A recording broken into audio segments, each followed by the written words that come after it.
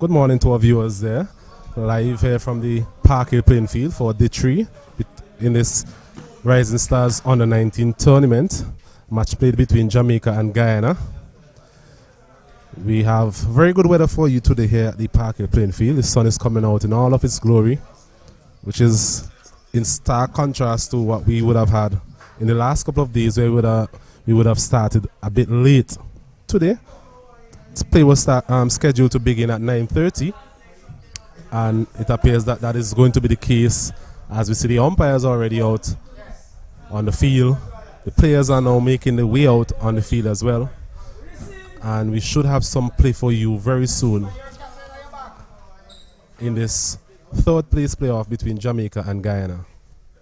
Let's recap of what has happened so far in the match. Jamaica, they were sent into bat by Guyana. They were dismissed for 284. Guyana, in reply, they are now 183 for the loss of 4 wickets. So a spirited fight back from Guyana in response to that big first innings total put up by Jamaica. Say good morning once again to our viewers around the Caribbean, worldwide, viewers from India, and all those other places that are looking at this live coverage. It is indeed a very good day to play cricket and to watch cricket. Outfield seems to be in very good condition. The pitch is looking good. It has been like that for the entire match. Bit of sheen on it, and I'm sure we're going to get some very good cricket here today. Day 3 of this third place playoff between Jamaica and Guyana.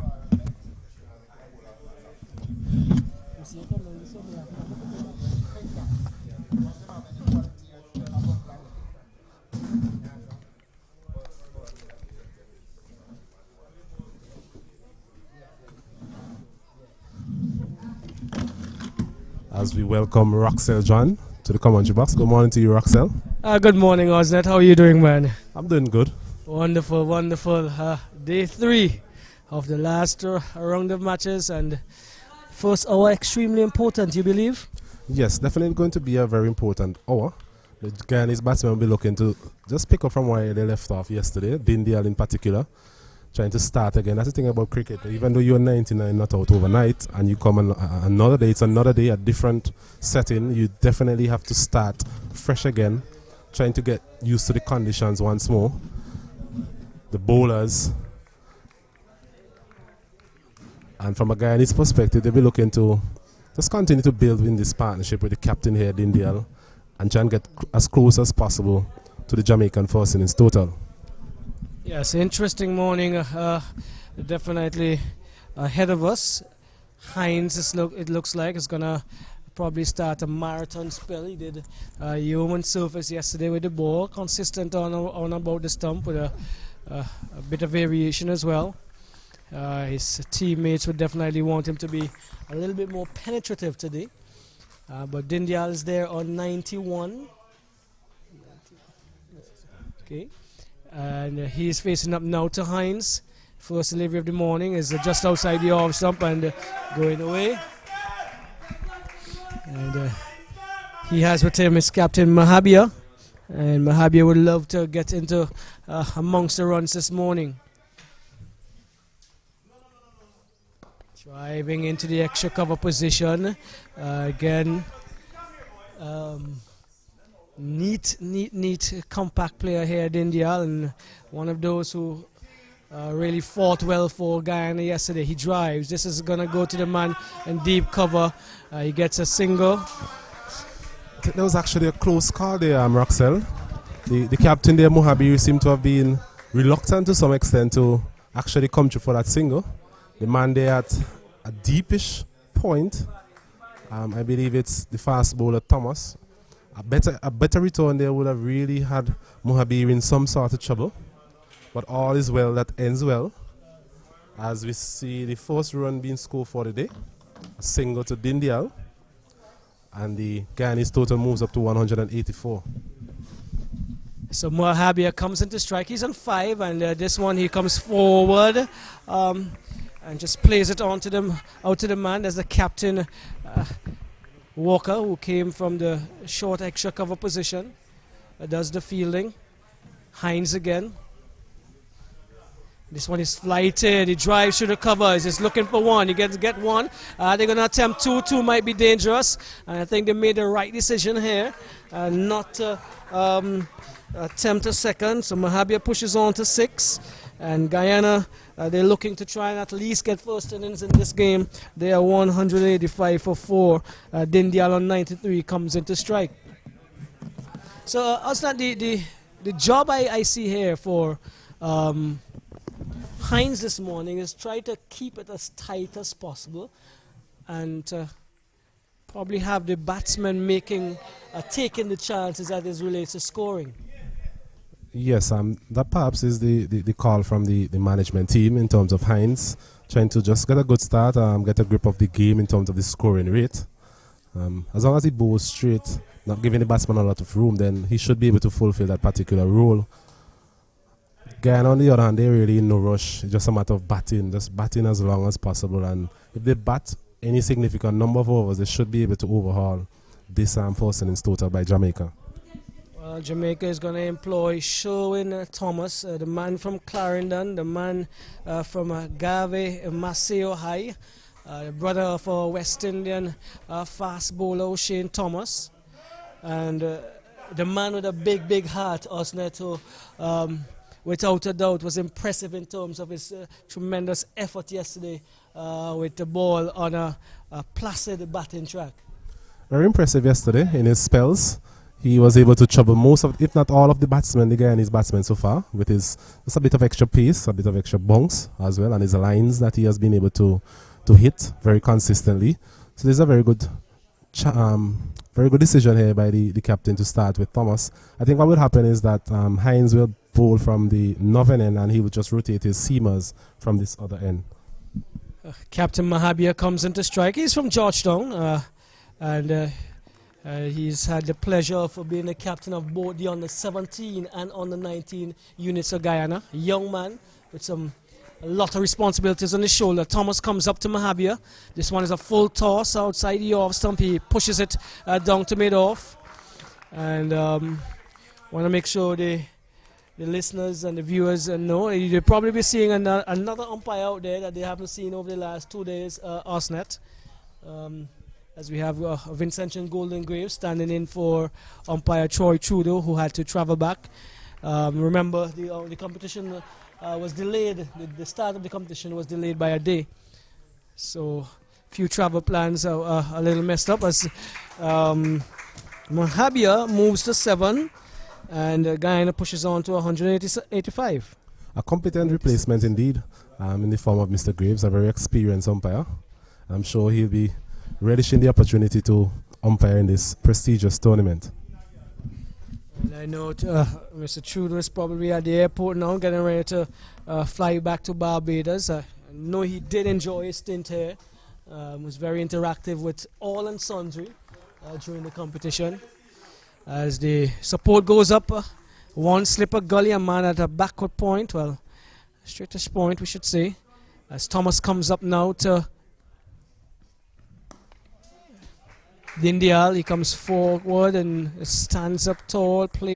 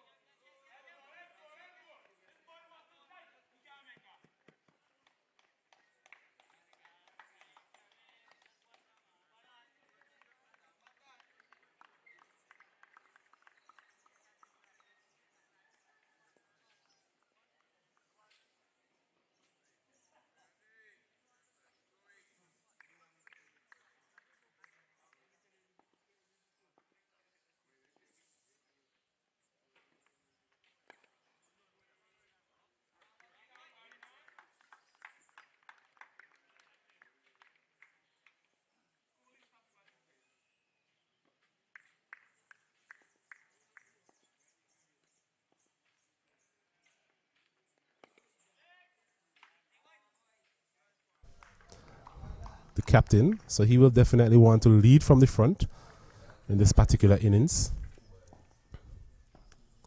As Hines again, this one is beating him outside the off stump. Delivery perhaps just going on with the arm. Another tidy over from Hines. 2 runs coming from it. And Guyana, they're 191 for the loss of 4.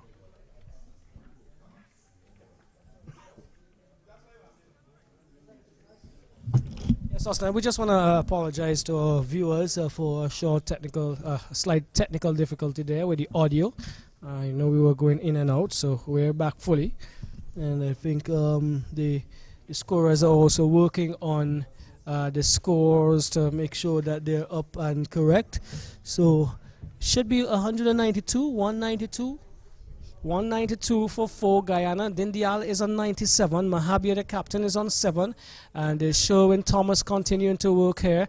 On the strike is Dindial. He has been excellent for the Guyanese in this innings, and he's nearing his century. This one he's trying to tackle down the leg side. Isn't taken cleanly by Caesar. Looks as if there's gonna be a bye signal by umpire Graves. Yes, not over. Yes, Jamaica is in the field. Thank you, Osnat. Correct. 193, 193. Yeah, it's a hot morning. Really, really brilliant sunshine here. And for the first of 3 days, we've been able to start on time, Osnat. Yes, that's always good to see. In terms of starting on time, it means that we'll have full complement of overs in the day's play. And given the context of the match, I'm sure both teams will be looking forward to a full day's play. They're both in a position where they can actually get first innings. Guyana will feel that good batting, sensible batting from here will take them there. Jamaica, on the other hand, they'll be looking for all the wickets to try and push the Guyanese back. Well, getting into his work now is Sherwin Thomas, a man with a big, big, big heart. He's really doing good work as he comes up now to Mahabir. This one is short. Mahabir gets on top of it and plays it over the man at the gully, well, between the slip and the gully, and goes into the boundary there for 4. That was a little too short, and I also gave him room to free his arms. And Mahabir has been positive this morning as well. Yeah, it's the best we have seen of Mahabir in his innings so far. A short delivery, just giving him a bit of room outside the off stump there. Mahabir was able to get up on his toes and cut that one over the man there at backward point. About 2 bounces into the boundary. A good shot there from Mahabir. That will give him some confidence. And then that is what he will need as his team get closer to that 200 mark. 197, 197 for 4. And really making hay while the sun shines here at the Park Hill playing field. This is day 3 of the final round of matches. This is the 3rd place matchup between Jamaica and Guyana. Cricket West Indies on the 19 Rising Stars Championship. Sherwin Thomas comes in again. This is a well pitched up on the pads. He whips it away. Finally comes around. Looks like Beckford who does the fielding. And Mahabir looks a much better player today. Looks a little more compact. Probably has had a good night rest and thought about the position of his team and realizing that he's going to be important in his team's effort to get past this 284. Yes, he has looked busy this morning, just working the ball into gaps whenever he has had that opportunity and putting away the bad balls, as they would say. So that is in line with what we have seen from Dindial and most of the batsmen who have been successful in this particular match. Dindial comes into strike. Man from East Bank, Demerara, drives into the extra cover position. Skipper Walker fields and does a bit of work on it. Now he tosses it to Edwards, as is. Diamond, the people up in Diamond there on the east bank of Demerara. Guyana will be happy. They will be glued to their screens as Dindial nears his century. This one, he comes behind it compactly, solidly, and is not in any rush at all, as he knows that his wicket is important towards the effort of the Guyanese this morning. 6 runs coming off that over. A very good over for the Guyanese. A good finish there from Thomas. It's in keeping what we have seen from him. Even though he is hit for a boundary, he always bounces back well and always asking questions of the batsman. That is something good to admire from him. 198 for 4. The Guyanese continue to get closer and closer to this mammoth 4 innings total from Jamaica. I want to say good morning to our fellow commentators down there at Arnesville, Kenroy Martin, Stacey and Adams. I think Sylvanus James is there as well with them as they bring coverage of the final between Barbados and Leewards. We are here at Park Hill, and Mahabir drives into the covers nonchalantly, really. He's grown in confidence since he's come to the wicket, and he is the leader of this unit, and so he's trying to shoulder some of that responsibility. Hines looking for a wicket.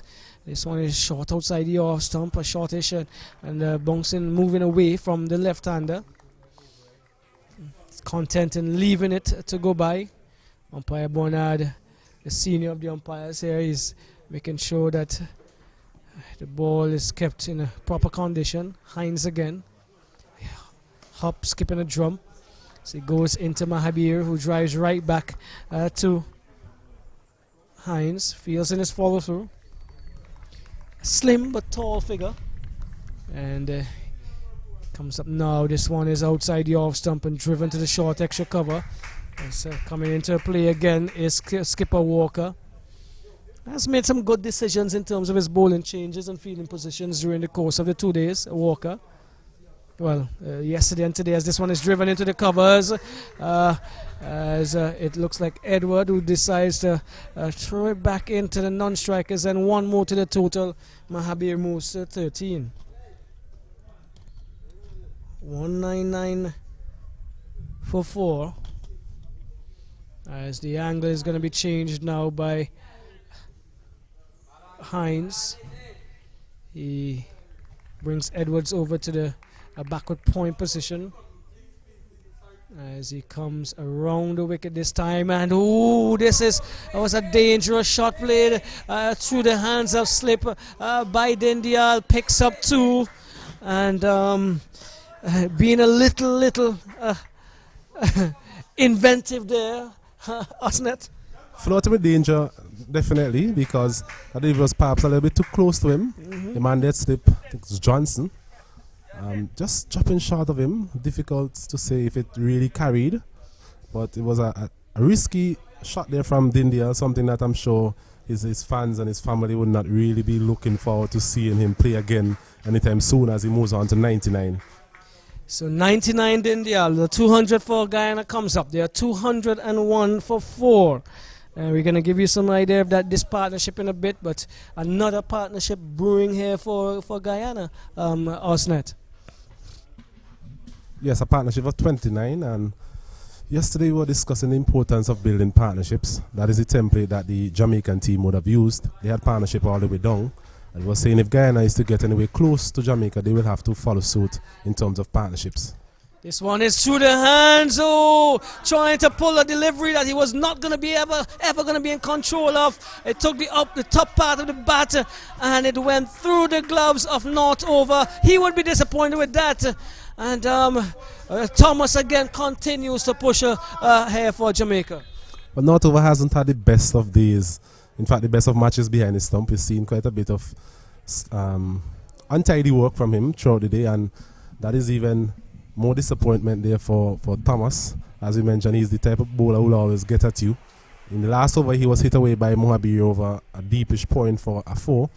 He was not afraid to dig into the dot, as they would say again. This time taking the top edge, and a relatively simple catch, it must be said, going to North over there, and Mohabir gets a life. This is driven down to mid-on nicely. It's a sweet sound of the bat, but a loud call of weight as well from Dindial. This is good cricket, attacking a young fast bowler running in and hitting the turf hard, and 2 batsmen who seem to want to continue to fight on here for Guyana, even with the idea of taking chances, because we've seen 2 chances taken in between the space of three deliveries. Thomas comes in again to Dindial. He drives, he's going to get his 100 into the covers. The man from East Bank, Demerara, Diamond to be exact, has scored a big 100 here for Guyana. Dindial has moved on to 101. A well-deserved century, Osnet. A brilliant knock here from Dindial. He came to the wicket when his team was in trouble and he was able to shelter whatever storm there was, and he's now scoring a bit freer. Yesterday, built a very good partnership with Yearwood. And today he has just continued to pile up the runs and a very good innings. A good watch as well from a neutral perspective. Definitely. Probably would definitely think that he patterned his innings from what the Jamaicans may have offered. He had to weather some storms, and that he did. Now he's composing himself. Still need to get and stay as long as he can, because the guy still need to get another 81 runs to erase this deficit. Yes, from a Guyanese perspective, they'll be hoping that this is just a start. They'll be looking now to just take his mark again, his guard again, and continue to pile on the runs here for Guyana.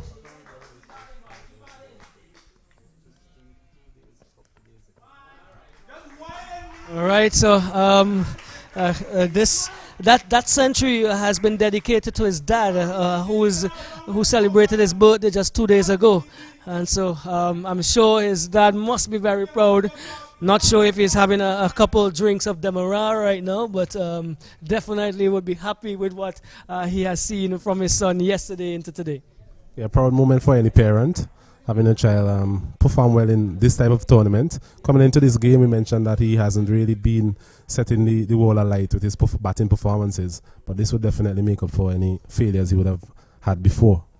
Thomas is into Dindial, still compactly behind this one is the young man, and Thomas is continuing to ask questions. He walks back, he's thinking about what his next move would be as he offers up to the batsman. He's just asked of umpire Graves how many deliveries are remaining, 2. So he's planning in his mind what he's going to do with them. And he's really tried very, very hard for the Jamaicans.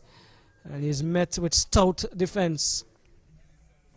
Dindial again, this down the leg side as he tries to play it on the onside. Strain just a touch there now, Thomas. And we hear the 2 members of the Guyanese supporting team here asking him to start over. That is what Thomas will not want. He would want to dislodge him now, where he probably may have dropped his concentration just a touch after getting to that landmark. And Thomas comes again. It's only short. He pulls. It's going to go close to the square leg boundary, into the square leg boundary. He has not lost his concentration, depositing another one and pushing his own personal total to 105. Guyana looking good here this morning. Looking very impressive here, Guyana and Dindial. Another very good shot there. I believe it's short of a length. Not really having the type of venom that we have seen from Thomas so far in this match. Considering that there has been 62 overs now, so the ball definitely will not be as hard and will not have gone through as much as quickly as perhaps Thomas is expecting. So a very good shot there from Dindial. That shot seemed to be becoming his most productive shot now, Roxel. Pet stroke. Once you're in that area, he is just patting you into the vacant back of the square boundary for 4. That is done this morning quite successfully. He's moved on to 105. Mahabir is there on 14, and the Guyanese 208, 208 for 4, and batting solidly here. Hines to Mahabir, who comes back into his crease and plays it comfortably into the offside. Walks away, 81 on his back. He will be looking to get a big total here for his team, as well, a personal milestone. Yes, coming into this match, Mohabir, I think he has a total of 55 runs. So similar to what we said when Dindial started his innings, I think he had 66 runs to his name. So he would have definitely made up for those failures before. Mohabir now has that opportunity to do so as well. A good wicket. A bowling attack that is a bit jaded at this point in time, and lots of time, good weather conditions to bat as long and get a big score on the board. That's definitely the plan from the Guyanese perspective. Hines has other ideas. He's trying to keep the batsmen as pinned down as he possibly can. This one is a good delivery, but hitting high on the pad, probably in the chest area as well as it bounced. A little more bounce there from Hines that we've seen previously. And he's been steady. He's been on the money, but not deceptive in terms of really getting those wicket-taking deliveries in. Another steady delivery right on the stumps and asking the batsman to play, which we've been asking to do. We want to see them consistently attacking the stumps, but penetration has not really come on for him. Umpire Bernard just asking the fielders around the side screen to walk around very quickly as Hines offers up again from the pull best end to Mahabir. This one has taken the edge. He's beaten. We just talked about wicket-taking deliveries. Hines produced one, and Johnson cannot come up with a catch. Another one goes a-begging. 2 chances for Mahabir this morning, Osnet. I think that was a very good over from Hines. He actually, in the latter stages of that over, he was bowling a little bit slower, something that we have called for throughout his spell yesterday. There's no use in trying to bowl as quickly as possible. You have to use changes of pace. And we saw that there, a delivery perhaps that Mohabir should have been forward to. He was on the back foot. So that in itself should have made it even easier for Johnson, because he would have seen it all the way. A disappointing drop catch there off the bowling of Hines, who have toiled away very hard, it must be said. He's into his 24 overs have been completed by him. So he will be not too pleased with that effort in the slip there from Johnson. Still not awoken, seems the fielders for Jamaica at this stage. 2 pretty simple catches, I would say. They were at very good heights for the fielders in the position. In this case, Johnson, and previously wicket-keeper not over. So Guyanese benefiting from 2 chances, Mahabir especially. The Jamaicans would want to sort this out and make sure that they take the opportunities if they want to get close to wrapping up this Guyanese batting innings.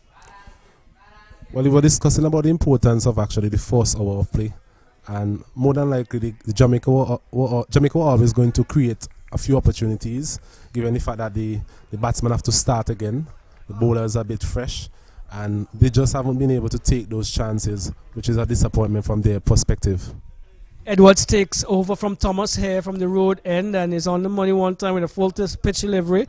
He throws the ball back at the stumps in his follow through. Signaling his intentions very early to Mahabir. Here I'm going to be attacking you in all possible ways, and not allowing him to stray out of his crease. But just as we predicted, Roxell, the seamers would be rotated from this end, and Hines would be in for a very long spell, and the other spinners from the opposite end. This one is short of a length and coming into their left-hander. He pushes it into the extra cover position. Seem to be quite good in that area is Captain Walker for the Jamaicans. Likes feeling short and always seem to be attacking the ball and covering the ball. A tall man as well, so you will have to really get some good elevation if you're going over his head at that point. Edwards to Mahabir, who is taken on the pad. There's a loud appeal, but umpire Graves says not out, probably going down the leg side. Graves moves away, hammering into the pads there. And the Guyanese players and supporters below us are asking the captain to stay on. Probably know that floodgates could possibly open if there's a break through of this pair. I think something we have seen from Edwards throughout is his ability to get the ball to come back into the left-hander. So far, both of his wickets have been in that particular mode where they have pitched on and about the off stump and just nip back. Well, it must be said that both batsmen really allowed for him to get those wickets in terms of their lack of shot selection. They didn't really play any shot at both of those deliveries, Caesar and Yearwood yesterday. So Mohabir has to be mindful of that. He's not really getting the ball to move away from the left-hander. So he has to just be mindful of the line that Edwards is bowling and how far forward he gets.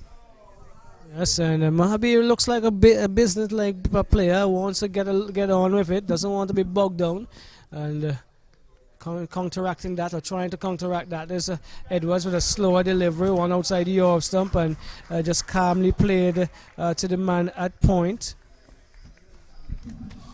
209, is it? 209, 210, 210 for 4, the Guyanese.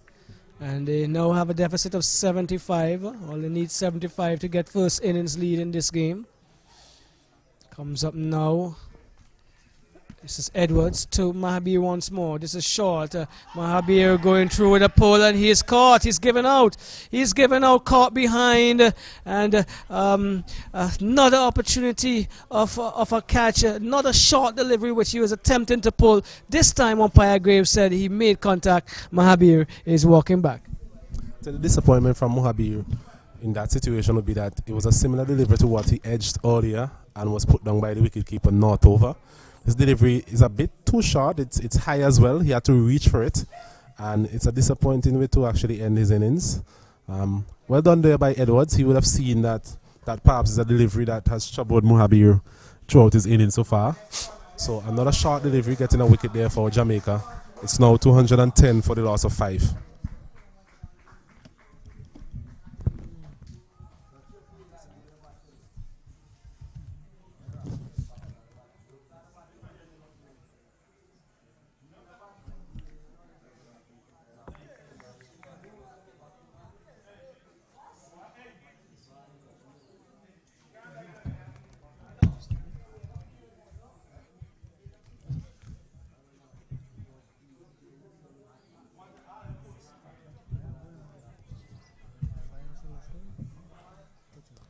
After being given two chances this morning, Jamaica finally got their man in the form of the captain Mahabir, caught by not over of the bowling of Edwards.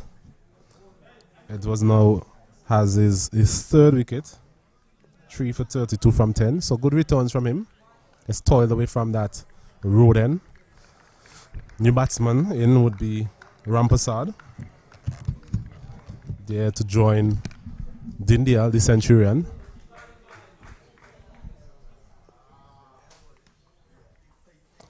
Hines again starts from the northern end. Been very tight this morning. Hasn't given much away. And looked a little bit more threatening than he did yesterday. Large parts of yesterday. Dindial will be looking to form another partnership here with Rampasad and carry the Guyanese total forward. Yes, definitely that's the case, and he's been much more impressive today with the ball. This is Hines, a little slower through the air, and also continuing to pepper those areas that he's required to in good lines, good lengths. Another delivery there. Dindial had to prod forward and keep it out once more.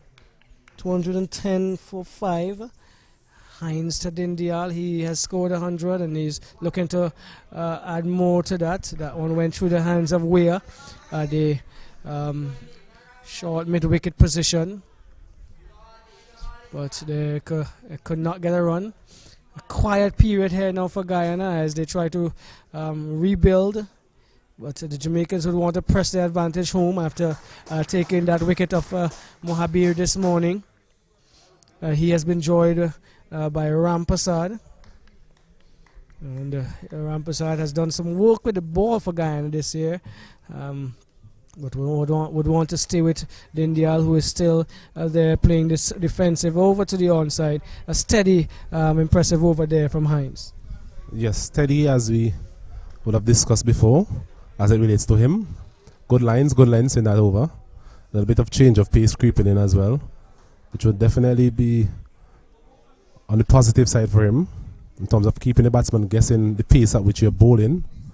For large parts of yesterday, he would have been bowling at a rather quick pace. But this morning, he has been a bit more impressive. It's good to see that the captain and the management team has that confidence in him to have him start from that northern end. Yes, he's very steady yesterday, and that's very important. As Edwards, who've been able to get the breakthrough for Jamaica this morning. He is going to come up to bowl to Rampasad. Rampasad is the vice captain of this team, and so he is actually taking over duties as he replaced his captain, a man from Berbice, and his Rose Hall Tongue Youth and Sports Club team would be looking for him to give solid support to Dindial. He was solid behind that one from Edwards. And this is the kind of batsman that Edwards would like to attack early. With the little movement he gets into the left-hander. And early in his innings, he's definitely going to try to effect a dismissal. There is some concern with the ball, and so the umpires are going to have a discussion. Osnet? Yes, we're seeing quite a bit of that here at the Parkway playing field.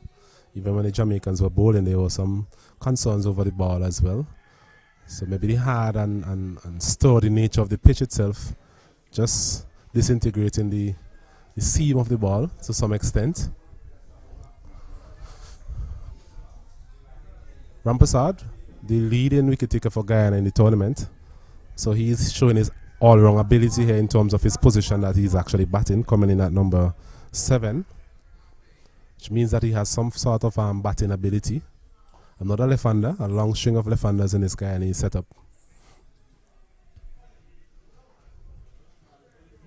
As umpire Greaves and Joseph makes their way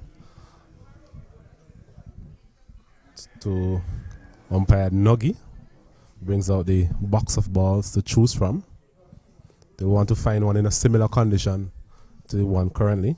Well, Mahabir and Dindial did play some really strong strokes, especially back with the square, and the boundary is lined by wall, and the hitting the wall there could have taken a serious toll on it. It's been in that area of 3-4 times this morning already, and as well as the moisture at the end of the boundary lines as it gathers and runs along the field, and so it's probably where we see the damage coming through here. They've replaced the ball, and so it's tossed now to Captain Walker. He's having a look at it, making sure it's in proper condition in his estimation, although the umpire's decision is final. And so a little delay in play, but it's all in the nature of the game. We have to make sure conditions are at its optimum for all, and the ball is a very important part of that. As Edwards now is going to offer up to Rampasad. Only 24 runs in the tournament so far, Rampasad, and so he'll definitely be looking to double that at least. And if he stays with Dindial and he doubles, gets a 24, they will be very close to that 284. Yes, it's a matter of building partnerships all the way down. This one was taking the outside edge. The only thing from Edwards we've seen as well, his ability to bowl a fullish length. Although we saw that short delivery versus Mohabir, maybe that was in response to the previous over where Thomas was able to get Mohabir to pull awkwardly and taking a top edge, really. So just good bowling in a sense from Edwards. 14 overs to go to the new ball, Roxel. Do you think that would be in the back of the mind of Walker there, the captain? I think it definitely would be, because he still has his young open bowler, Edmond, and Walker, I think, bowled, not Walker, Thomas bowled two overs this morning, so still can get at least 10 from them when the new ball becomes available. So, yeah, if they do not get dismissals within the next few overs or so, that new ball would coming very important in terms of them trying to restrict the Guyanese under their total of 284. So on the stumps again, just about midland leg, and Rampasad is comfortable and just turn it onto the onside. He seems to have understood that he needs to give Dindial the support that he so desperately desires at this stage. All the other batsmen have come. They have forged small partnerships, and with the exception of very early in the innings when they were struggling at 2-4-2. And since then, everyone has chipped in and contributed well in terms of small partnerships along the way. a very big one of 128 runs, and this one is a short. He's trying to pull it, gets a bottom portion in the bat and trickles past umpire not over. Rampersad gets a single. He goes off the mark, and the Guyanese pushes on. They push on to 212, 211 for 5. Not a steady over there from, well, the over is not finished. Still have one delivery to go.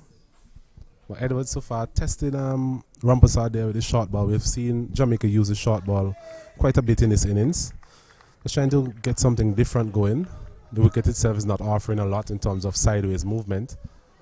So just changing up their lengths and trying to make it as uncomfortable as possible for the Guyanese batsman.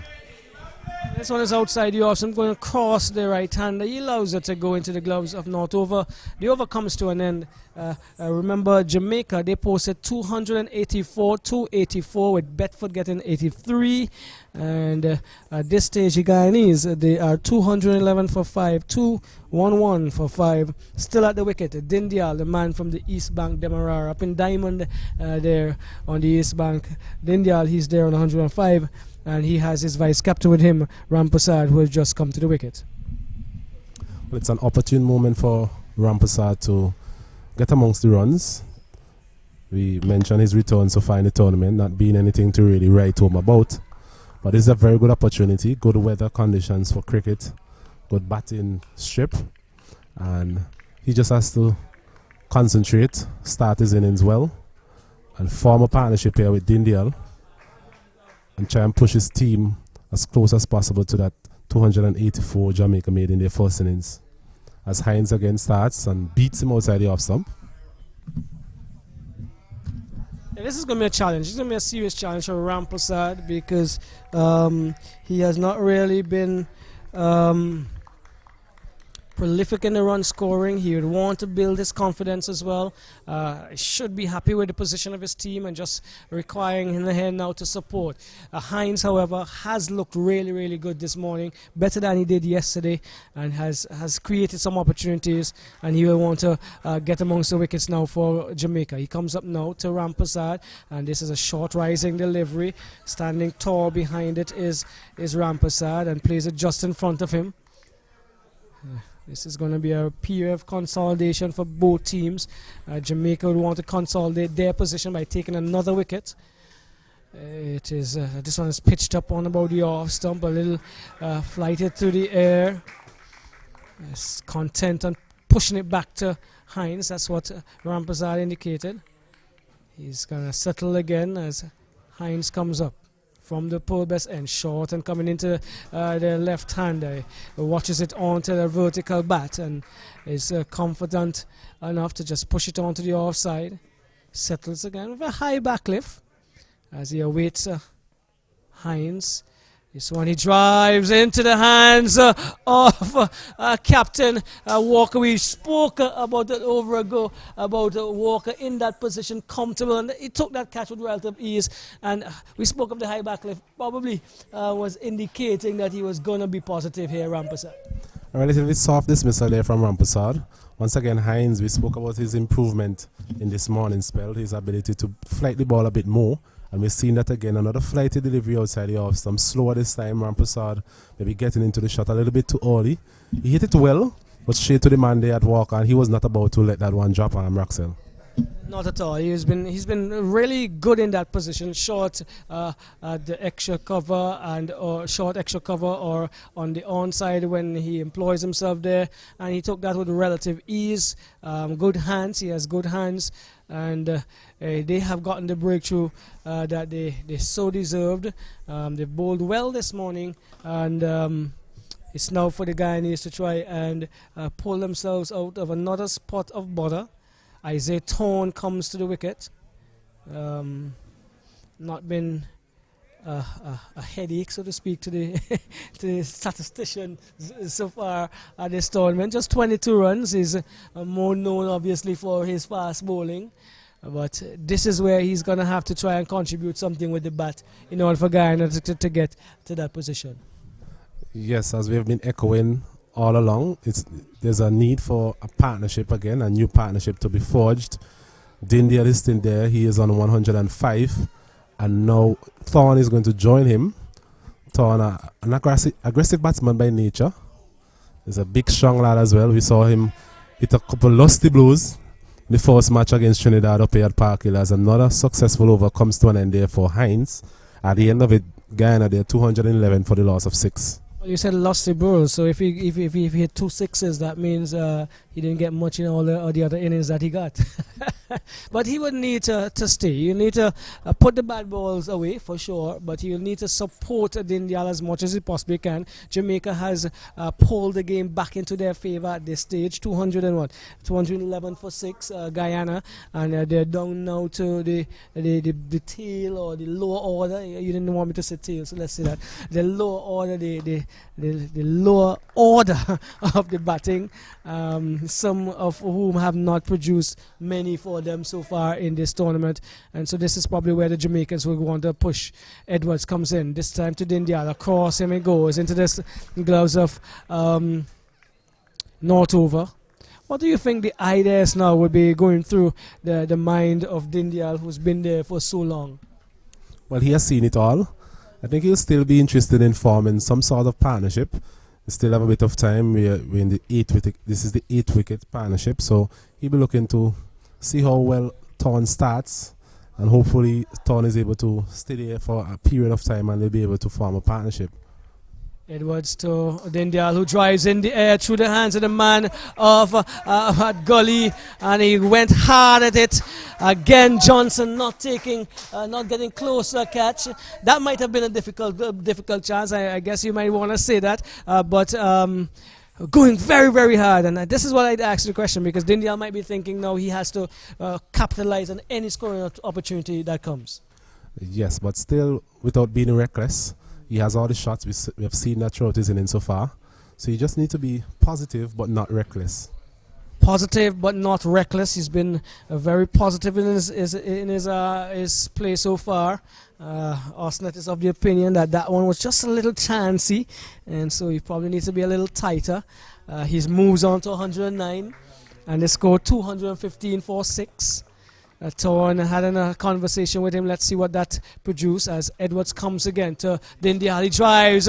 This time he goes over cover, and this one cleared that man very, very easily. Dindial is fighting fire with fire here, Osnet. A gorgeous shot there from Dindial. We've seen quite a bit of them from him throughout his innings. A delivery on and about the off stump, moving away. Pretty full as well, and Dindial was able to come forward and hit this one officially over extra cover. One bounce into the fence for 4. Beautiful shot. So the cover is now on the boundary. Roy has been deployed all the way back here on the sweeper's position, and obviously Jamaica concerned about the run scoring. 219 for 6. Edwards to Dindial. He drives again. This time didn't seem to have gotten to the pitch fully, and taken away the top hand as he went through the stroke. Believe he has decided that he is definitely going to make hay while the sun shines. Once the opportunity is there to score, I'm going to try and cash in. And we hear the supporter here now concurring with that. He has to probably take most of the strike from here onwards. Edwards comes in to India, solid behind, driving down to mid-off. Doesn't get a run. Edwards, I think he's still doing the right thing, attacking the stumps with full pitch deliveries. Osnet. Yes, he's been thereabouts all match. His lines and his lengths have been impressive. Good pace as well. So late in the piece, the ball being in its 69th over. He's still trying to get at the batsman a bit. Another short delivery. A wide signal there by umpire Graves. Rightfully so. Yeah, well, again, showing the other facet that he has in his armory here, Edwards. He did get a wicket with it, and he was trying to induce Dindial into another one of those strokes. But this time, Dindial took evasive action and just allowed it to go. Still circumspect in terms of the ones he's going to go at. Edwards passing umpire Graves, coming from the road end into Dindial. Dindial drives nicely down to mid-off, but can't get a run. Sound of a solid bat, sound of a batsman in form, sound of a batsman who has scored 100 as he has. Solid there from Dindial. Most of the balls now hitting the middle of his bat, as it should be, having batted so long in this particular innings. Thorn now, he'll be on strike to Hines. It'll be interesting to see how he handles Hines. Hines have improved his bowling in this morning spell. Bowled a bit slower, a bit fuller as well. Gave the ball a little bit more air. I think that might be something the coach would have spoken to him about overnight. So it's good to see him executing that change of plan this morning, and it has really reaped dividends for him as well. He now has 2 wickets to his name. I think he probably also looked back at some of your comments and from the clips yesterday. Hines now to Thorn. Strong young man, as we know, bowls with a very, very, very quick pace. This is an opportunity for him to contribute with the bat. This is shortish. He tries to play past slip, and this time Johnson is up to the task and does the fielding. Roxanne, we've been impressed with the captaincy of Walker throughout this innings as well. Because even now, we're seeing there's still a man at mid-off and mid-on. He has not really been tempted to take both of these fielders back, knowing the strength of Thorn. Thorn has just come to the wicket, so he's giving him his bowler the opportunity to perhaps flight a few to him and see if he's willing to go over the top, which I think is good captaincy. Totally agree. As Hines comes in again, passes umpire Joseph. And this one is short. Thorn is behind it, rehearsing a shot that he thought he might have been able to pull that in our direction. Looks a bit out of character in terms of his defensive cricket, yes. So we'll see how it goes, how long this may last. Comes up now to Thorn. This one is a short down the leg side. A good, he's gonna get off strike. Looks like it's gonna be a bye. Let's see what the call is from the umpire. It is Guyana moves to 221, and Thorn able to get off strike. But yes, I agree in terms of the way he looks. He's normally aggressive by nature, and I'm not sure what you advise him to do at this stage. But Dindial is on strike. As is a call for support. He drives of a full pitch delivery over cover. No one in that area, and the coaches are not happy because they just spoke about a plug in that area. Dindial moves to 117, 117, and the Guyanese 225. Another glorious shot there from Dindial over cover. He has really peppered that region.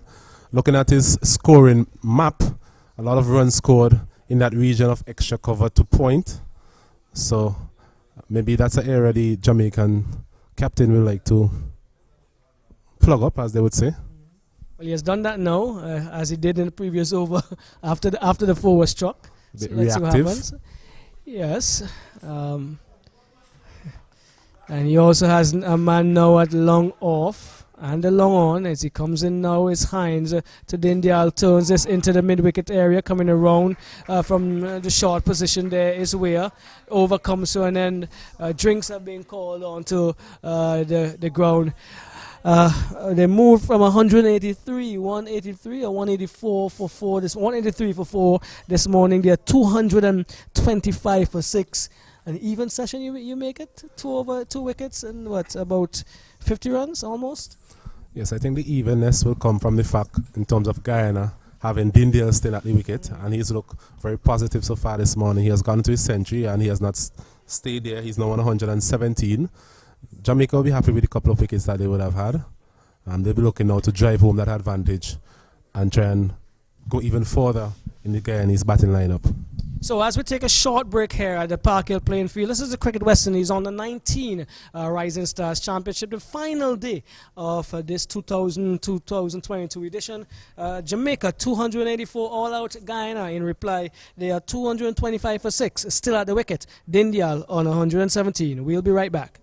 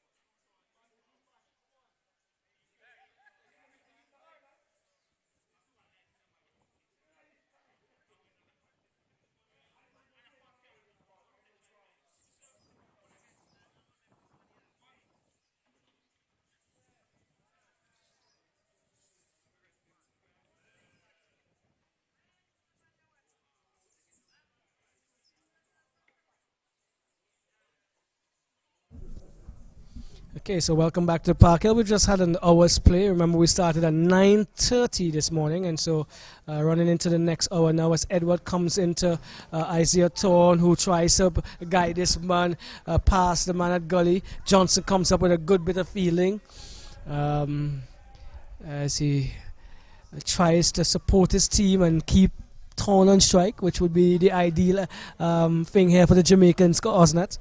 Yes, I think that should be the plan from Jamaica. Keep him on strike as much as possible. He has not looked totally comfortable so far.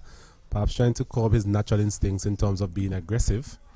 So keeping him on strike and not giving him any freebies, as they would say, should make for interesting cricket. This is a Yorker line delivery outside the off stump.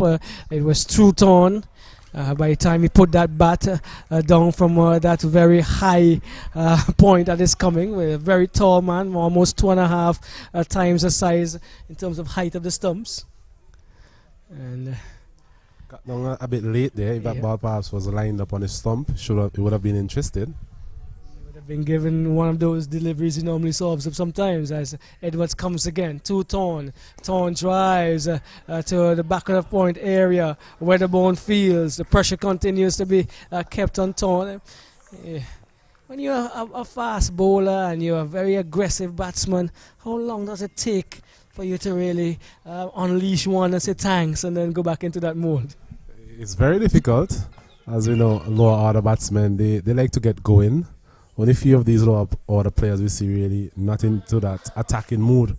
Remember Jack Leach, for example, for England. He batted a very long period of time there with Ben Stokes in that infamous... This is a short delivery. He pulls it. That is Thorne. Didn't get much on it. And wouldn't have troubled him much because he's a tall man. But gets off the striker and gets a single for Guyana. So you're talking about Jack Leach there, Yes, I was saying Jack Leach is perhaps one of those lower order players we know for sure who would take his time and bat and try and build a partnership. He's not the attacking type of player, as opposed to a Stuart Broad for England, who we know every time he comes out to bat he always plays his shots. So Thorne here just have to be smart and adapt to the situation at hand and try and bat as long as possible and continue to build a partnership here with Dindial. Thorne on 1, Guyana 226 for 6. Dindial comes in strike. He is on 117.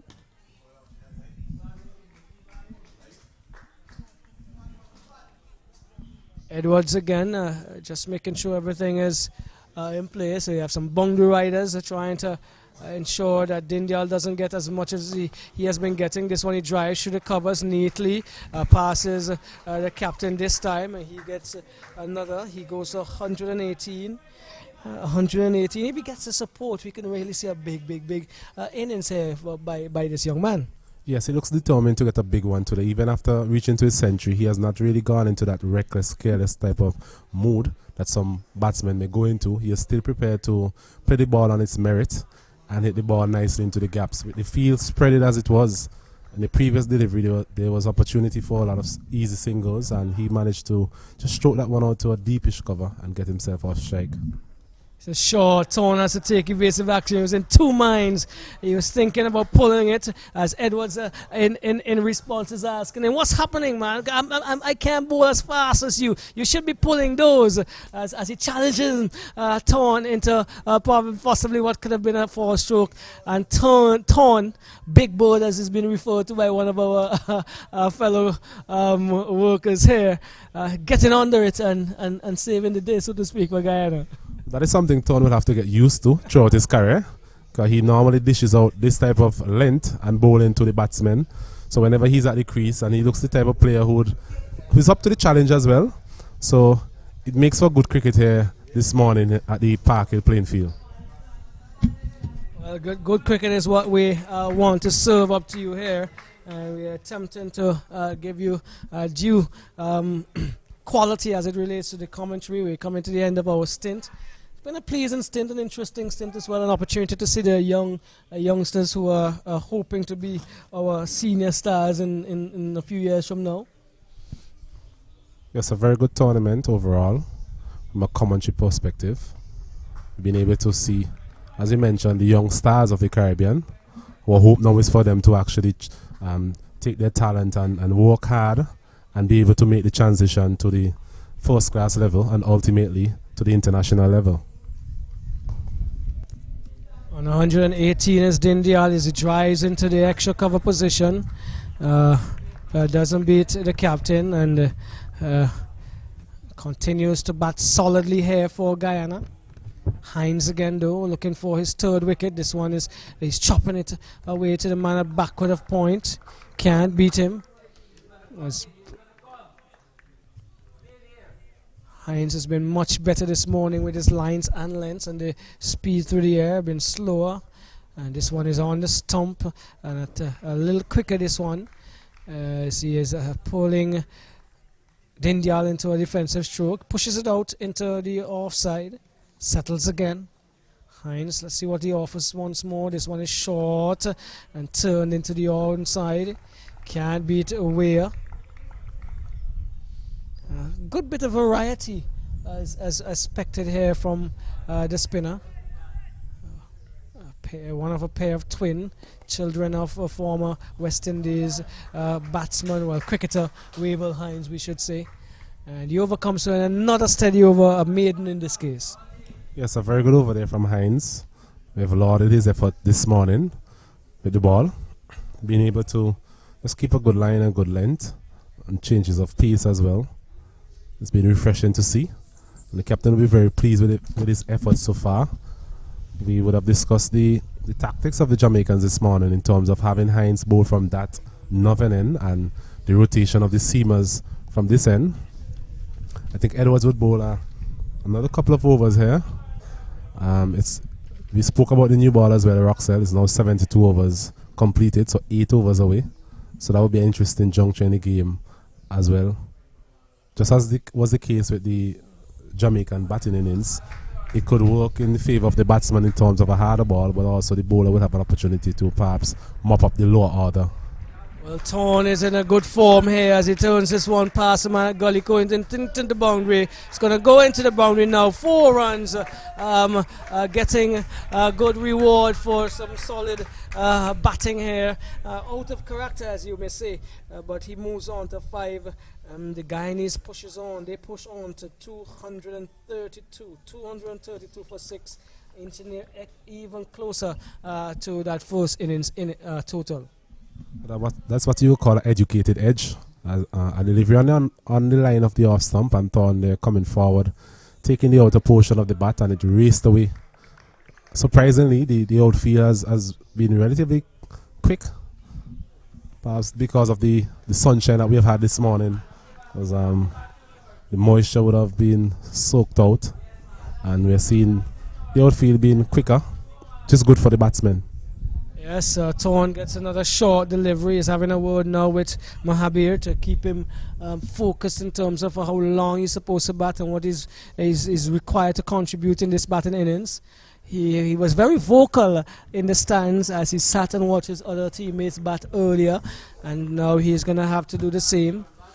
Edwards looking for another wicket. Comes up now to Torn. This is a full pitch on about the middle stump. He feels it in his follow through and try to get Torn a run out. They're going to get 2 overthrows as he attempted to run out Torn, but it beat the stumps and the keeper not over, was trying to back up. 2 runs given away there. Torn moves to 7. A bit of frustration there from Edwards. He has actually done that before. I think when Rampersad was batting, this time just a delivery stroke back up to him. He received it and threw it at the stump. I think Ton was actually in his crease, so his management and coaching staff would be very disappointed with that effort from Edwards. Here we go, it's Edwards again to Torn, who watches this one go by outside the off stump, growing in confidence, picking up the line and the length, and walks away now and thinks about what he's going to do in the next delivery when it's offered. Bat looks almost like a pin in his hands. 71 is a printed hue in a huge size, but on his back looks very small from our vantage point here. Edwards again to Torn. One slip in the gully waiting. This one is short once more, gets under it. is happy now to just take the evasive action and give the support to Dindial. Dindial 118, Guyana 234. They continue to push on here and to fight as hard as they can for the Guyanese. Edwards here just can't get the measure of Thorn. He's a tall player, and Edwards himself is not really the tallest fast bowler going around. So he really will have to bend his back and dig it in, and we've seen that on a couple of occasions. He's just bowling a little bit too short to Thorn. So Thorn is short as a shortest delivery on the pads. It whips it away to finally gets a single. Everyone is important. They move up to 235 as the over comes to an end. Guyana 235, and they're in pursuit of trying to overhaul 284 for the first innings honours. Yes, Thorn continues to fight it out there with Dindial, the big fast bowler. Not really succumbing to the pressure of the Jamaican fielders. Bit of chatter going on out there as well, which is naturally the case.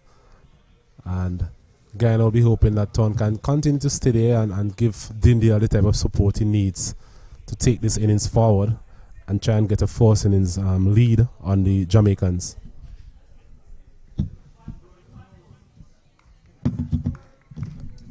Alright, so we're going to continue looking here, and I'm not sure.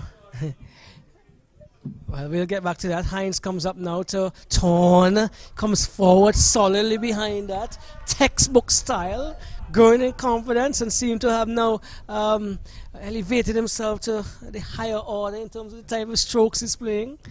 Hines with the not like that. Let's see what it does. Gives it a little bit more air, but is on stump, and Thorn is posing here for the cameras as he gets correctly behind that one. Head over the ball, a vertical pin, probably not a bat in this case, over as he gets forward there. Let's see what he does. Hines again. To Thorn, flighted even more. Thorn is behind it and blocking it in the correct fashion. Showing the selectors here that he's capable of holding his end with the bat as well. This one is on the stumps again. Another good delivery by Hines, plugging away. But behind it again is Thorn comfortably, solidly. And not taking a rash shot, making a rash decision here. It comes again. This one, he goes at it outside the off stump, comes off the edge and goes over the slip. He's going to get two. Roxanne, I was just about to mention that Hines just needs to be patient here with Thorn. The big shot is never too far away. And if he continues to flight those deliveries like that, I'm sure Thorn will definitely give it a go. And that was exactly the case in that delivery. All right. Well, he didn't get much on it either, and I believe if he connects, it's going to go a long way. Let's see what Hines offers up. Not a good flighted delivery, almost a full toss, but made a full toss by Thorn, who drives it down to mid-on. That's the end of the over. Guyana progressing slightly up to 237 for 6. Thorn is in double figures now. He's on 10, Dindial on 18. And for those of you who look, 118, 236, I'm being corrected, 236. Those of you who follow the English Premier League, I'm not sure if you like the scores you're going to be given at this stage. Just about 41 minutes into the first half of the morning's game on Saturday. Well, I actually like the Manchester United score. I'm not sure about the other scores. Okay. Well, Brighton and Leeds are 0-0. Crystal Palace, they are at Man City. They are at the Etihad, and they're leading Man City 2-0. Liverpool, should I say it louder? No. Liverpool, they're leading. Bournemouth 4-0. Yes, Everton, they are ahead of Brentford 1-0. Manchester City, I don't think they're playing today. Have they played today? They played today? You just mentioned Manchester City being 2-0 down. Manchester United, they defeated Southampton. Sorry. Manchester United defeated Southampton in the early morning match, 1-0. They 2 wins in their last 2 games after being at the bottom of the table. Yes, that's the biggest club in the world, undoubtedly. So Not surprised that that is the case this morning. Looking forward to continued progress under the stewardship of Eric Ten Hag.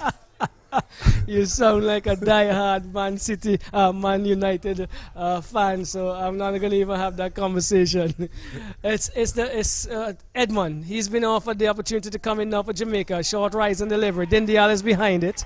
So ringing the changes up here, as you so correctly said, from the road end as the captain of Jamaica. Edmond, who has had a good stint with the ball, we must say. He has been attacking. He has attacked the stumps and has been on the money for Jamaica, and he's been given the opportunity now. Just what 6 overs before the new ball? I make it. Yeah, just 6 overs. Osnat. Yes, we spoke about the importance of the new ball coming up. It'll be interesting to see what the captain does in terms of who takes the new ball. We've seen a spell this morning from Thomas so far, one from Edwards, and now we have seen Edmond into the attack. A full delivery on the pads, turned into the mid-wicket boundary area. Coming off the boundary, it looks like Ben Hines, right? Okay, so I'm getting corrected there. Hines, and one more to total. Dindial moves to 119 and is now 237 for 6. Going a bit slower in the second hour, as you would expect with the fall of the 2 wickets, and they're trying to reimpose themselves, so to speak, on the bowling of Jamaica. But the Jamaicans have stuck to their task. They have been consistent on their lines and lengths. Have been attacking the stumps as well. And for most parts in the latter part of this morning, have gotten the support from their fielders.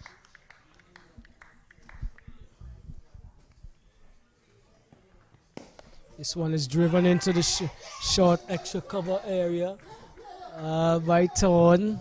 And Thorn seems to have a big supporter here. So every shot he makes, he's getting a loud shout from him. So one man deep on the mid-wicket boundary, man on the fine leg boundary as well. Just a score coming in here from the Leeward Islands game. Roxell, 212 for the loss of 5.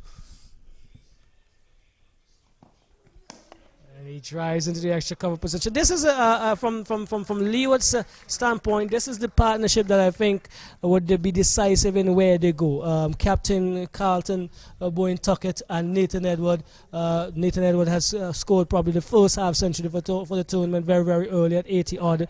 An exciting all-rounder.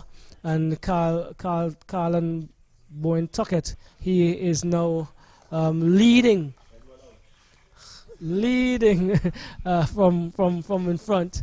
So 6 wickets, have we been told, is down now for the Leeward. So both games tight position, very close, very similar, as we were saying since yesterday. Yeah, we said that yesterday in terms of both games seem to be following a similar template in terms of the first innings being a big one from the team batting first, and then the team following up making a good fist of it. Guyana here at the Parkway playing field, 238 for the loss of 6 in response to 284. And then Leeward Islands, they're 212 for 6 now in response to Barbados, 276 for 9 declare. Neatly driven. This is a great stroke. This is a nice stroke into the onside as Dindial moves up to 121. To 121, sorry, 121, and the Guyanese push on to 240. Just 45 from taking the first in his league. Yes, they continue to soldier on. Dindial is continue to show its class, his talent. That delivery on the line of the leg stump, just working it nicely past the man there at mid-on.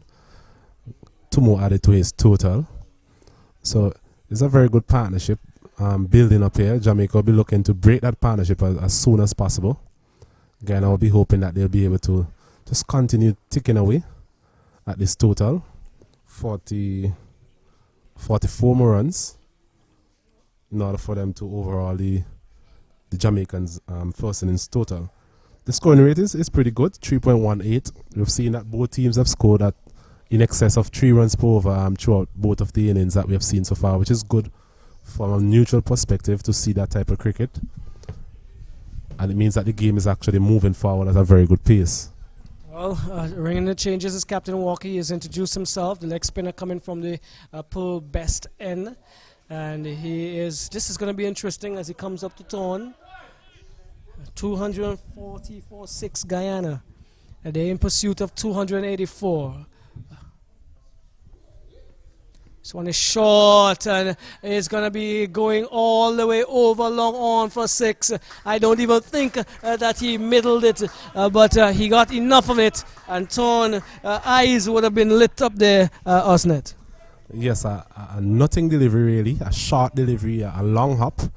And Torn, he was able to just use his muscle and his power and hit that one over deep long on.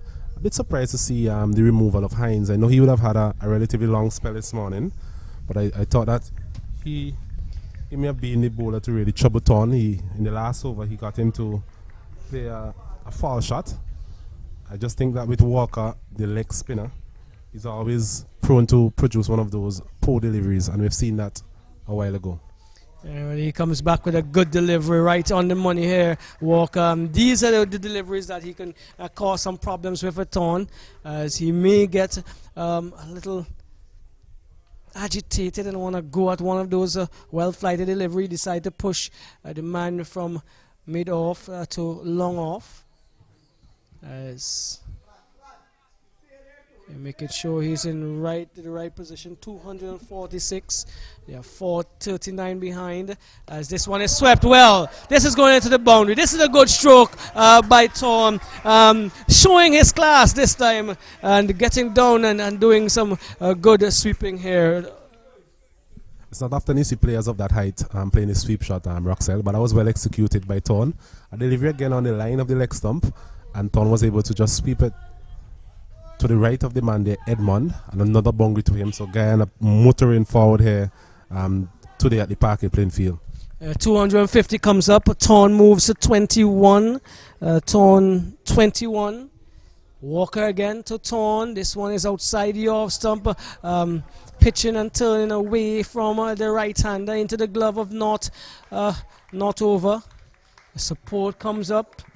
Both teams still know that they're in the hunt. It may just look like 35 runs, but it could be a long way off. If another wicket falls here, that's what Walker would want. Well flighted outside the awesome this time.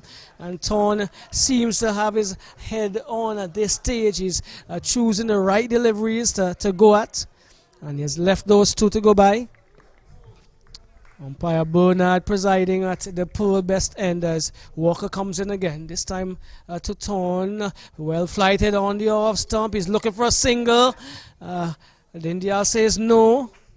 As that one took the outside portion of the bat and ran down to where a short third man would have been. The over comes to an end. A productive over for Guyana. Very productive indeed. A boundary and a 6 in that over from Torn. He has really played well. No need to do anything rash. He has the power where he can easily clear this field. So from a Guyanese perspective, they'll be hoping that he continues to bat on and build his partnership here with Dindial. And Jamaica, they'll be hoping to dismiss one of these batsmen very soon, because if they don't, I think the lead will be easily overhauled by the Guyanese batsmen.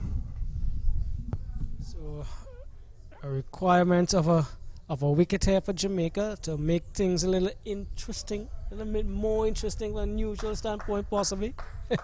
Edmond is looking for that. And he comes from the road and passes umpire Graves. This time to Dindial. He's been there for ages. And he's going to get another single as Beckford could not pull that one in cleanly, going around from backward of point. So Dindial plugs away, moves on to 122. He does not look as if he's flustered. He doesn't look as if he's tired. Look well rested and still in control. Guyanese push on to 251. Hasn't done anything wrong in this innings, as I would say. Hasn't set a wrong foot anywhere. Still seeing the ball perhaps as big as a breadfruit. We have a lot of breadfruit trees around us, so that is perhaps applicable to his innings. Taking evasive action, but left that bat hanging high. It took the bat and it could have gone anywhere. Where it ended was at fine leg, and perhaps the helmet. It's off the helmet. Okay, well, it sounded like the bat. So I believe it's a right, corrected now as wow. Making sure that he is okay as umpire I Graves. think the protocols require that the physio come on and make sure that no sort of concussion takes place. Well, we're trying to see if that applies at this stage. Graves is making sure that he's okay. That is umpire Graves. And Thorne is just recomposing himself. So, short delivery. Probably not as short as he thought and ducked into it a bit. But good bowling here by Edmond. This is exactly what the doctor would have been ordering for Jamaica. They would have loved that to take the bat and probably go into a hand somewhere. But Thorne is still living to fight another day. 252 for 6, 252 for 6. We're going to get I'm sure this partnership is almost 20 already. We'll get that starting a bit or more. 41, so we're way behind. Another positive contribution in the lower order here, Osnet. Yes, and partnerships are always going to be key for the batting team, chasing such a big total. And we've seen Guyana being able to just establish these partnerships all the way down.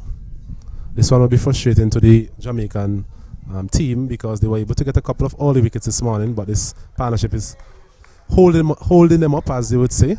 It's been a very positive partnership. The pace at which they have scored is also impressive from a Guyana point of view. It's down the leg side and shouldering arms as Dindial as he didn't want to be induced into a shot that he would not be controlling, not over collected. The broad brim hat he has on today. Small man, probably the smallest of the players out here for the Jamaicans. And he is the one given the opportunity and has the responsibility of being the wicket keeper. Still a call of batting to bat long here from the Guyanese camp as Edmond comes up to Dindial. Short, this is a good short delivery. A good short delivery. Had to take a clear, decisive action. That's what he did here at Dindial. And Edmond is working up a little pace here. Yes, the Jamaican seamers have been very impressive in this game. We spoke about the pitch not really being conducive to fast bowling, but ever so often we are seeing both Thomas and now in the case of Edmond bending their back and really trying to extract as much as they can from this wicket. And that last delivery was testament to that. Call of work from Johnson as Edmond comes up now to Dindial once more. This one he's attempting to pull over square leg, doesn't make contact, stifled appeal goes up. That was a good over from Edmond as he attacked all both batsmen during that 6 balls he delivered. Yes, another steady over, impressive over there from Edmond. Considering that this ball is now 77 overs old, it's good to see him still able to get this ball through to the wicketkeeper at a very good pace. So 3 overs before the new ball. I'm sure he will want to have at least a couple of those overs with the new ball as well to try and test and maybe muff up the innings for Jamaica. Right, so we commenced today at 183 for 4 Guyana, and they have progressed pleasingly in terms of the runs, so 252. They've lost their captain Mahabir in the process and their vice captain Jonathan Rampasad. But Thorne has proven to be a good partner with Dindial. And they have scored over 40 already in this partnership. So carrying their team as far as they possibly can. Let's see how this battle would progress between Captain Walker and Thorne. Walker is trying to make sure that his fielders are in the best positions possible. He has 4 men right in the boundary in cover, long off and deep mid-wicket. This one is outside the off stump and turning away. Thorne is not drawn into playing a rash stroke. He watches it off the surface into the glove of not over.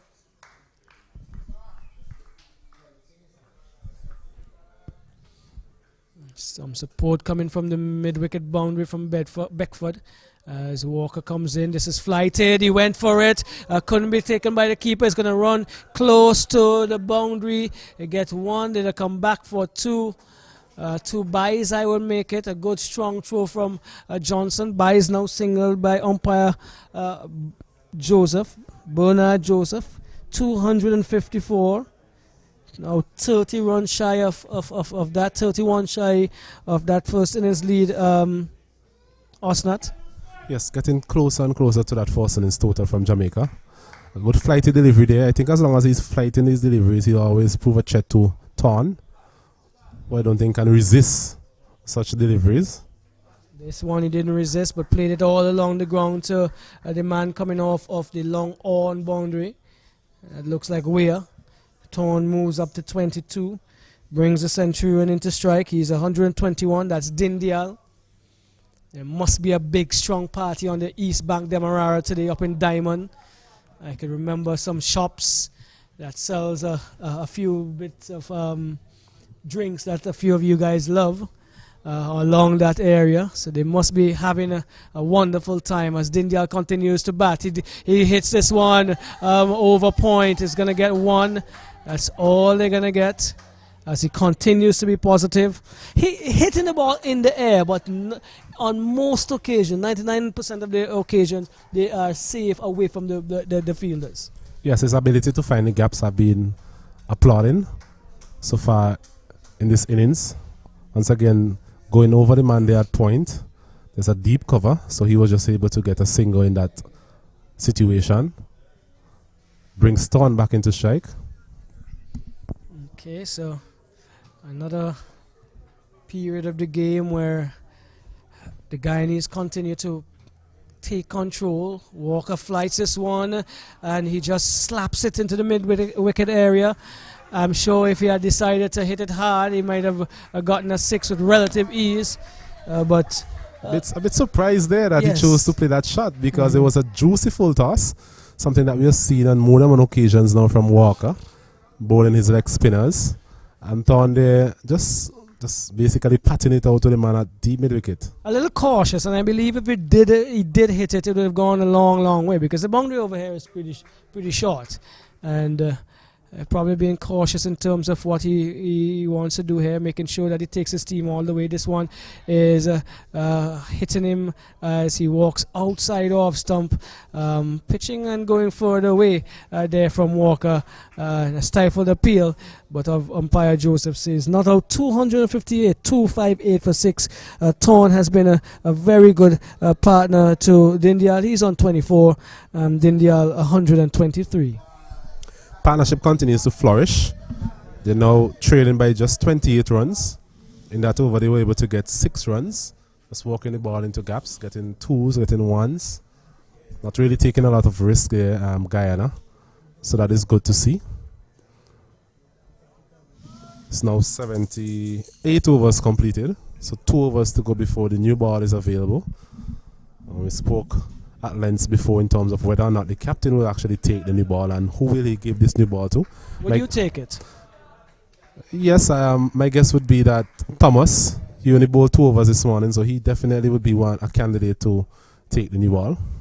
Edmond, who will be looking to get that new ball, a good Yorker into Dindial. They're looking for 2. They're going to get 2. That's excellent running. That's tremendous running. Well, we must say just 4 strides or so, and Thorn is at the next end. But that was good running. Yeah, we spoke about Thorn's commitment even yesterday in the field. He's the type of player who seems to be leading from the front, given his experience with the West Indies under-19 team. It should really be no surprise. That is something that we expect these type of players to bring to the table. And I guess he's also pushing Dindial to some extent. And that was well run there. 2 more added to the total there for Guyana. 260. Dindial 125. He's facing up to Edmond again. He's trying his utmost best. It goes into the onside. One more vacant area close on the onside there. And India moves to 126. And remember, prior to this, he had a total of 60 in all of the innings that he scored prior. So he has been able to double his total for the tournament so far. And that's good. That's commendable. as a number 3 batsman is a very important position in any team. Most times the best player normally bats at number 3. So it's good to see this type of innings here from Dindial.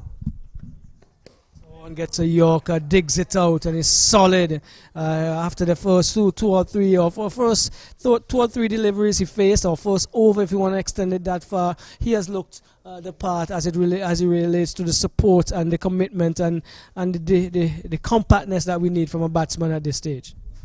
Yeah, we were wondering how he will go about this. And so far we have seen that he's been able to be tight in defense, and whenever the opportunity has presented itself for hitting a boundary, he has done that. Edmund to Torn once more, short, and he takes evasive action this one. Good short delivery, and Torn had to play it well. It did that this time. And Edmund, just as Sherwin Thomas would have done, really bowling his heart out here on a placid surface. Must be said, Roxelle, the pitch has really offered a bit for everybody. It's a good cricket wicket. What we've seen is that the batsmen have been a bit more committed, and they have been able to score runs throughout this innings. Right, Edmund once more, trying once more again for the Jamaican cause. This one is short, another good delivery, another short rising delivery, another good evasive action taken there by Torn. He seems to be quite focused in terms of his job at hand, and Edmund working well within himself, walks back. Doesn't look dejected, but continues to work as hard as he possibly can. He had an enjoyable stint with the bat as well, so he knows how important it is for lower order batsmen to be dismissed, and he's going to try to get that done here for Jamaica. Support continues to ring out. He decides to go around the wicket now, Edmund, changing the angle of attack. Trying extremely hard, trying everything from a Jamaican standpoint. Comes in now, Edmund passes umpire Graves to Torn. Torn is playing this one inadvertently to point area. Doesn't seem to have been in full control, but again kept it out, which is the end result that the Guyanese would need. The over comes to an end. Guyana continue to fight here. They're very, very close to that first innings lead, and they have been led by Dindial, who is on 126. The Guyana total is 261 for 6. Not a steady over there from Edmund. Really bowling his heart out, and we have seen that type of commitment from all of the Jamaican fast bowlers. It has not been the best wicket to bowl as a pacer, but they've been able to extract a little bit of bounce and cause a little bit of uncertainty for the batsmen. However, it must be said that the Guyanese have played very well, most notably Dindial in this situation. He'll be looking to bat on and take Guyana into a lead in this first innings. Trying to make sure that does not happen is Captain Walker. He operates again from the poor best end, this time to Dindial. This is flighted. Dindial is beaten and dropped. Oh, this was an excellent delivery from Walker. And for once in his innings, he was completely beaten. He was deceived by the flight and turn here. And Johnson could not come up with a catch. Another one goes begging. Probably the first genuine chance for Dindial. Yes, Johnson hasn't really had the best of the days in his slip as well. He has had a couple of opportunities which he has put down, and he'll be disappointed with that. He flies this one again into the extra covered area, driven by Dindial, and all good batsmen need a chance. Need some luck. Yes, what we have seen so far from Walker is that he has the ability to actually turn the ball. Yes, from time to time, as this one is cut nicely, backward of point, should be able to get close to the boundary. Yes, it does. So that would be frustrating for Walker there, Roxelle. There it was in the first ball of this over. Johnson dropping Dindial the Centurion there at slip. This delivery short and wide outside the off stump. Well played there by Dindial, cut away, backward of point for another boundary. When he has been on the go, he has been impressive, and that one was along the ground as well. And pouncing on a short delivery outside the off stump. He moves to 130. India 1-3-0. Guyana now 20 runs shy of taking the first innings lead. They are 265. 265, right? Yeah. And need 285 to take the lead. So Walker plugs away again. Flighted again. This is similar to the first delivery where India went back into his crease and tried to play it into the offside. He did that on this occasion. There was a cry of anguish from Captain Walker. Really would have loved to have see the back of the India in that first delivery. Comes again, flighted outside the off. This time the India sees it into the hands of Northover. Beautiful day here at Park Hill, the best of the 3 days we've had so far, and probably a fitting way to end the championship up here. And this one is bouncing as well, turning and bouncing, and trying to get on top of it. There was Dindial. The over comes to an impressive over as it relates to what was offered by Walker, getting that opportunity, but couldn't hold on to it. Was Johnson, and then very soon after he was punished with a short one outside the off. Yes, a good over there from Captain Walker. Still talking to himself there, perhaps saying he really deserved that wicket. So far this morning, Jamaica, they have created chances, but they have not been able to take all their chances, and that has allowed Guyana to score at a reasonable rate and has allowed them to get very close now to the Jamaican first innings total. Let's look at the context of the cricket that we have seen. The teams seem to have now grown into what is required to play the 3-day cricket. The scores earlier in the tournament were pretty low. You had teams being dismissed very, very early. Stroke play was almost of a limited over type. Now we're seeing them wanting to bat and understanding probably the requirements of this cricket. I guess as they went into the competition, they grew into what was required. Yes, well, as you mentioned yesterday, on the first day, most of these guys will not have played a lot of 3-day cricket, so it's difficult for you to really transfer your skills from the 50 over, 20 over format to actually being required to bat for a long period of time. But as the tournament have progressed, we have seen that more and more persons, batsmen, getting starts and carrying on to some extent.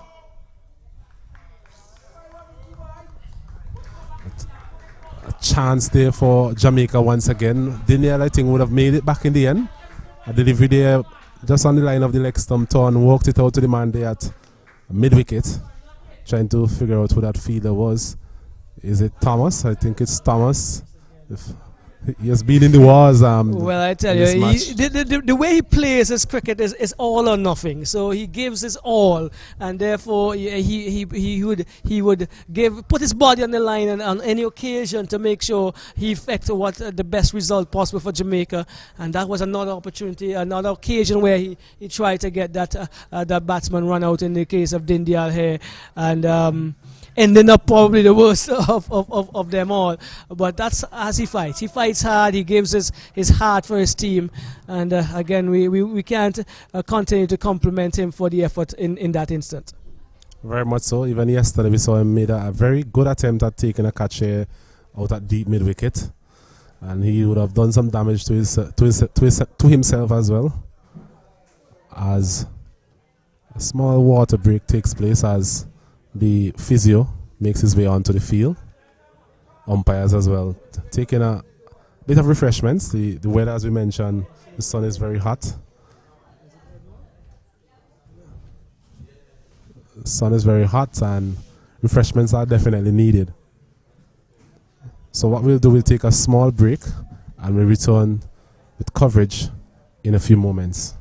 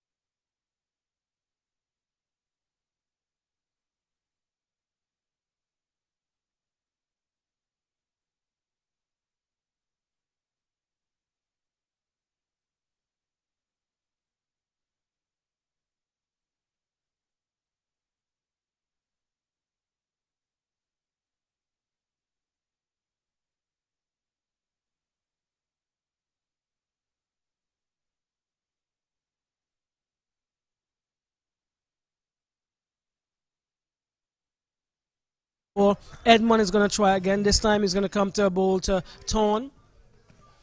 And Torn is struck on the pass as this one is pitched outside the leg and it goes down to a short fine leg position. Osman, the two batsmen at the crease for Guyana have doubled their totals that they have accumulated in the tournament so far up to this point before the match started. Dindial had 60. He has now 130. 60 in total. Torn had scored 22 runs in total up to today, up to this innings. He's now on 24.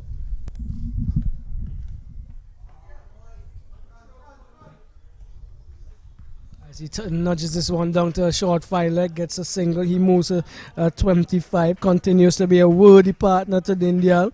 266 for 6. The guy is actually trying to pull this out, pull the choke here for the Guyanese. Edmond continues to try as much as he possibly can. Dindial comes on strike. He's batted a very, very long time, and probably the color of his clothes tells you that he's been through a battle. Yes, and he'll be he will wanting to continue along that vein for as long as possible for Guyana. He drives the back past the bowler. This is going to run into the boundary. I said no. Johnson comes around. That was another pleasant drive. A straight drive from any batsman is always a pleasant drive, especially along the ground. And that was another pleasing shot there from Dindial. He moves to 132. Yes, a foolish delivery there from Edmond, perhaps striving for a Yorker length type delivery. But Dindial, he has seen it all. And he was able to just stroke that one on jive down to the long on boundary. The man there, Edwards, out at a long off region, was able to come around and cut it off and limit the batsman to 2 runs. This one is short and coming back into him, it seems, in an uncomfortable position. Seems to have took it on the chest area, or may have hit the glove as well. Not sure from our vantage point. But that was a good delivery from Edmonds, continuing to trouble the batsman even with this old ball. And once again showing his class there, Edmond, his ability to just get that delivery to go through a little bit quicker whenever he decides to really bend his back. The fact that he's able to trouble a batsman on 132 tells you how well he has bowled. Striving for them some extra effort there, and goes over the line, so it's a no ball. 269 is the total now. 6 wickets have fallen, and they're in pursuit at least at this stage for first innings. Need to get 285 to secure that. And this has been a really pleasing, intriguing battle here at Park Hill between these two teams. North and south of the Caribbean chain, so to speak. Locked in battle.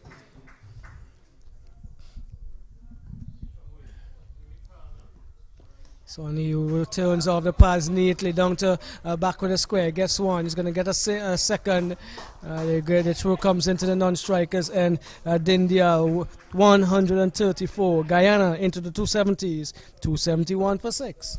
Another shot that he has favoured throughout this innings. Just his ability to just walk that ball off his hip behind square. And in this situation, he's able to get 2 runs. Torn really pushing him to run that extra run. It shows that he has good fitness levels as well.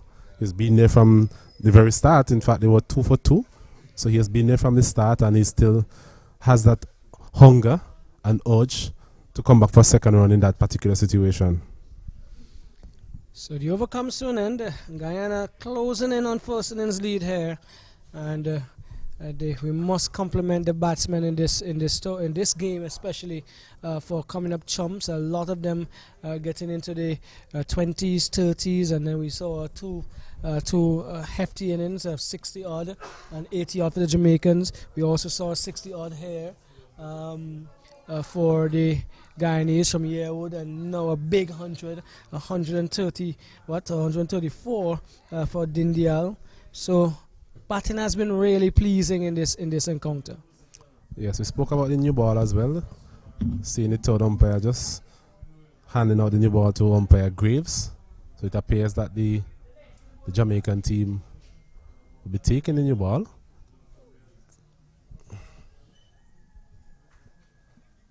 after 81 overs. And surprisingly, it's going to be the spin of Hines again from that end, that northern end. And I'll be very surprised if Thomas doesn't take up the attack from the opposite end.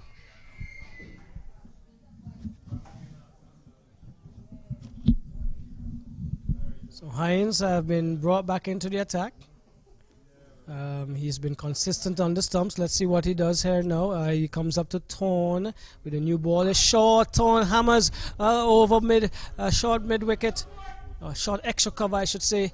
Gets 2 and gonna get some bounce with it. Is not gonna have the grip he would like. That is the Hines.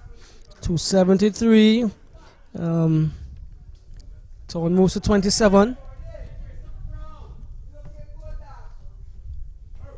Thorn being a thorn in the in the sides of the Jamaicans here. This one is short. He pulls into the cow corner area. That's going to go into the boundary. That's 4 more.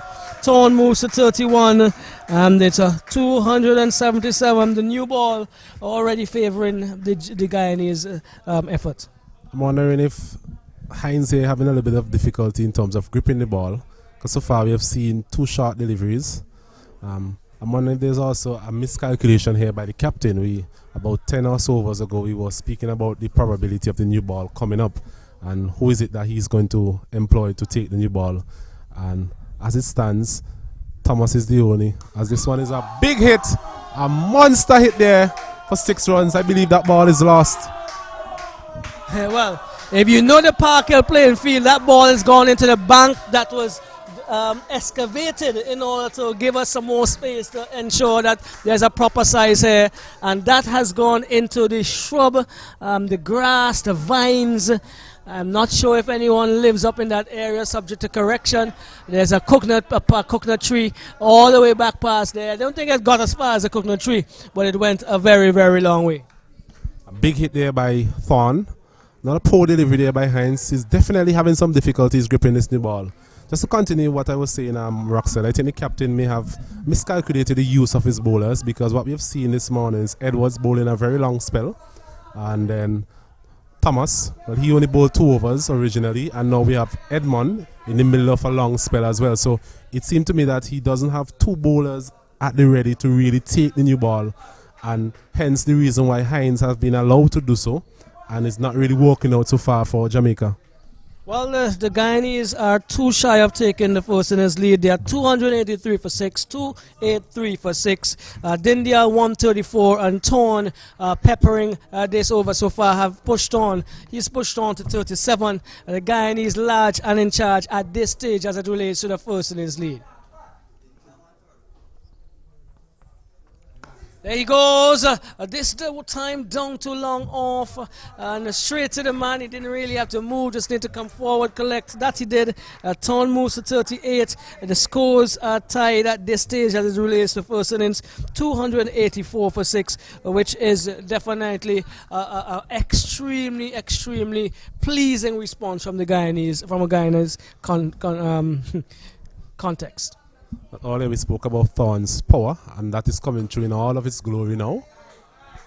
As this one again is punched down to the man there at the long on. So easy batting here from Dindial. And Guyana have now matched the first innings of Jamaica. They're now into a lead actually. So they lead by 1 run, which is the first box that would have been ticked off today from the Guyanese management. Coming to the ground this morning, the first thing they would have been thinking to themselves, get ourselves into a lead and bat on from there. Impressive, impressive. This is a good shot. This is a good pull shot.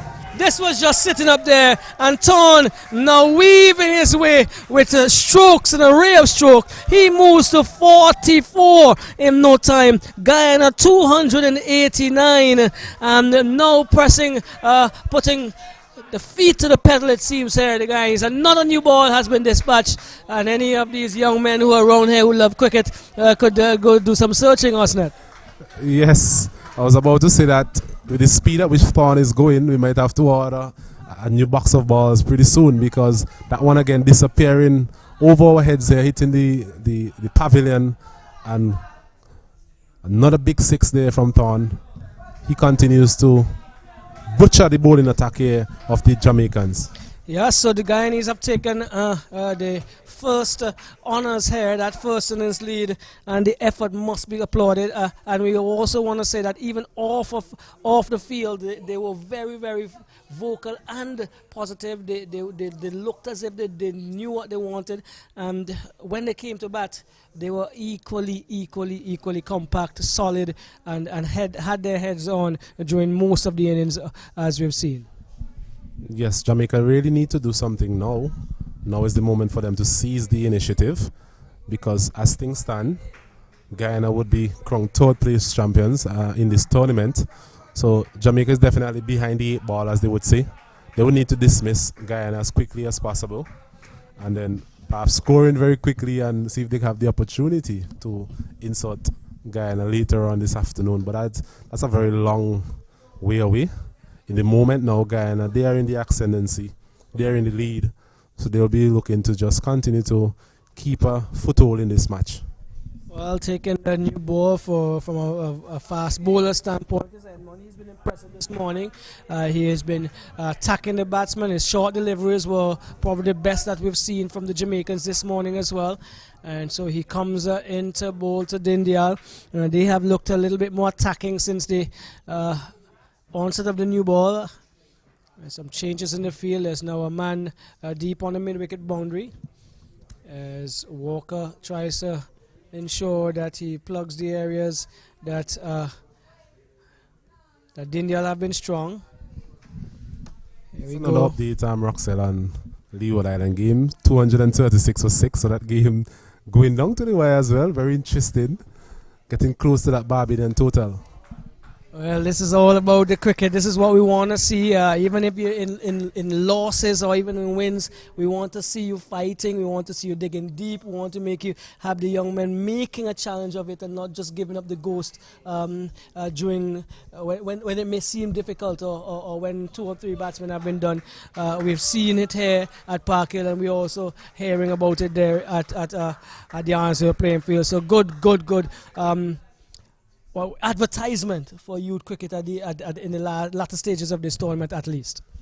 Yes, I'm wondering also if Barbados would rule that decision to really declare. I know they perhaps thought they had enough, but a couple of these still teams 50 really runs, still 50 runs to shy, or 40 runs, 40 something runs to shy. So you never know.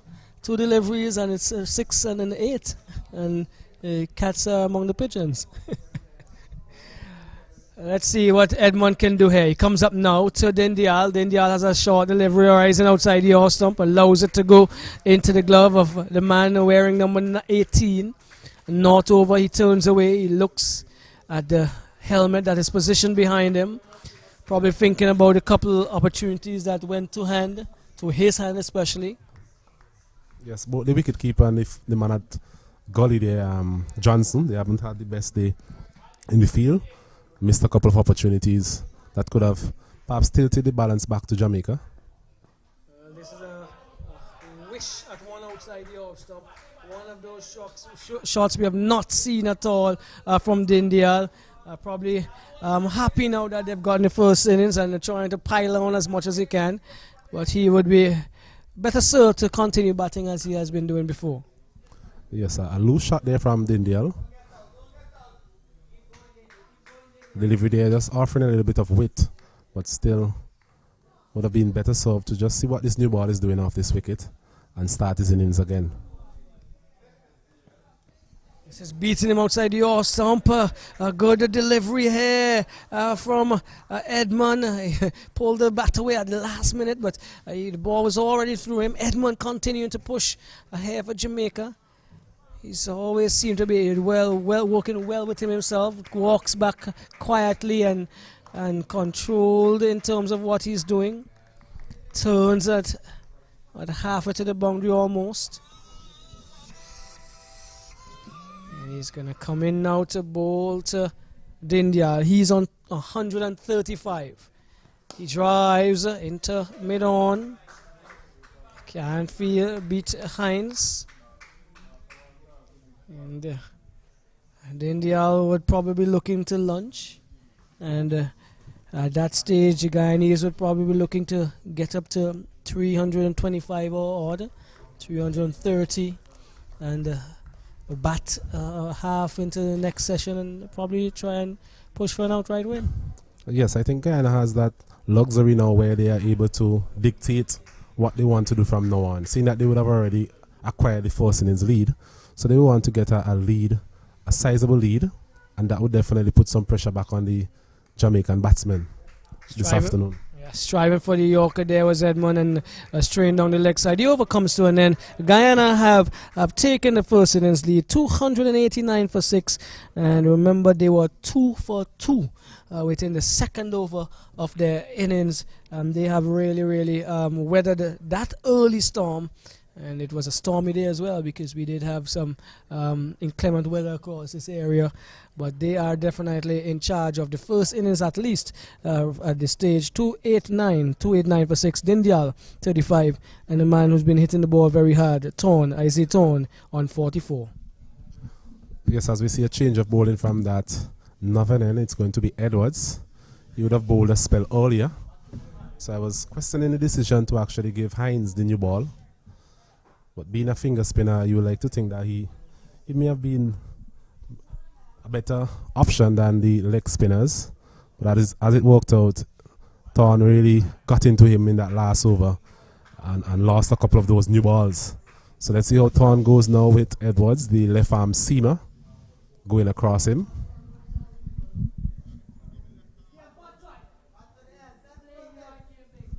Just about half an hour to go before lunch as well, something that the Guyanese batsmen will be looking towards. Thorne for sure, given the type of plates we've been seeing from him so far in this tournament. Well, I will tell you, this time he deserves a good plate as Edwards comes up to him and plays it. It's an inside portion of the bat and comes down to the man who comes off of the mid-wicket boundary. That's Roy. He moves on to 45. And yes, I do agree. This time he may require to have a plate and a half because he has given some energy, and his plate and a half could probably feed about 4 of us. I'm not saying that's a bad thing. He has to feed all those muscles and bones he has there, big ones as well. But he's been an exceptional character in the competition. Really pleasing to see. He's enjoying his cricket. As Edwards comes in again. This one is turned behind square. They're looking for 2. Roy does good work to make sure that it doesn't get into the boundary. And 2 more to Dindial. He moves to 137. And the Guyanese move into the 90s, 292. 292 for 6. Not a good shot there from Dindial. Not trying to hit the ball too hard. Just allowing it to come to him and just worked it to the right of the square leg umpire and managed to get another 2 runs to his total. So the supporters in Guyana, down there in Georgetown, up there in Linden, and over the river, Essequibo, they must be happy with this effort from the Guyanese. They were really peppered by the Jamaican batsmen, but they have returned the dwelling here, so to speak, and they have been led by the man on strike, Dindial, who is still there and looking for even bigger things. And see, he's not settled, it seems. Umpire says dead ball as he walks away, as he probably wasn't ready. And so dead ball was a signal. Edwards was in quite quickly though. That would definitely add to the frustration. We've seen a bit of it from Edwards.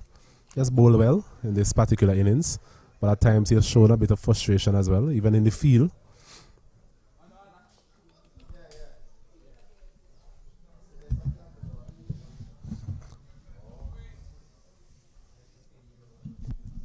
So it's Edwards again from the best end. This one is Dindial down the leg side. He tries to whip that over square leg. It would have been belting in this area, and he looks as if he was going in the air as well. So once he made contact, it would have been definitely crossing the ropes. And extra effort from Edward. You hear him groaning as he makes that last push. Gets the ball now. He's offered a new ball, 2 overs old, as he comes into the man with 74 on his back. India gets a Yorker, he digs it out and just it goes out onto the offside. Captain Walker continues to do well. We can't, to be honest, we really can't fault the efforts of the Jamaican bowlers. They've really plugged away and plugged away really hard. Just as we were saying with the Guyanese bowlers as well, I think in this match we've seen very good batting, right? Something that we have not seen throughout the tournament. The bowlers have really bowled their heart out, especially these fast bowlers. It's not been ideal conditions for fast bowling. But what we have seen is that they have a big heart and they're willing to try different things. We've seen the shorter delivery, we've seen Yorkers, and they have really shown what they're made of. It's just that the Guyanese batsmen also were equal to the task, more so Dindial. 293 for 6 as we approach for 295. 295 for 6 as we push forward. Dindial is on to 138. And this one is taking the back pad, it seems. Probably on the edge as well. There was no appeal. And so the over comes to an end. Where would the Jamaicans be looking? What would the Jamaicans be looking to do in the next 20 minutes or so, Osnet? Well, wickets is the order of the day. We spoke about that at the start of play. Their ascendancy in this game will depend on how well they're able to get wickets and get the Guyanese batting innings coming to an end as quickly as possible. With a lack of wickets, then we might actually see Guyana piling on runs and even putting more pressure on the Jamaican batsmen at some point this afternoon. Well, it's all left to be seen as Thomas decides, well, he's been given the opportunity to use a new ball, a man who's been in the thick of things on the field, at the wicket, and now on the ball once more. He is going to continue to push on with the effort from the Jamaicans. I think Edmond would have bowled a reasonably long spell, about 5 overs or so. So it was inevitable that we'll see Thomas coming from this end. Another bowler whose figures doesn't really reflect how well he has bowled. This one is a hit in the air to the covers. Roy takes a magnificent catch. Now, we have seen them drop some catches, but this was an excellent effort and an effort that coincides with what we've been getting from Thomas. Roy must be applauded. Dindial is out. He has batted really, really well. He is the one who has been this Iron Man in the innings here for Guyana. He must be applauded for a tremendous, tremendous innings. A great catch there from Roy. Just the type of catch that is needed to dismiss Dindial. He wasn't getting out in any ordinary way. He had to take something extraordinary to really get this man out. A well-played innings here by Dindial. He goes for 138. Still looking a little bit disappointed, but he should hold his head high, knowing that he has played one of the innings of the tournament so far. Definitely. So I think that it all worked out well there, because the man who's been bowling, the man who's had has been really hitting the surfaces hard, big heart, getting a man who stood up and stood up tall, and it took an exceptional catch to make sure he was dismissed. I'm wondering if perhaps Dindial didn't realize that a man was out here on the extra cover boundary, because so far he has been able to drive the ball on the ground as well. Went aerial on that occasion, but it definitely took a very good catch there from Roy. Seemed to have done some damage to himself. Just diving forward there, and the physio is out, trying to work on him a bit. I'm sure the joy of taking that catch would really erase any sort of pain that he's in at this point in time. Well, for the football fans, as we wait on this little break, Chelsea, they have taken the lead against Leicester. They're leading 2 goals to 1. Brighton leads 1-0. Manchester City are now ahead against Crystal Palace, 3 goals to 2. Liverpool, they are really battering Beaumont, 8 goals to 0. And Everton are a 1 goal to 0 over Brentford. I think it's surprising game there is the City game. I was counting on Crystal Palace to really drive home the advantage, As we have seen so far this season, City is a team that just cannot be counted out. They always come back at you hard, and clearly that is the case in this particular game. As the new batsman we have here, back to the cricket, is Ram Sami. I think he has batted in the top 6 in the tournament, all in the tournament, so this perhaps is a demotion of some sort. What are his stats like, Roxelle? All right, we'll bring that up in a bit. Ram Sami has joined. He's from the Berbice area, and he is so far in this tournament. Ram Sami, we'll bring that stat up for you as it is torn on strike.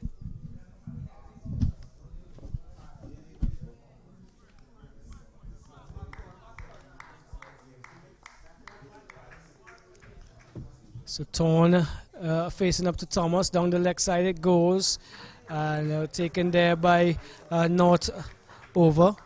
So Torn now the senior partner, not only in size but in terms of the runs that he's accumulated and the time he spent at the wicket. He would want to push Guyana as far forward as they possibly can.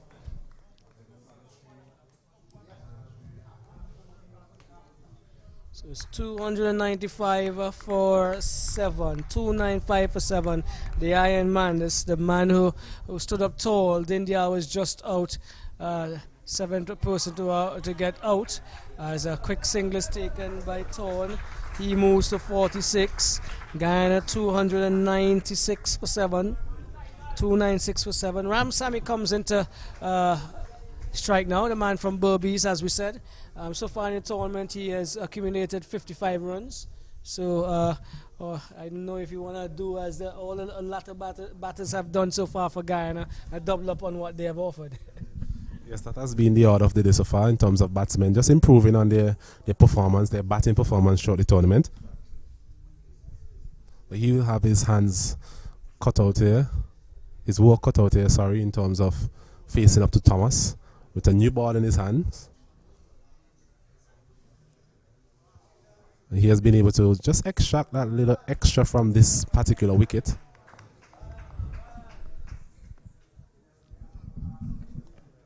This is a wide delivery. This is halfway down the wicket and twice time almost the height of Ram Sami. He was a tall man as well, and that was too short by Thomas, probably getting a little carried away there. So wide call. They move to 297. That's Guyana 297. Ram Sami and Torn.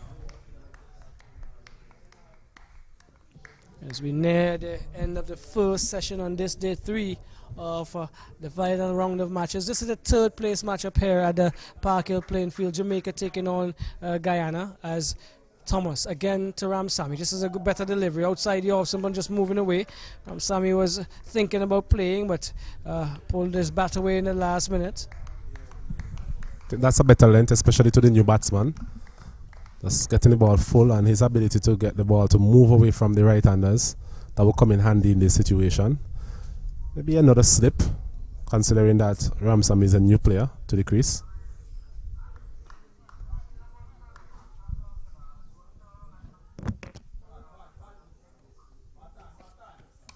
This one is played into the acres of space on the on side. They're looking for 2. Torn is on the way. He's going to get run out. Yes, he's run out by a long margin. I don't know, Osnat. Do you think that should have been 2? Well, from the offset, Torn would have shouted 2. I think it would have been a close one. Torn, I think, would have made it back. He seemed to be more in control of his running there. But Ram Sami, new to the crease, not really having the adrenaline flowing as yet, and disappointed ending for Torn. I'm sure he would have been looking forward to getting a half century here this afternoon. Yeah, fell short of that. He looked very focused, very committed, and he batted well while he was out there. To be in all honesty, and he has contributed 46, an important 46, and an important partnership with Dindial to have taken them all the way past that first innings total scored by Jamaica. Yes, a disappointed end there for Thorn. Ram Sami, maybe that will play on his mind a bit. But in the end, I think a single should have been the order of the day in that situation. All right, so Vincent is now joining Ramsamy. Vincent has scored 4 runs, all of 4 runs during the tournament. Fast bowler is his basic trait in this team for the Guyanese. And man from Regent 1, I was told. Faces up to Thomas. Thomas gets a good delivery early on the stumps. The lower part of the bat is taken, and it rolls out to the offside. The over comes to an end. A good over for the Jamaicans. Osnet. Yes, they continue to chip away at the wickets. The fall of Dindial would really be something encouraging for them. He was the mainstay of the batting of the Guyana team. Now we have Ramsamy and Vincent. Vincent is not really the most flamboyant of players, but he is able to stick around for some time. His runs, scoring returns, not really anything to shout about. 4 runs, as you mentioned, in the tournament. But I think he has the ability to stick around and frustrate the opposition, as we saw in the first game against Trinidad here at the Parkhill playing field. Well, Edward is going to try to complete the work here for Jamaica. 298 for 8. As he comes up now from the pole best end, looks as if he's gonna operate around the wicket to the Ramsamy.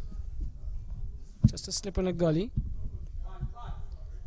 It's coming over the wicket. It is to Ramsamy down the leg side. Ramsamy cannot make contact as North Over collects.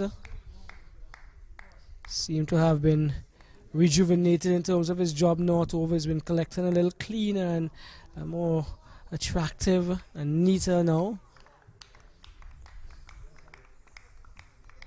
Jeffrey Dujon would be happy to hear that he's improving.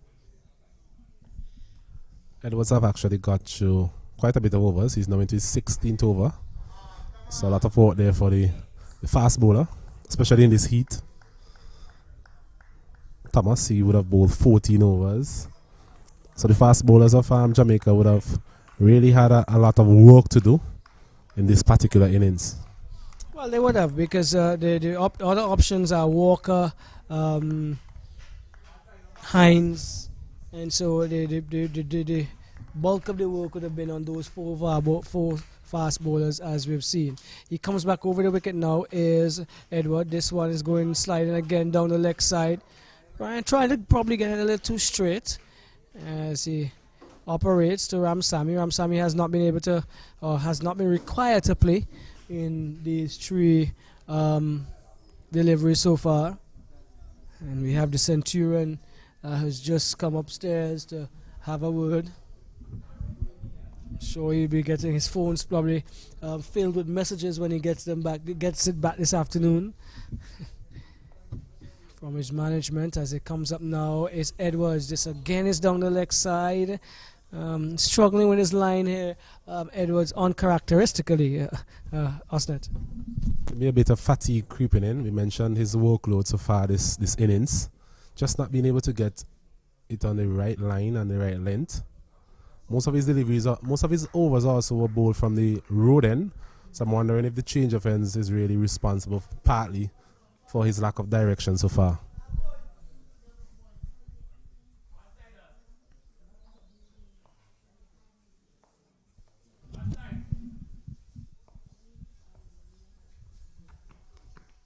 This one is short and it's called wide by the square leg umpire. 299, 299 for 8. 299 for 8 Guyana. They got up to the 280 to 90 very quickly, but now they've been pegged back with the loss of those 2 batsmen who took them all the way to first innings lead. And trying to wrap up the innings now is Edwards of Jamaica. He comes up now to Ramsamy. This was the first delivery on the stump basically, and again, as he characteristically does, he attempts to run out the batsman, the striker. This time he didn't throw it as hard as he did over a few occasions previously. Captain here will be looking for a final push from his fast bowlers just about 12 minutes or so before lunch. So he'll be looking for that extra effort from both of his seamers to try and get this innings over. Guyana though will continue to try and frustrate the Jamaican seamers. So when he gets on top of it, Sammy, and plays it back in front of him. They're attempting a single, but that's the end of the over. Another steady over from I make it Edward at the end after conceding a few balls down the leg side.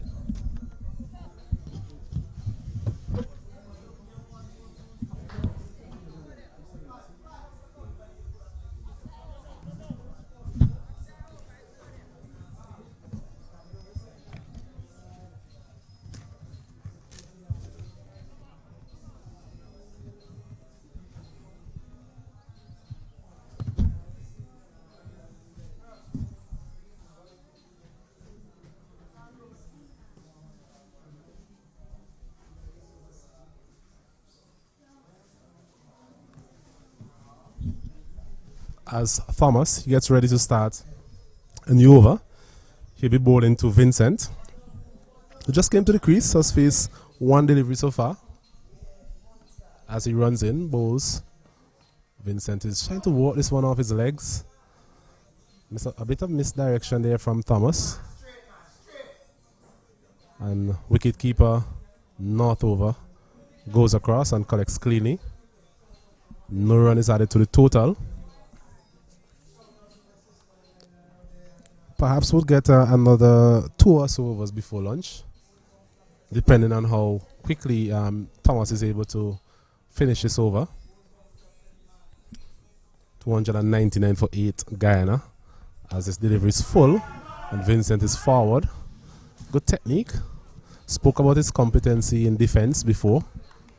Doesn't score a lot of runs, but I'm sure he'll be willing to hang around a bit with Ramsamy, who is not the... There's no slouch with the bat as well. Well, also, I want to tell you, it's a big family party down there in Diamond on the east bank of Demerara, because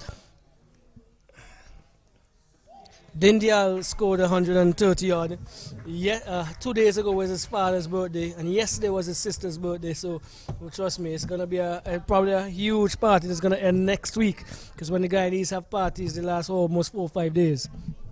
So it sounds like you're speaking from experience there in Guyana. Tremendous experiences as well. Tremendous experiences. A wedding will start this Saturday and end 2 Saturdays from now.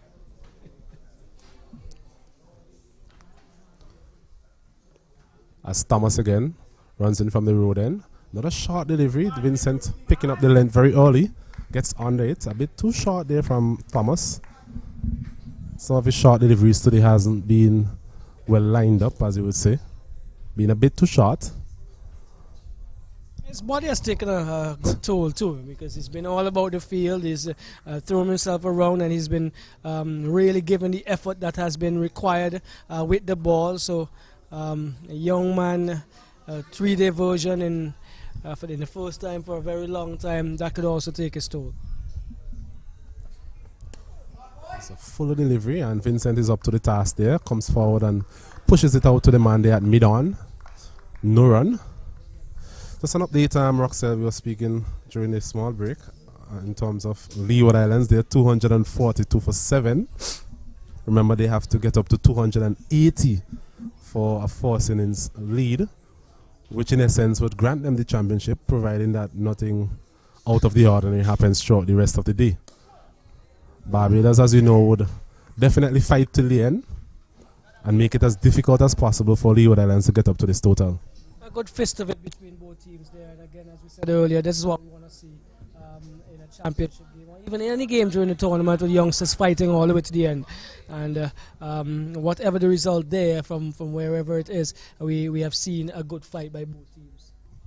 Yes, I think they're easily the 2 best or the 2 most consistent teams throughout the tournament. So it's really no surprise to see they going neck and neck, as they would say, in the finals. Another over comes on end there. Vincent was able to negotiate Thomas' threat very well, as we might see some spin once again. Edwards in that last over really looked out of sorts, looked a bit tired.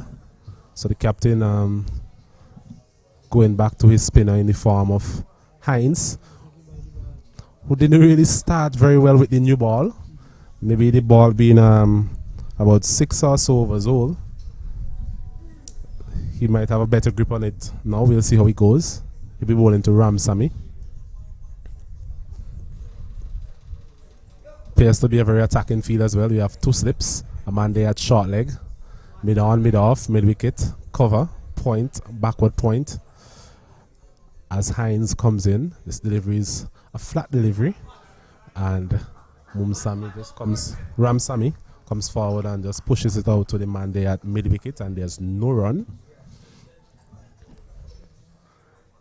I think the aim here for the Guyanese batsman would be to just make it to lunch without giving any more wickets to the Jamaicans. Hines, he will have other ideas. He would like to add to his wicket tally. So far he has been able to get 2 wickets. This delivery short of a length. Ram Sami going back and working it to the right of the man there. Where? At mid wicket. Can't score. So Hines is into his 31st over. Very long spell yesterday, and that has continued into today. But he bowled better this morning, Roxelle. We spoke about that early on commentary. Yeah, definitely. With the exception of that over with the new ball, his lines and lengths were very pleasing, much more penetrative, and he also got some edges that continues to work his way here for the Jamaicans. He's had a very, very huge workload. He continues to plug away. Plug away indeed, as Hines again comes up. A flighted delivery. Ram Sami there forward. He's a tall player, so he has good reach. Another steady over. It's a maiden from Hines. Guyana, in response to Jamaican first innings, total of 284. They are now 299 for the loss of 8. Yeah, we're just about 3 minutes prior to the luncheon interval. This may be the last over, given the fact that we have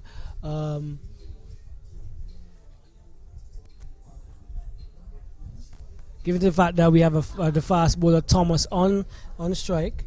The score is 299. So just about 15 runs lead the Guyanese. They would probably want to try and see if they can get as many as 70, 80 if possible with the 2 wickets they have in hand. That might be asking a bit much, but we've seen most of their batsmen trying to apply themselves. As Thomas it is, runs away from us here. This delivery is full, and Vincent is playing this one nicely out to deep mid-wicket. Single this time. Ram Sami there, not wanting a repeat of what happened with Thorn. Delivery played in the same direction that he played it in the case of Thorn, but this time around they were decisive in their calling and only a single. So the 300 comes up for the Guyanese, which shows a really good batting effort here by that unit. Thomas again hitting the bat very hard, even at this stage of his bowling effort. He's now into his 16th over. Ram Sami there standing tall and just pushing it out to the man at cover. He's on 1 so far. 15 deliveries. It's Thomas again. It's delivery again. A similar type of delivery, and Ram Sami plays a similar type of shot as he rehearses a pull shot. Not too sure if that will be needed at this point in time, considering how close lunch is.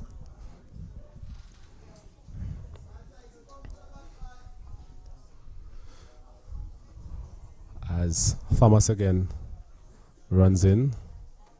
It's a full delivery this time. Ram Sami is seeing that one and plays it up to the man there at cover. Thomas in his characteristic movement in terms of just getting close to the batsman, staring at him.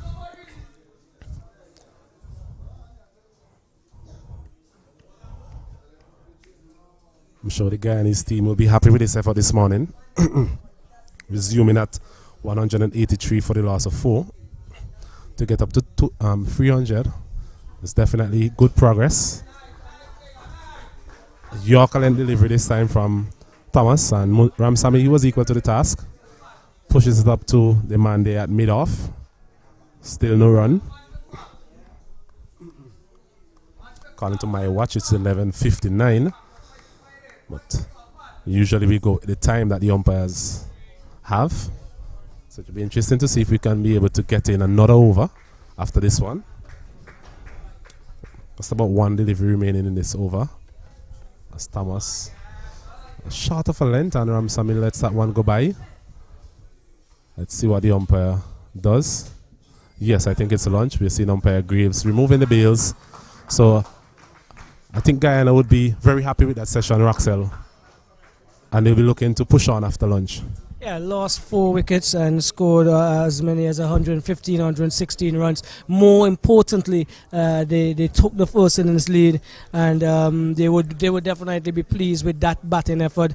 The Jamaicans, we don't want to take anything away from it from them, because the efforts of the bowlers in most cases were still consistent, were on the money. They worked hard, but the batting has been the winner so far in this game from both teams. So as we take the lunch break, Arsenal, the Jamaicans 284 all out. We had 83 from Beckford, and Guyanese in reply 300 for 8, with Dindial a big 137.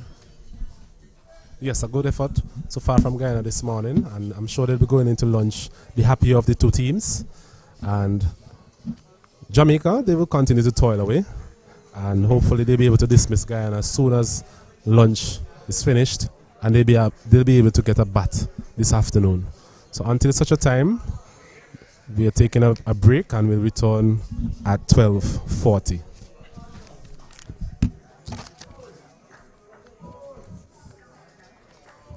Yeah.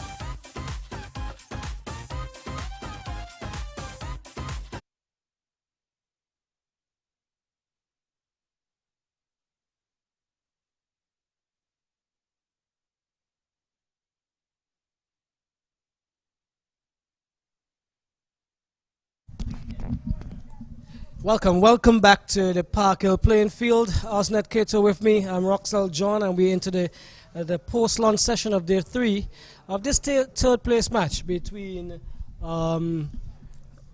Jamaica and Guyana. And we just getting a signal from the umpire there to get the proceedings going. Osnet, we are back with the news that the Guyana team has declared on 300.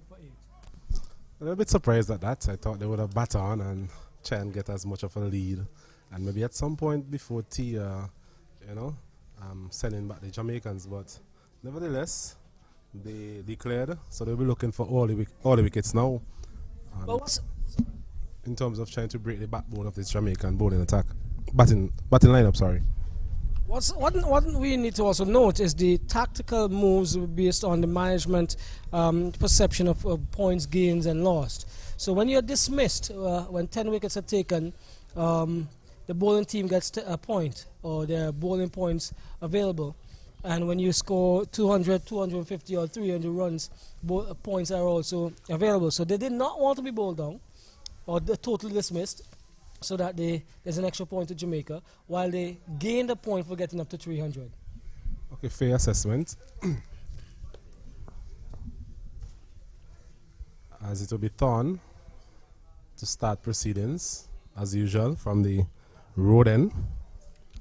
He had a very good day with the bat, so I'm sure he will try and transfer that sort of confidence into his bowling. So it's Thorn to Weir.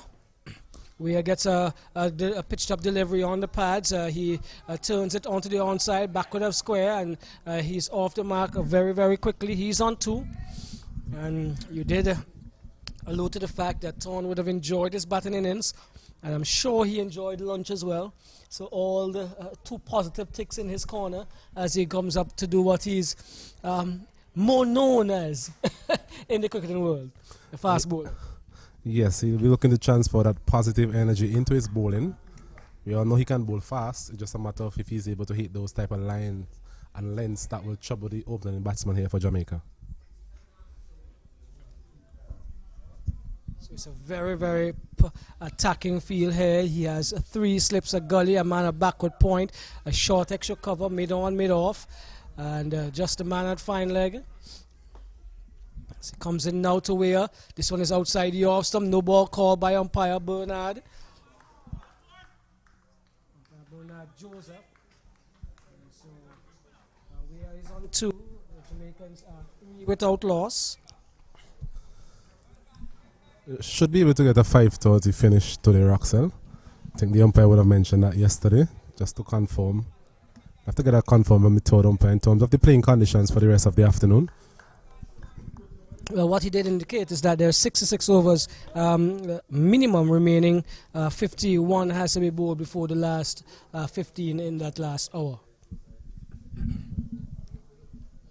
There's still a lot of cricket to be played here this afternoon.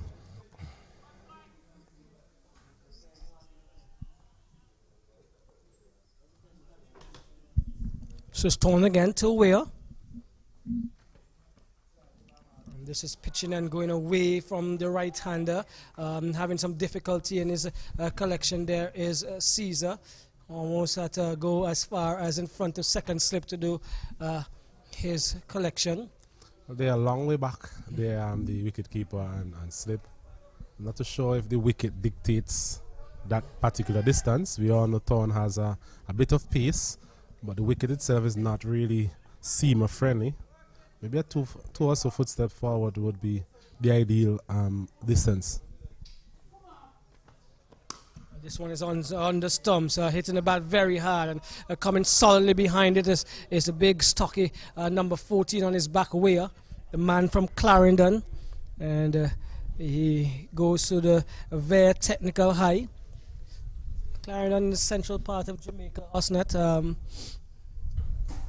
and one of those areas that would be lush and green at this stage, I believe, as well.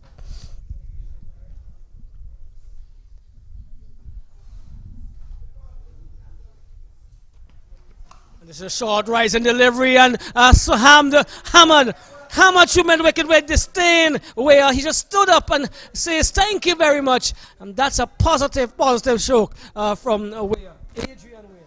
A good positive start from Weir. It was a shortish delivery, and as you mentioned, he hit it with a bit of disdain. I think a lot of that stems from the fact that Thorne would have also butchered a few sixes when he was at the crease, so maybe the Jamaicans are thinking this is a good opportunity to give him back a dose of his own medicine. Weir did not get much in the first innings, and before this game would have only had 81 runs in the tournament. He faces up, he gets a short delivery and pulls out of it at the last minute. Thorne gets all the way up almost to the batsman crease. He probably has a word or two and now turns away. So even though it seems as if we just have 2 sessions remaining, these players are going at each other as if it's a boxing match. That's good to see. All in the spirit of the game. We all know that there's a likelihood that this game will just end up in being a draw, but still we want to see the players showing a bit of commitment, showing a bit of fight. And there's runs to be had here, and there's also wickets that bowlers can actually enjoy. Thorne passes umpire Joseph now and goes into Weir. This is pitched up. Weir drives in the air, falling short. Is it, or did it get to hand? Osnet, you probably will get a better decision in terms of your opinion. But this one is air, went through the air onto mid-on. He dove forward, and you tell me whether it got to hand or not.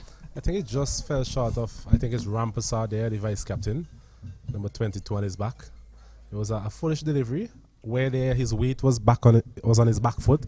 Maybe expecting another short delivery given what Thorne has served up so far. A good bowling by Thorne. A foolish delivery, he drove at it. He did uppishly, but the man there mid-on was just a little bit too deep. Made a good effort in the end, but never really got the chance to get it in both hands. Sean Roy comes into strike. He's taking his guard now, number 9 on his back. The man from St. Elizabeth in Jamaica. Student at the Technical High School, St. Elizabeth Technical High. He was the one who dove forward and took a superb catch to dismiss the Centurion in the game. That's Dindial. He faces up now from the man from Region 1, Vincent. And he drives in the air, just over cover. Looks to be positive, it seems, here, the Jamaicans. And that was just over cover's head. And there was a cry of anguish as they thought it might have been going to hand. Well, Vincent had a very good spell yesterday morning when he started, albeit against the lower order. But as we know, his strength is actually bowling the ball on a foolish length, getting it to move away from the right-handers. He has 2 right-handers to contend with here, so he should be quite comfortable in terms of finding the right line and the right length. Slightly less attack. 2 slips on the gully as it comes up now to Weir is leaving this one outside the off stump as it tails just a touch away from the right-hander. So 2 slips, gully, a man at backward point, a cover wide-ish, mid-on, mid-off, a man on the fine leg boundary, also a little wide. And Vincent and the Guyanese will be happy with their exploits in this game. Remember, they won the toss and they inserted the Jamaicans, and they were in some good positions, and then the Jamaicans batted well. Vincent again to Weir. Weir drives over the bowler's head. Back pass into the long boundary now for 4. Weir is on a mission here this afternoon. He moves on to 10. But he certainly cracks a punch, Weir. He's a well-built young man, and it seems to me that anything in his half this afternoon is definitely going to get the treatment. And that will offer for some exciting cricket, cricket that I guess the batter-friendly crowd will like. They love to see runs scored here at Park Hill. And as we go into the second session of this day 3, Vincent, let's see how he responds. This one is outside the awesome, just a touch back from that length that he offered up just a delivery ago. And we are this time content to leave it, as again it goes away to the gloves of Caesar. I don't think Vincent will be discouraged by that previous shot from Weir. He has the ability to actually swing the ball, so just need to find the right length. Maybe not as full as the delivery that he hit for 4. But need to find a delivery on and about the off stump, moving away. And I'm sure he'll present some problems for Ware.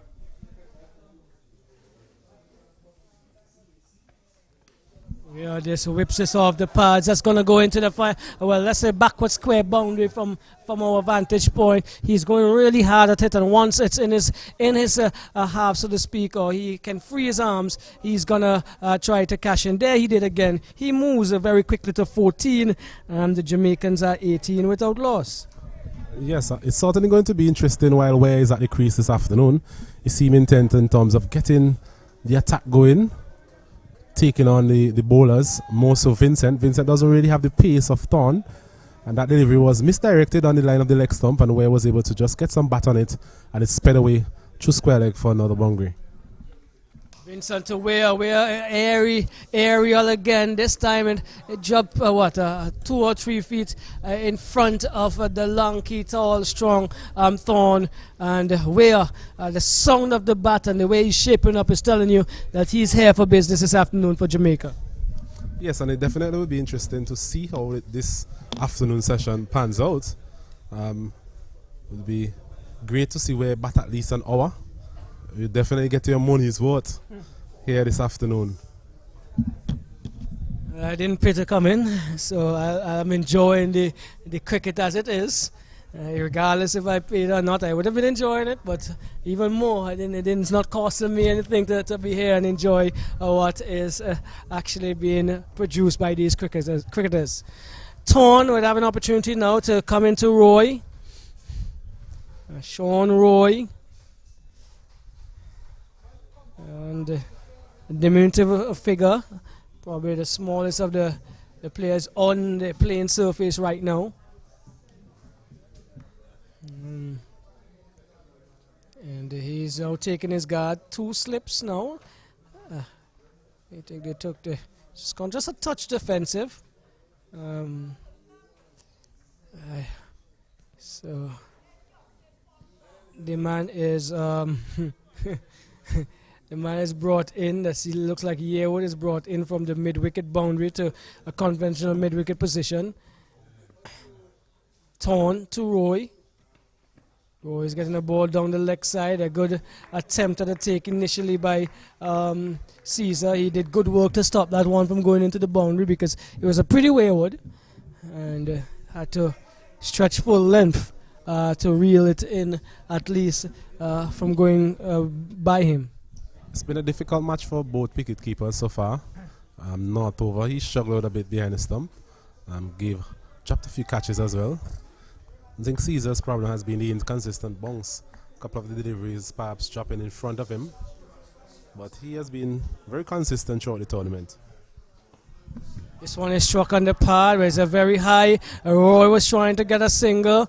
Caesar trying to get him run out. Thorn is still not happy with that decision. Your assessment there, Osnet?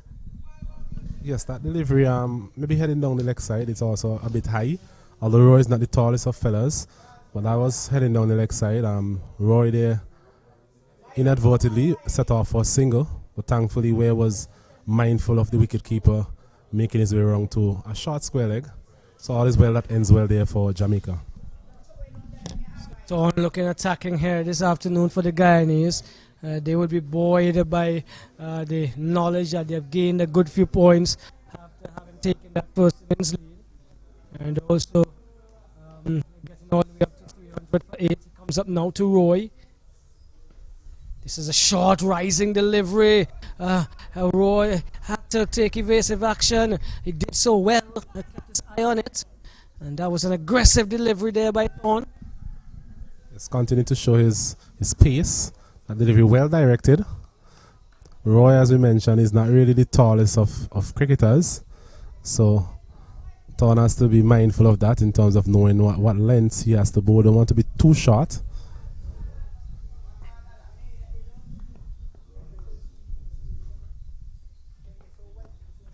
So he's sliding down the leg side as well. Roy eventually decides to shoulder arms.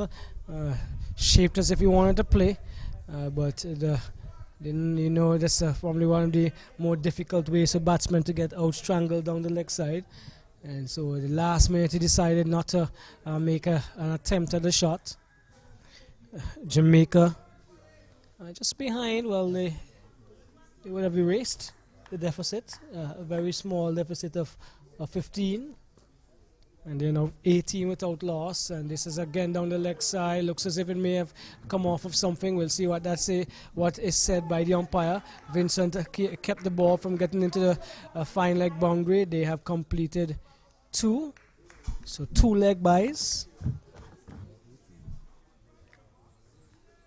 Okay, so I'm being corrected. It's now 18. 18 without loss. We are on 14, Roy on 1. So gave them 2 more runs that they had scored previously.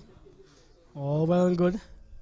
There's some advice being given to Tone. He comes in now, this time again to Roy. And this is pitching and leaving the batsman short of a good length and allowing it to go into Caesar's hands. A little bit inconsistent there, Tone, but he's getting some purchase off the surface as usual. Yes, with the new ball, we have seen that the fast bowlers are able to get just a little bit. Nothing to really write home about, but they've been able to get a bit of bounce. The ball is hard, and the wicket just, as long as you're willing to bend your back, you will definitely get some balls to go through at a reasonable height. We've seen that with the Jamaican fast bowlers in the form of Edmond, Thomas, and Edwards. And now we have seen it in the form of Thorne.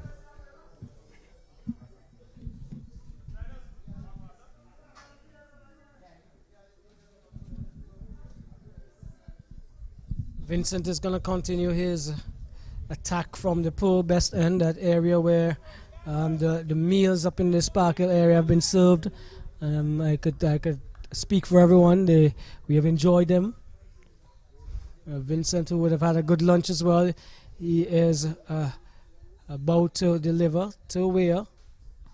Weir gets a full toss and he hits it straight back past the bowler. He was in the air for a touch, but Weir continues to hammer. He's been in control and really punishing the bad deliveries here, Osnet. Well, the use of the word hammer there is really an understatement there, Roxell, in terms of how hard he was able to hit that delivery. A foolish delivery again. We mentioned that Vincent, that is his mode of operation in trying to bowl as full as possible. But in this particular situation, Ware is up to the task. And so far, he has played beautifully down the ground, as we see a long on now in place. So a slight change in the field, given what we have seen so far from Ware. Well, he has taken the attack to the bowlers, and he's punished anything that has been in his area. Let's see what Vincent does in response. It's a short one, and he didn't back down. He was trying to pull this one. I make it over to Georgetown. Because the amount of power he put in that one, it was not going to stay anywhere close to where we are here. The plants at the back of the pavilion where we are might have been in some trouble. Let's see what he does. A very strong man, number 14 on the back, Weir. Clarendon, man hailing from Clarendon. As Vincent offers up to him again. This one he drives back straight to Vincent. This time he gets a hand on it. Knocks it down. It goes out to Dindial, who was at mid-on. Or is it a short mid-wicket? Vincent does appear to be getting this great sort of movement. Maybe with the sun shining so brightly. Just around 1:10. Actually, just around 1 o'clock, sorry. I remember yesterday he really looked like he was getting the ball to move away. But today, that has not really been the case, and Ware has really pounced on anything loose from him. And he pounces on this one and frees his arms and punishes this one through the covers.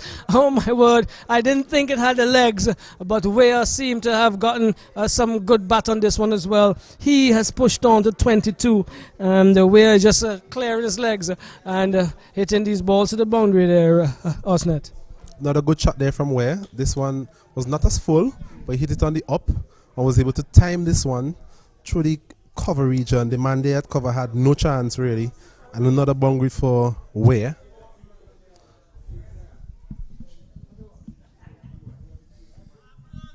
.26 without loss. Weir has 22 of them. And with every stroke that he plays, there's been adjustment to the field.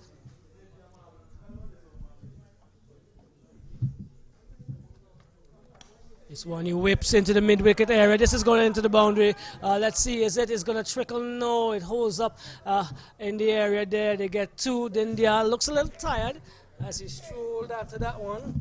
And Weir punishes another bad delivery.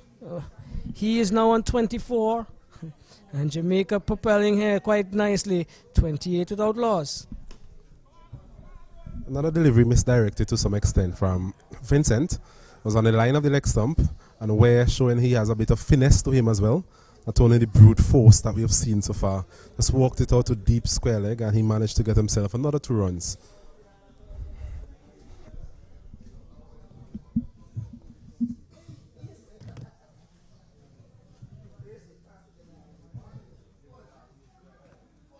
Weir drives back to the bowler, air in the air. He could not hold on. Again, it was a drive ferociously. Vincent did put his hands to it, but could not reel it in. A difficult chance, I must say. It's always difficult as a fast bowler in your follow-through. Where they're timing that one nicely again, playing it on the up. It actually went in. He had he got 2 hands to it. So I guess you can say it's a chance. It's a chance, a difficult one. And perhaps one he should be expected to take at this level. Well, it's very difficult a fast bowler on his follow through to take something coming back to him. It's like you throwing a bullet at what? At 15 miles per hour and it comes back to you at 40. But Weir has been doing well for Jamaica here. And the fast bowlers from Guyana have been under the pump a bit. Roy has one to his name, as he has supported Weir in their pursuit to put another total on the board here for the Jamaicans.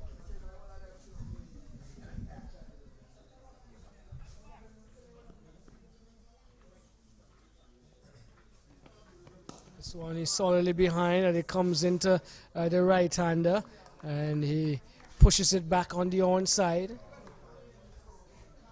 Some pleasing songs off the middle of the bat and looking technically compact at this stage, Roy.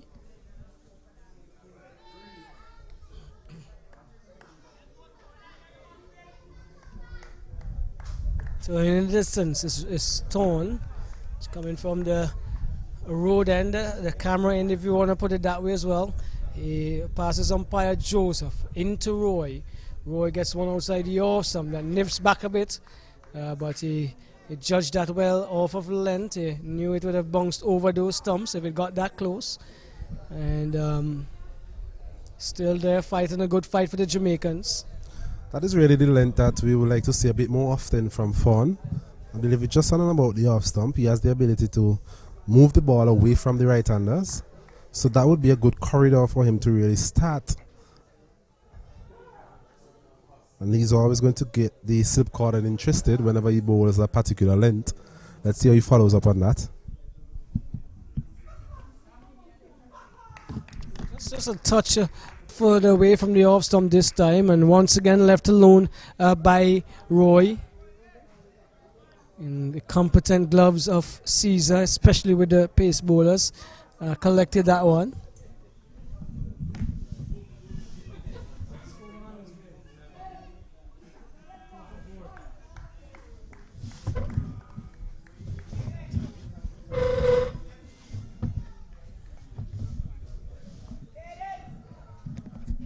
Thorn again.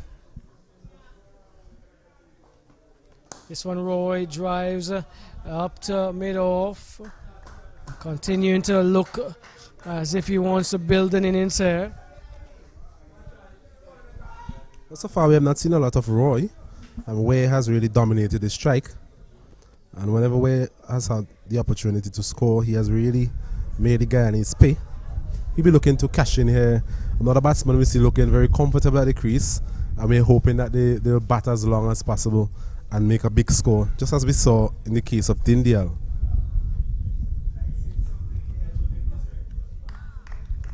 That's a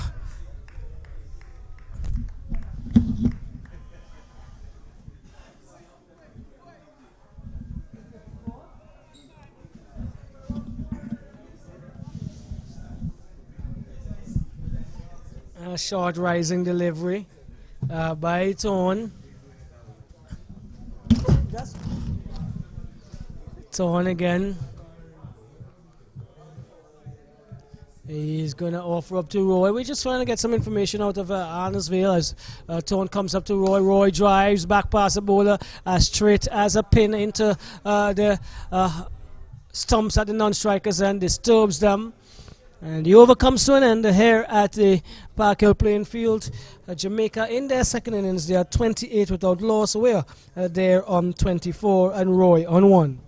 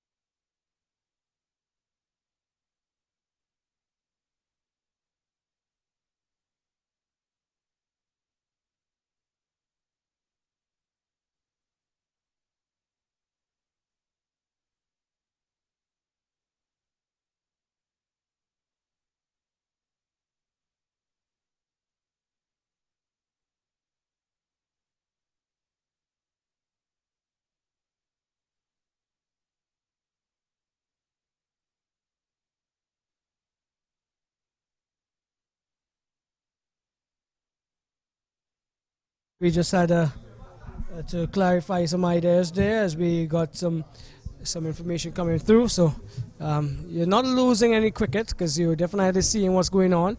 But the audio had a little hitch. But it's Vincent. Vincent this way time to Weir. Weir is trying to flick this one away. We're coming up with an excellent take as Caesar.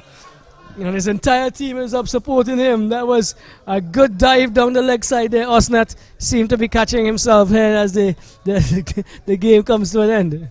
Yes, he has been impressive all tournament. As we spoke about the last over, it's been a difficult wicket to really keep on. So the deliveries come to you at chest height, others at knee height. So there was Caesar just diving to his left and saving his team possibly 4 runs. So it's Weir in strike again to Vincent. This one again, he's going hard at it down the leg side. This time Caesar cannot reel it in. They are looking for a second. Let's see. They're going to complete it now. Weir gets through. The signal from the umpire is buys. And so it's 30 without loss. The Jamaicans. Osnat, we definitely got to get some information because it's important for us to know how are the winners of each match decided, or how points are accumulated, because I don't think it would be probably fair, let's put it that way, for you to carry on the points that you came into this round with. And if that's not the case, how are points accumulated to decide the third and the winner and that kind of stuff in the other matches? Yes, that has definitely been a point of contention here, even here in terms of speaking to both coaches during the lunch interval. There's still a little bit of uncertainty in terms of what exactly is going to determine the winners today. In the case of this third place playoff, is it that the team that has won the first innings, would they be crowned the third place champions if there's no result in the match? So a lot of unknowns here for us. We try and get that information as Weir again slash this one through the point region. A slight misfield there from Yearwood, but it was hit like a bullet from a gun, and another boundary there for Weir. He moves on to 28. It's now 34 without loss. Well, you talked about the zones unknown. Well, that's not an unknown zone from where he definitely was in charge there, as that one was peppered through the covers. Yes, he has moved on to 28, as you said. He is continuing to ply away here, plow away. And build a total for the Jamaicans. And he's doing much of it of Vincent. He seemed to be enjoying the length that Vincent is bowling. Let's see what happens now. Vincent passes umpire Graves to Weah. Weah is driving down to Lawn this time. There's a man in the boundary and he gets one. And he looks a good player, straight and in the cover area as well, Osnet. I think he's liking the look of Vincent. Vincent doesn't really have any sort of express pace, and he's just bowling in that region where would be looking forward and licking his lips, basically because he does have the power to really pace the infield as well as go over the infield. All right, so it's all about last few sessions of this third round, well, final round of matches. Vincent into Roy this time. Roy is driving. Seems to have hit the bottom of the bat. He's looking at the bat there now. And where is, as the pronunciation comes through from the Jamaican player, he is there. He's going to be facing up to Tone in a few minutes. And this is going to be an exciting challenge there. But the Jamaicans have come out and they've been solid since they started. Yes, a positive start from Jamaica.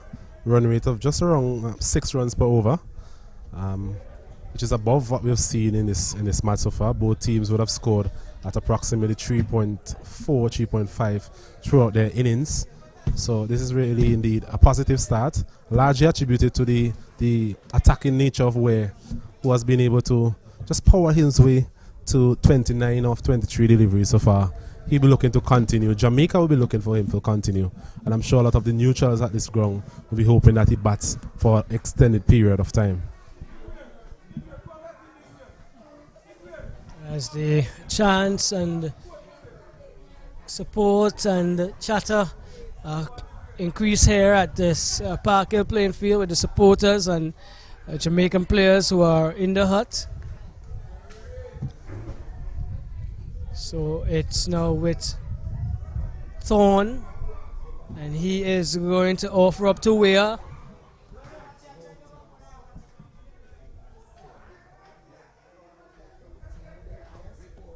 This is a Yorker land delivery from Thorne, an excellent delivery, and digging it out finally.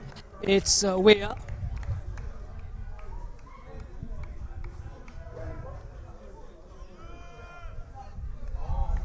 Nice little challenge here between each player, bat and ball at it. And interestingly, the bat has been really productive up here at Park Hill during this final round of match.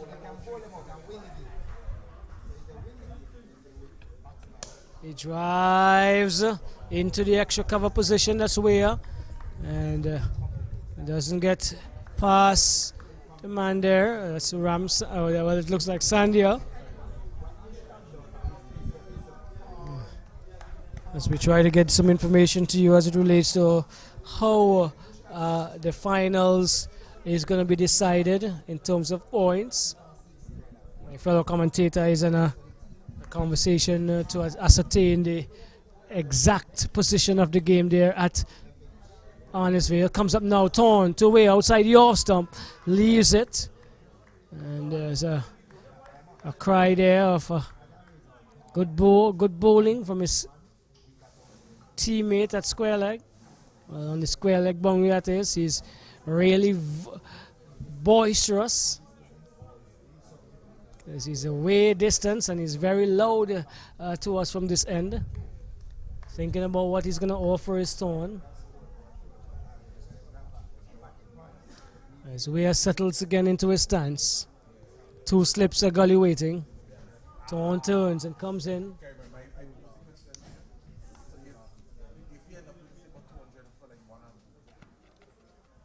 That is he tries to pull that one away. Was through him very quickly. Now he rehearses a stroke, a lofted stroke over the head of the bowler. Might have been his option.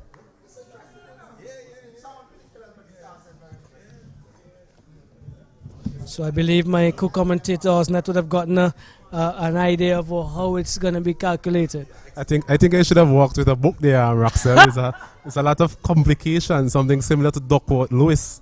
In my terms God. of these formulas. Ducks and wort and all these things, my word. As we get back to that after this delivery. And he told this is where hammering this one into the corner area. 1, 2, 3. It doesn't get into the boundary because the area is heavy. He decides to run 2. He might be in a little difficulty. No, he is going to get home safely. He thought that one would have gone into the boundary, but that area down there seemed to be still a little heavy. He moves on to 31 as he continues to hammer away at the short deliveries. Well, where clearly he's not the best of runners in the wicket. He's not the most mobile. So he definitely will have to score most of his runs in terms of boundaries, is what we have seen so far from him. There was a short delivery, just standing up a bit, and Ware was able to hit it comfortably in front of square, which tells you that he picked up the length of that one very quickly. He just plugged in the outfield and got himself 2 runs. I think the general consensus in terms of what we spoke about earlier, Roxelle, is that the first innings will only matter if both teams are stuck on the same number of points. That is the only reason. That's the only way that the first innings would come in as a tiebreaker, right? So as it stands in terms of the Barbados and Leeward's game, Barbados would have been leading by a significant margin. So the only way that Leeward's could have really won, can only win this tournament, is by declaring and perhaps bowling out Barbados and beating them outright. So that explains the decision why they were able to declare before overhauling the first innings total of Barbados. So in essence, it is not a final. Well, because yes. we're just playing another round of games to continue to accumulate points. Yes, that is what it appears to me, and that is in stark contrast to what we thought. We were thinking all along that what happens on the day, yes, or on those 3 days between the 2 teams would be the deciding factor. Yes, but that is not the case. In so the case of this game that we have here currently as well, Jamaica would have come into this game in front of Guyana. But Guyana was able to accumulate some batting points because of the 300 they would have scored in the first innings. Jamaica wouldn't have been able to get as much bowling points as perhaps they were hoping for. A couple of the fast bowlers got some wickets. I believe it's 0.2 points per fast bowling wicket. My scorer here, Mr. Bentic, can you confirm that? Yes? Right? So I think what Jamaica has to do here is just bat and ensure that they're not bowled out or anything, and they should be able to wade off the challenge from Guyana. I think I will ask our scorer, Mr. Bentic, to give us perhaps a live update of what the score, the points tally is at this point in time. As this one is driven nicely by Roy, as Sandia comes into the attack for Guyana, and yet Roy goes on to 2. Looks that was his first delivery to facing up to a spinner, but it looks a little better again against the spinner. Jamaica moves to 38 without loss. Roy is on 2. Well, so far Ware has been very good against the pace bowling, so it would be interesting to see how he goes against the spinners.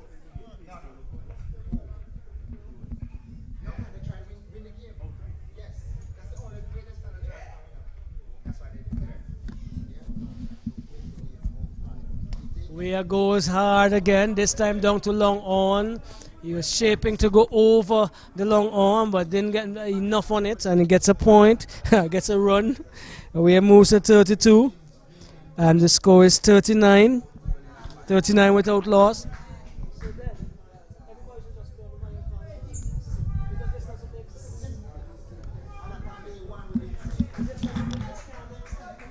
As Roy, he continues to battle for Jamaica here. Sandy, the new bowler, left arm spinner, bowled well in the first innings. Was able to get some tone from this wicket. As he comes up again, a slow delivery there, just trying to hold that one back. Roy was equal to the task and pushes it out to the man at a cover region. So 39 without loss, Jamaica in their second innings. Remember, yes, on the first day, Guyana would have won the toss sent Jamaica to bat, they would have accumulated 284 all out. And a beautiful delivery here from Sandia. Oh my goodness. It was a flighted delivery. He pitched and hit the top of off stump there. A bit of turn. We were just alluding to the fact that Sandia has been able to extract some turn from this wicket. Something that perhaps Hines didn't really manage to do throughout his bowling effort. But this was a beautiful delivery there from Sandia. Roy was a long way forward and he still lost his last off stump. Good breakthrough. Well, he has been the quieter of the two batters at the crease, and as you said, Sandia coming up chump already in his very first over, and this is a good breakthrough, a bit of success for Guyana. But it brings to the crease Johnson and Weir going. As they go positively for an hour, we could be in for some entertainment if they do stay at the wicket for that length of period. Yes, definitely. We saw Johnson's positive intent in the first innings. He was able to hit the ball into gaps as well as punish some bad deliveries that were served up to him. He will also be looking to solidify, cement his spot in terms of being the leading run scorer in this tournament. I believe he currently leads by 12 runs. Speaking to my colleague earlier.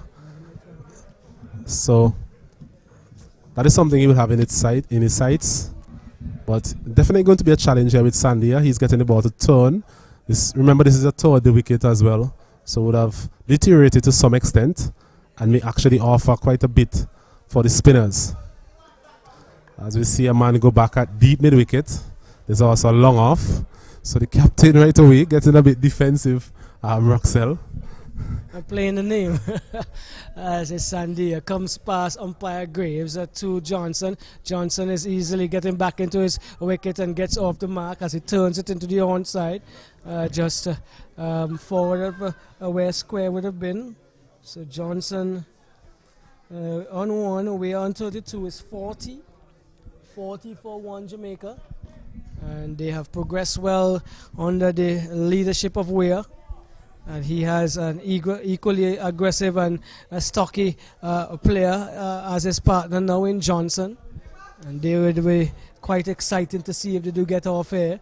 But the Guyanese have bowled well as well during the tournament, and they would want to replicate a similar effort here. Yes, definitely.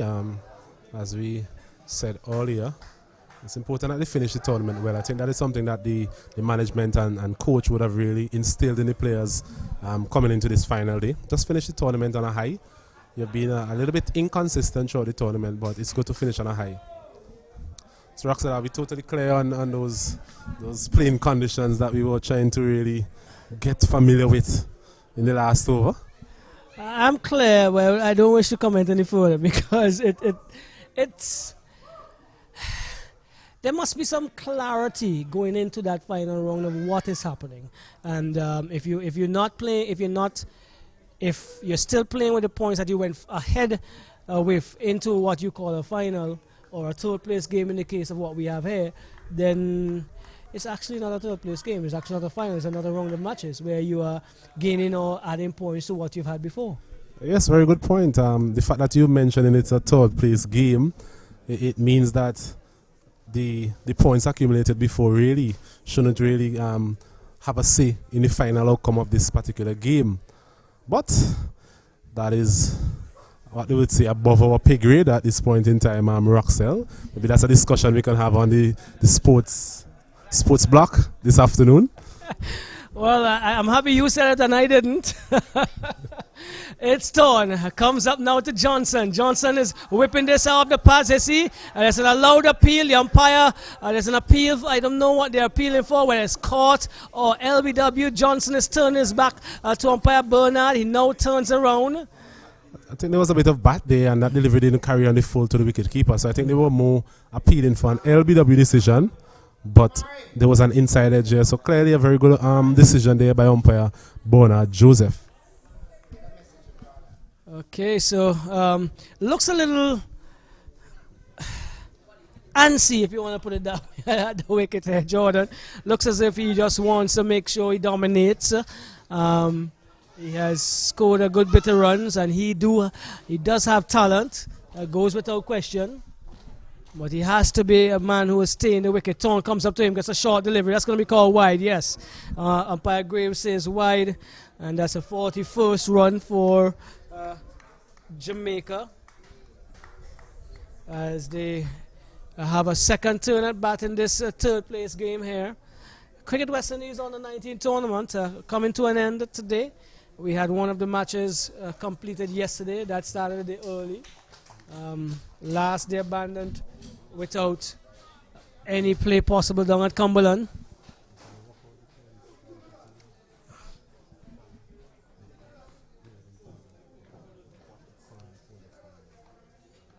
Torn comes up now to Johnson. Johnson is shouldering arms and leaving this one outside the off stump as he continues to get himself in. We have a man, well, it's a very defensive field if you want to put it that way for a fast bowler very early in his innings. A man on the backwards square boundary, a man on the mid-wicket boundary if you want to say, just in front of square. There's a man on the third man boundary. Yes, Roxell. The field is quite spread. Quite a few patrollers, boundary patrollers. Just a little wide of the off stump as Torn continues to attack that spot for the left-hander. He walks away, puts his bat behind his back. And but it's like you said, Roxell, perhaps playing to the name of the player. This is a player who has just faced 5 deliveries now. Everybody is vulnerable. Every batsman you speak to, they'll tell you that they're most vulnerable when they're now starting their innings. So I think we've seen that in the first innings as well from the Guyana. A bit of inexperience there maybe from the captain Mohabir. Jordan Johnson, he pulls this one excellently. This is going all the way for 6. That's a tremendous stroke. He got back and with a very, very low back lift, hammered that one away. Yes, a very good shot indeed. Seem to have a small friendly feud here with Thorn. That has been going on throughout the spell here for Thorn. Another shortish delivery, and Johnson there getting into a very good position and just pulling that one over a deep long leg region for 6. The man from Kingston has represented the West Indies at all levels, on the 15, on the 19, and on the 17 and on the 19. A representative of the Lucas Cricket Club. Faces now from Torn once more.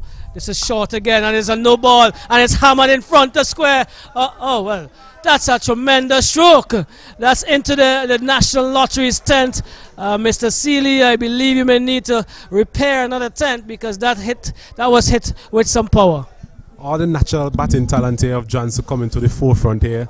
Torn again, the premier fast bowler for Guyana, digging in short, and Johnson was able to just pull that one way in front of square for another massive 6 there. Classy there from Johnson.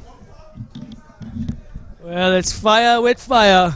Fire from the wicket and the ball coming off of the surface, and some reeling of the bat here. That orange handle bat has been peppering this over so far. Let's see what Torn offers. Comes up now to Johnson. He goes deep into his crease as he was preparing for a short delivery. They're going to get 2. Might be buys. Let's see what the signal is. As it comes now from umpire Joseph. Yes, it is buys. And that one was short down the leg side. And Guyana struggling here. But the Jamaicans have been pushing on very, very quickly. 55 for 1. Very interesting cricket since lunchtime, Roxell. We have seen the Jamaican come out and they played a positive brand of cricket. Something really refreshing to see. Their scoring rate currently is 6.11, so they've been able to maintain a rate of over 6. And we all know what Johnson has to offer. We saw him in the first innings. Perhaps disappointed not to get a century in this match, but there's nothing stopping him with the number of overs we have remaining in the display. I'm sure he'll be eyeing a big one this time around. Well, we've had a big century from Dindial, 138. We had 83 well-compiled runs from Beckford. And we had some 60s from 2 of the other players, each on either side. And so Definitely a surface and opportunity for a batsman or two to get another big total this afternoon here and leave the competition with some very good confidence. Sandia, however, who effected a breakthrough this time, is going to come to Weir. Weir goes high. It's in the air. Vincent comes off the long off boundary. He takes the catch, and Weir is gone. That's a good catch from all estimations, from what we've seen in the competition. Weir not curbing his aggression, and he is gone. Another flighty delivery there, well bowled by Sandria, just holding it back a bit. Weir had to stretch for this one. Just didn't come on to him as he was expecting. And that's a big boundary down there, Roxell. He chose the biggest part of the ground to really try and clear. Maybe if he had gone a bit straighter to the long on region, he would have actually got himself a 6. But notwithstanding that, it was very good bowling from Sandria, and Jamaica lose their second wicket. Well, we may be here for an excited end.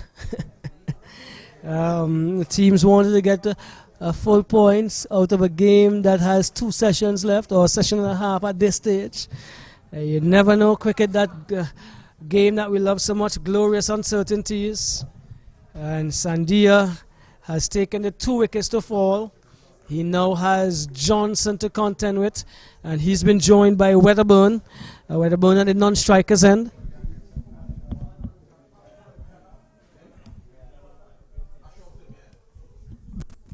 This one is short and it's pulled in the air. Oh my God! That is a magnificent catch!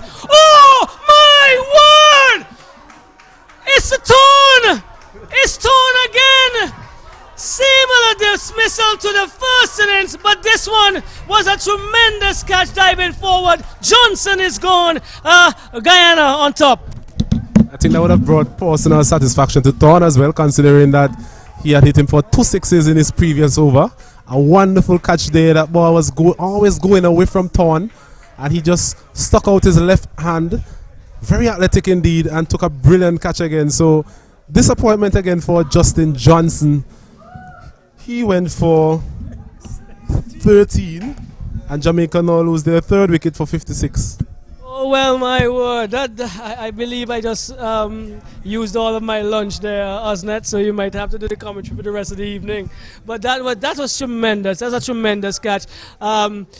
Similar type of dismissal from the first innings, and from talking to the coaches of the Jamaica team, much of his dismissals were similar to that in the competition in that area, that said area. Yes, I'm sure he'll be very disappointed losing his wicket to such a delivery. It was a short delivery and had all the time in the world really to just pick out which region he wanted to hit that one. Thorne was the only fielder there on the deep mid-wicket boundary, and it was just a bit too close to Thorne. And as I mentioned before, extra motivation from Thorne in terms of wanting to really take this catch, considering how the previous over would have gone for him. I believe Thorne may have been the only man to take that catch because of his height, his length. He had to go full stretch, and you know his arms are not short. Anyone else that might have been dropping in front of them, and Johnson may have been getting a life or may have had a few runs. But really applaudable effort there by Thorne, and he must be happy, as you said. He came off with 46. Would have been disappointed not to get a 50. Last over he was spanked, hammered for 2 sixes, and now has brought his team right back and on top of the game. We spoke about the level of commitment that he has shown. Seems to be the type of cricketer who always want to be in the game, and I'm sure he was willing that ball just to come as close as possible to him in that last dismissal. Sandia now to Beckford, who gets a delivery that is pushing him back on the stumps. Seem not to have been able to have full control. The Guyanese fielders are up, and they are really loud and supportive of their team, led again by Thorne. You can hear him from all here. Sandia, this one is a good delivery, quicker through the air and on the stumps. Had to come down hard, and it is Beckford. Beckford, who did good work for the Jamaicans in the first innings, came in at possibly a similar spot where they were 3 wickets down and had to pull them out. Had to do a similar job here now. Sanjia short this time, but with some good bounce and getting on top of it, punching it into the offside. That's Beckford. Also looks a competent batsman and a comfortable batsman. He knows what he's about, but he's in a his team is in a spot of bother here now. Has to fight out this one, as this one is just played in the air for a bit, just along the wicket on the onside. An excellent over from Sandia, and the Guyanese possibly looking here to push the advantage home. Yes, another good over there from Sandria. He has been very impressive in this game, Roxell. If you look at the 2 left-arm spinners, orthodox spinners in this game, we had Hines from Jamaica, now we have Sandia. What we are seeing is the major difference between both of these players is the pace at which both of them bowl at. And we have Sandia, he's able to mix up his pace. He has used the quicker ball very well. This guy is it very well. Even in the first innings, he would have got a wicket using it. I think it was not over. He would have chopped in front, so he hasn't overused that quicker delivery. On the opposite end of the scale now, we have Hines, who seemed to be more intent in trying to bowl as quickly as he possibly can. Apart from the spell this morning where we saw a little difference in terms of trying to bowl a bit slower. With his tail up from that tremendous catch, is torn. He's going to come from the road end once more. This time he is going to offer up to Wedderburn, Stephen Wedderburn, man from Kingston. And also a Lucas Cricket Club player. He had 100 in the tournament earlier, but what an afternoon this one is turning out to be. Tone comes up now to Wedderburn, gets a delivery just about off stump and coming into the left-hander. He gets on behind it and pushes it onto the offside. Well, all of a sudden, Roxell, the state of the game has really changed in the space of, 15 to 20 minutes. There was Jamaica cruising, 40 without loss, I think. And then all of a sudden, they're now 56 for the loss of 3 wickets. That's the nature of this lovely game. Today you're in, tomorrow you're out. It may not even take that long. One delivery, a few seconds as Tone comes up now to Wedderburn. Wedderburn is driving. This is going behind the man at backward point. Gets 2. The score moves up to 57. 57 for 3. Wedderburn is off the mark. 58, I'm being corrected. 58 for 3. Wedderburn on 2. And Beckford, who have just joined him, has yet to score. So there's 2 slips of gully, a man at backward point, man at short extra cover, mid on, mid off, a man on the fine leg boundary, and a man on the square leg boundary as well. A Tone comes up now to Wedderburn, who drives back along the strip, just adjacent to him on the offside. Wedderburn will be very relieved to come off the mark. Remember in the first innings, I think it was Ramnot who would have had him caught at slip. Maybe we should throw the ball to Ramnot now. Roxell, what do you think? Psychological move, yes. Get into the mind of the batsman. Why not? One over and then bring back your strike bowlers if that's the case. It's all about playing the numbers and playing the psyche of the players. Psychologically propelled here is a Tone. He drew a good shot delivery. Wedderburn gets under it. He was not stable either as he jumps forward as he got back on his feet, having a smile on his face. Would have been expecting that, especially with the fielders on the backward square area. So he remarks his guard now as he settles once more. Nice, interesting end to this round of matches here, as the teams fight and fight very, very hard to the end. I think the pull shot has been a very interesting shot on this wicket, Roxell. We've seen a lot of players play some majestic pull shots, but on the other hand, And he drives gorgeously through the offside. That's going to go into the offside. Is it long off boundary now for 4? That's a tremendous shot by Weatherborn, bisecting the man at short, extra cover, and the man at long or mid off. And you're talking about majestic. That was equally well played. Very good shot there. Just as we were speaking about the short delivery and the pull shots, Thorn there serving up at a foolish length. And Weatherborn was able to come onto his front foot and stroked it nicely past Vincent there at cover and was able to get 4. So there's a question to see where and how this man is living. I guess that means there's a short delivery coming up. Is he living high or dry? Let's see. He comes up now to Weatherborn and no ball offered up. He drives this time to mid off. Does not get a single. The long, strong hand of umpire Joseph is being extended. And they move on to 63. 63 for 3, Jamaica. It sounds so strange, as you said, to say that now. They were going great guns. Thank you, sir. They were going great guns at 40 without loss. Where was hammering. But the Guyanese have pulled back and pulled back really well.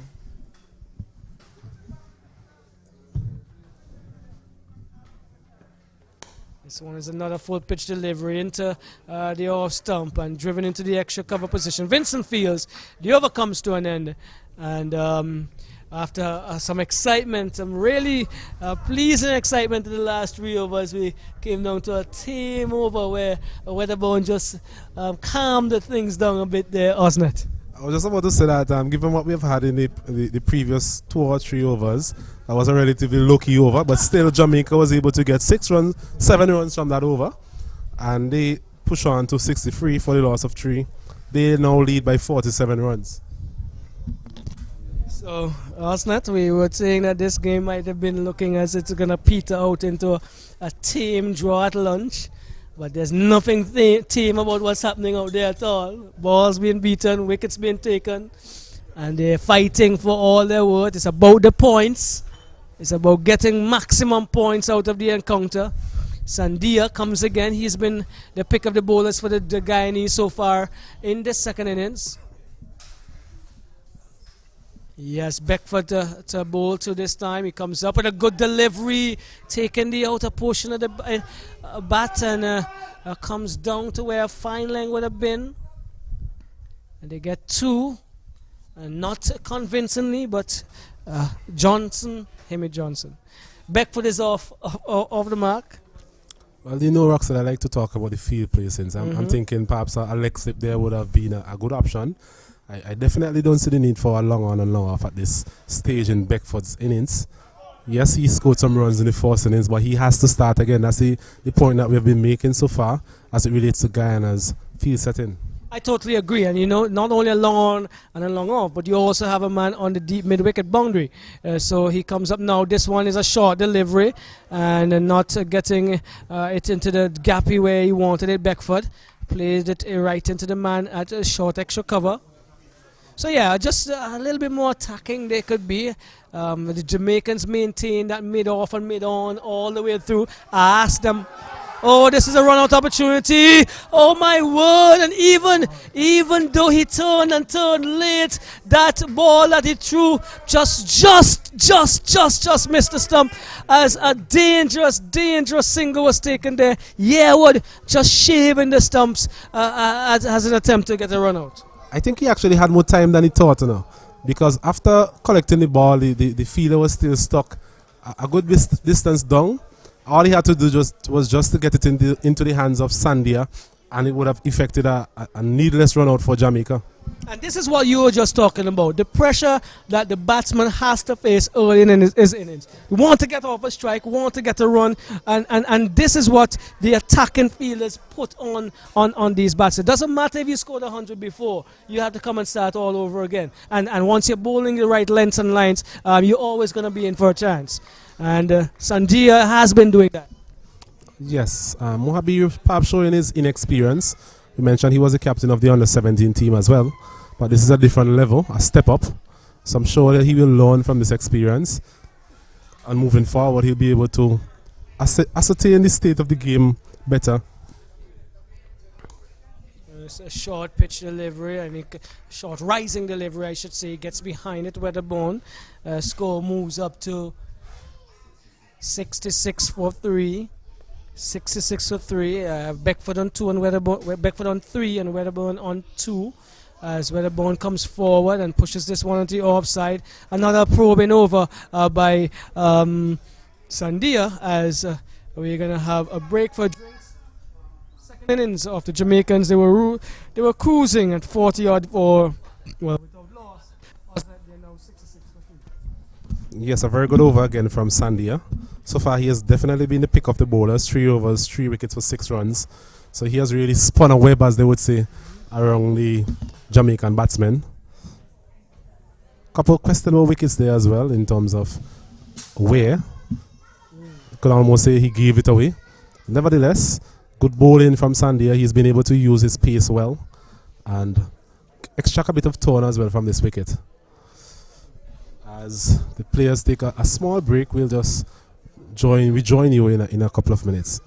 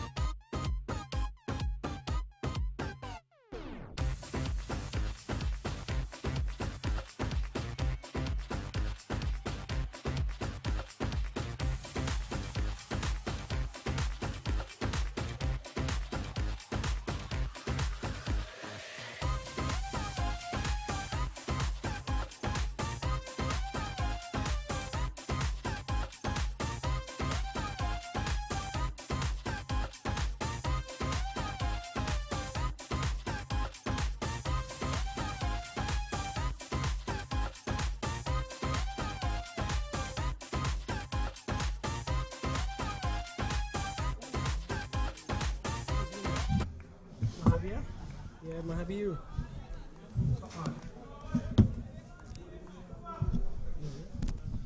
So we're welcoming you back to the Park Hill playing field. We just had a short drinks break as the players refresh themselves. And always play since the luncheon interval. Captain Mahabiru is joining the attack now as he gets one to Beckford, who plays it neatly down to long off. Gets a single. Bedford moves up to 4. And the Jamaicans in their second innings, 67 for 3. That first over really flew by there, Roxel. Quite a bit of action and really flew by.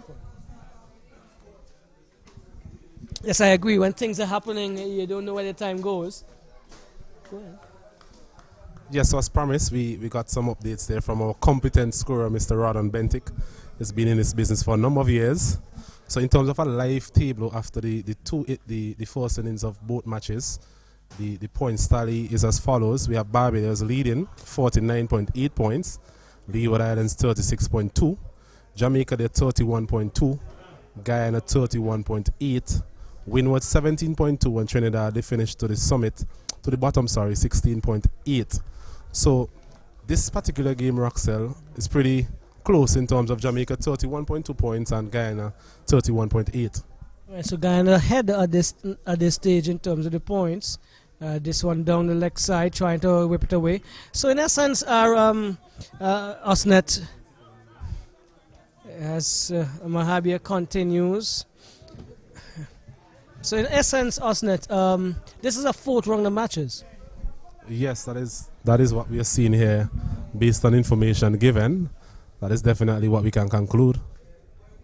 All right, Mahabir comes in at this time to Weatherborn, who nonchalantly plays it into the man coming in from the covers. That's Vincent. And continuing to push here is the Guyanese. They are just a few points, something of points, 0.6 points ahead of the Jamaicans at this stage, as they try to keep themselves in that third position. And the over comes to an end as a single. One more run scored there. That's Weatherborn. Weatherborn goes on to set up from the scorer. Weatherborn is on 7. Weatherborn on 7, and Bedford is on 4. 68 for 3. Weatherborn on 7, Bedford on 4. 68 for 3. That's the score here at the Park Hill playing field.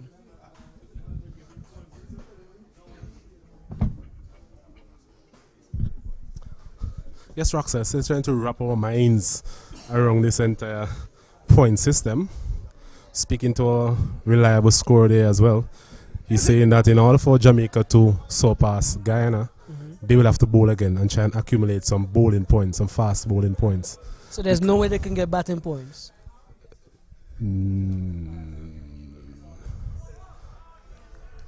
We'll have to verify that again. As I said to you, still trying to wrap my mind around this thing. I think batting points is only earned in the first innings though. So I think that is the issue here. So this is the second innings. So this is a beautiful delivery by Sandia. He has been really looking miles apart from the spinners who've been operating on this surface all 3 days. Osnet. Yes, he has continued to bowl well. He has looked threatening, which is why I'm saying perhaps a couple more fielders closer to the bat might really put a bit more pressure on the Jamaican batsmen. West Indies cricket always has some excitement, whether it's positive or whether there's a query or a question. There's always excitement around West Indies cricket, and so we have some more here today as it relates to the point standings and the structure. So the terminology of the last round of matches is probably the problem we have. What you call the games. Yes. So I'm sorry, Osnet, if you tell me I'm playing a final, it doesn't matter if you beat me 4-0 in our first encounter. This last game, whatever happens is determining the championship for me. As he drives in the air, Mahabir did not make an attempt. Sandria is asking what's happening. He's also getting a few words from the players and even his staff on off the field here as they search another wicket. We thought the excitement was over, but it sounds like it's just starting, Osnet. Yes, and Sandia continues to create opportunities. It's a 30 wicket, as we mentioned earlier. So it means that some of these deliveries will turn, some will hold up in the wicket. So it means that positions like short cover, short mid-wicket, those become very important as time goes by. As Beckford punches this one down to long on, gets a single. The score moves up to, let's get that right there now. Score moves up to 70 for 3 as the over comes to an end. I'm not sure what you want to see from here. A couple more wickets. Put cat among the pigeons, and then possibly a late last hour and a half chase by the Guyanese. Well, based on the information we received from Mr. Bentic, our reliable scorer, the only way Jamaica can actually go ahead in this game is by bowling again. So I think they'll want to get a score on the board as quickly as possible and give their fast bowlers an opportunity to take some wickets from Guyana. And by doing that, they'll be able to surpass Guyana in the point standing.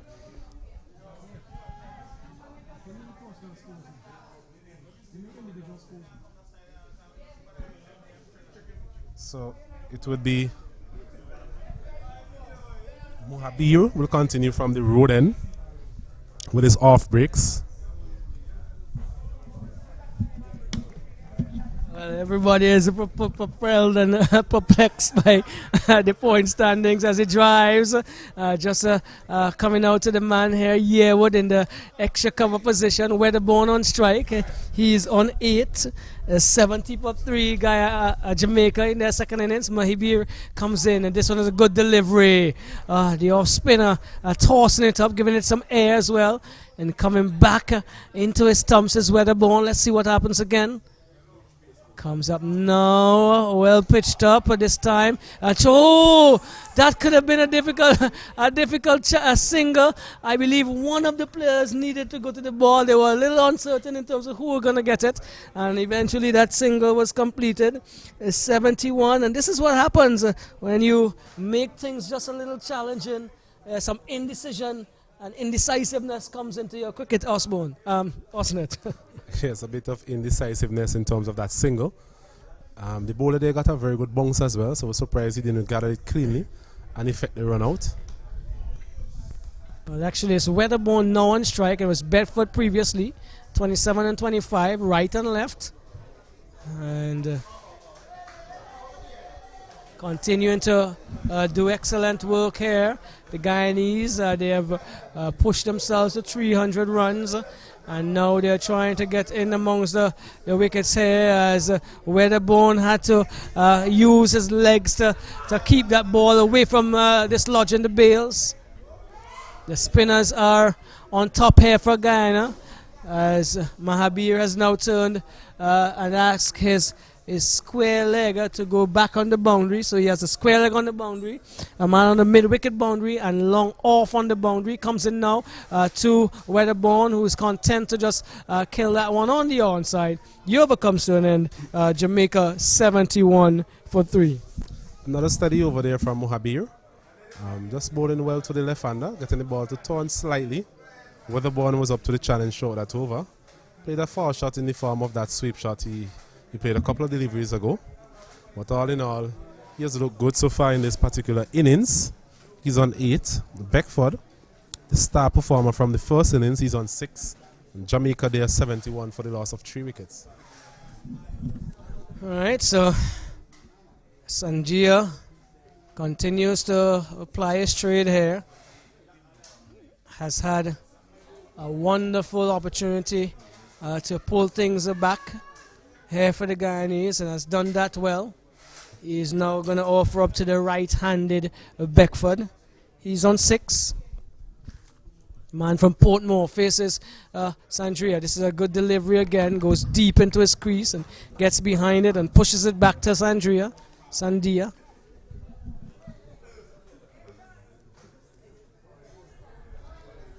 Sandia once more passes umpire Graves. Well tossed up outside the off stump, and Beckford has nothing to do with it.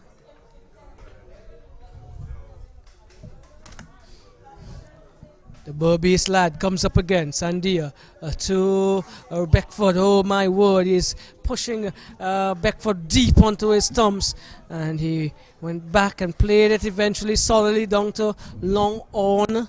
He gets to 7. Jamaica 72 for 3.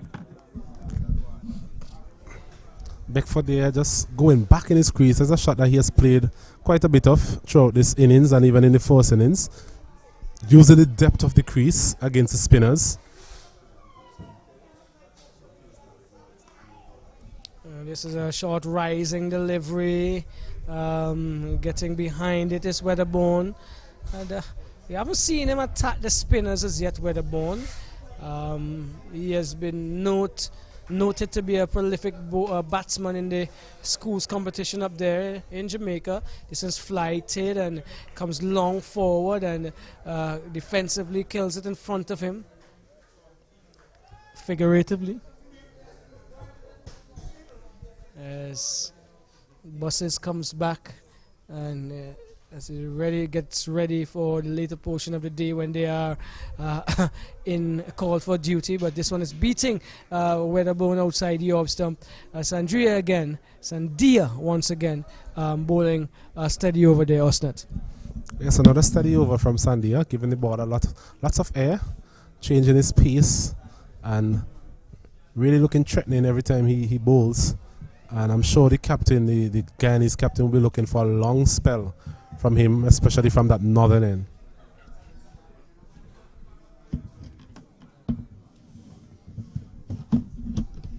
Well, we've done a very long spell during the tournament. We must thank the organizers for the opportunity once more. Mahabir comes up now, this time to Beckford. Beckford drives confidently into the offside. He could only find the hands of Yearwood, and he settles again as he retakes his guard. Umpire Bernard Joseph says yes, that's the right spot. Mahabir comes up, flighted again, this time the inner portion in the bat and goes on to the onside. Moral victory there for Mahabir. So in light of the information we just received a couple of overs ago, Roxel, I know yes, our viewers might be tired hearing us speak about it, but it's an issue where we're trying to just wrap our minds around.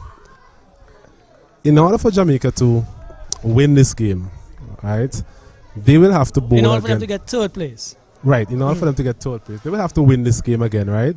The only way they're going to win this game is if they're able to get some fast bowling points in the second innings. So currently, Jamaica, they're on 31.2, Guyana, they're 31.8. So it means that the fast bowlers of Jamaica will need to at least get 5 wickets in the second innings, because 4 wickets, in the second innings, because you're getting 0.2 points for each fast bowling wicket. So again, my other question is, they can't get any batting points. No, there's no batting points for the second innings of the innings of the game. Guyana, on the other hand, they just have to ensure that they don't lose this game outright, and they should be crowned the third place champions. I definitely think it's going to be a nice discussion this evening when we have a Caribbean connection on the sports block, as you mentioned. But that was well driven down to Longon. Longon, if it was. Single for Weatherbone. He moves on to 9. And the score is 74 for 3. Jamaica in their second innings. Not a study over there from Mahabir, the captain. Seemed prepared to bowl quite a bit in the second innings. Haven't seen anything from Rampasad as yet. He has been their leading spin bowler in the tournament. I'm sure he's not too far away. Sunday it will be to continue from that northern end.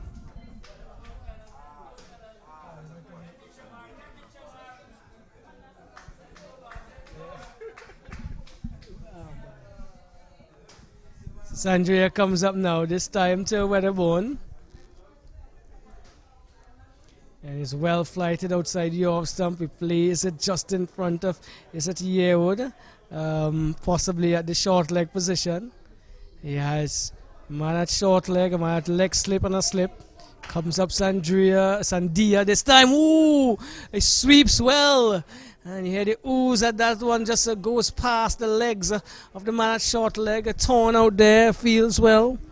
75 for 3. Weatherbone moves on to 10. Beckford is there on 7. 8. Beckford is 8. Good powerful sweep there from Weatherbone. The man there at short leg really had to take cover.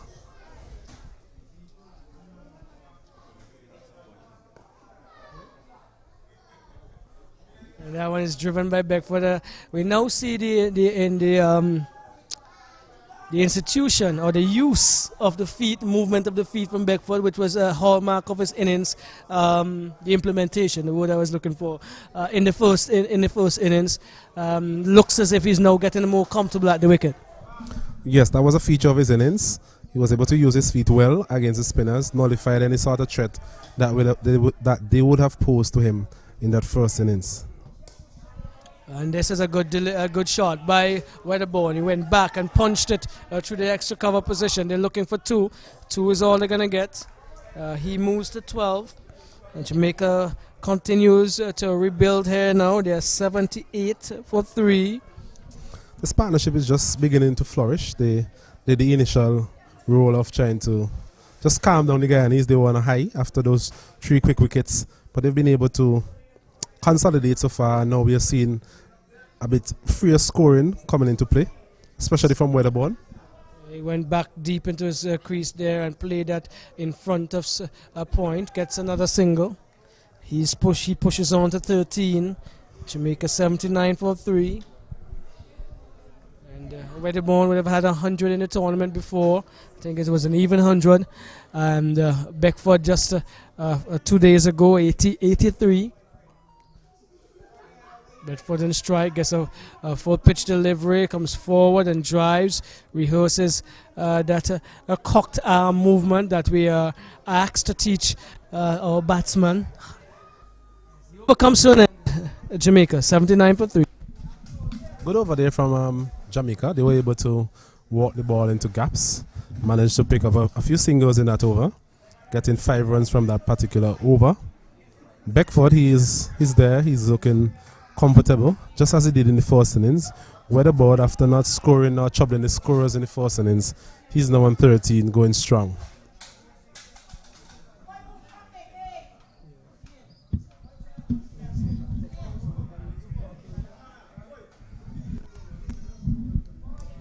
So the battle continues here at the Park Hill playing field. We're getting to the closing stages of this 3-day encounter. Final round of matches. This is actually a 3rd place match, dubbed the 3rd place matchup. Mahabir, captain of the Guyana team. He is going to continue to operate. This time he has a Wedderborn. He is going to come between the umpire and the stumps now. Around the wicket to Wedderborn, who looked to try to play that in the onside, deceived by the turn, and went down to mid-off. A moral victory there by Mahabir. Let's see what happens now again. Splitting the umpire and the stumps. Comes around the wicket. This time to Wedderborn again. This time is a better stroke. Went straight as it came into him, and he pushed it down to long on. Gets a single. Jamaica 80. Wedderborn 14.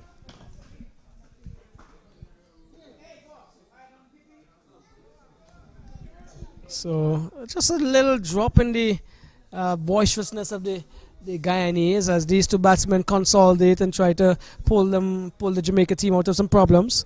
Yes, the scoring rate is now 4.35, which is significantly lower than what it was earlier when we had Johnson going at it. It was Johnson Ware batting. At one point it was 6.2. So a slight fall off in the scoring rate, but it's still a healthy rate, especially for a 3-day tournament.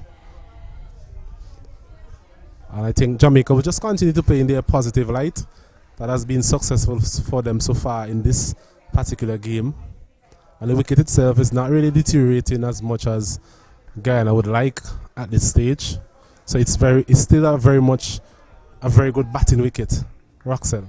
Yes, it is. And so the bowlers have to get onto the mark, as this one is punched down to long on again by Beckford on that characteristic deep back into his crease back foot stroke. He moves to 10. 81 the total for Jamaica as the over comes to an end.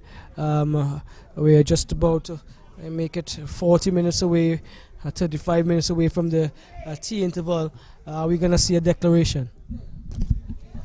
I highly doubt before tea. I think more than likely that declaration might come with a few overs completed after tea.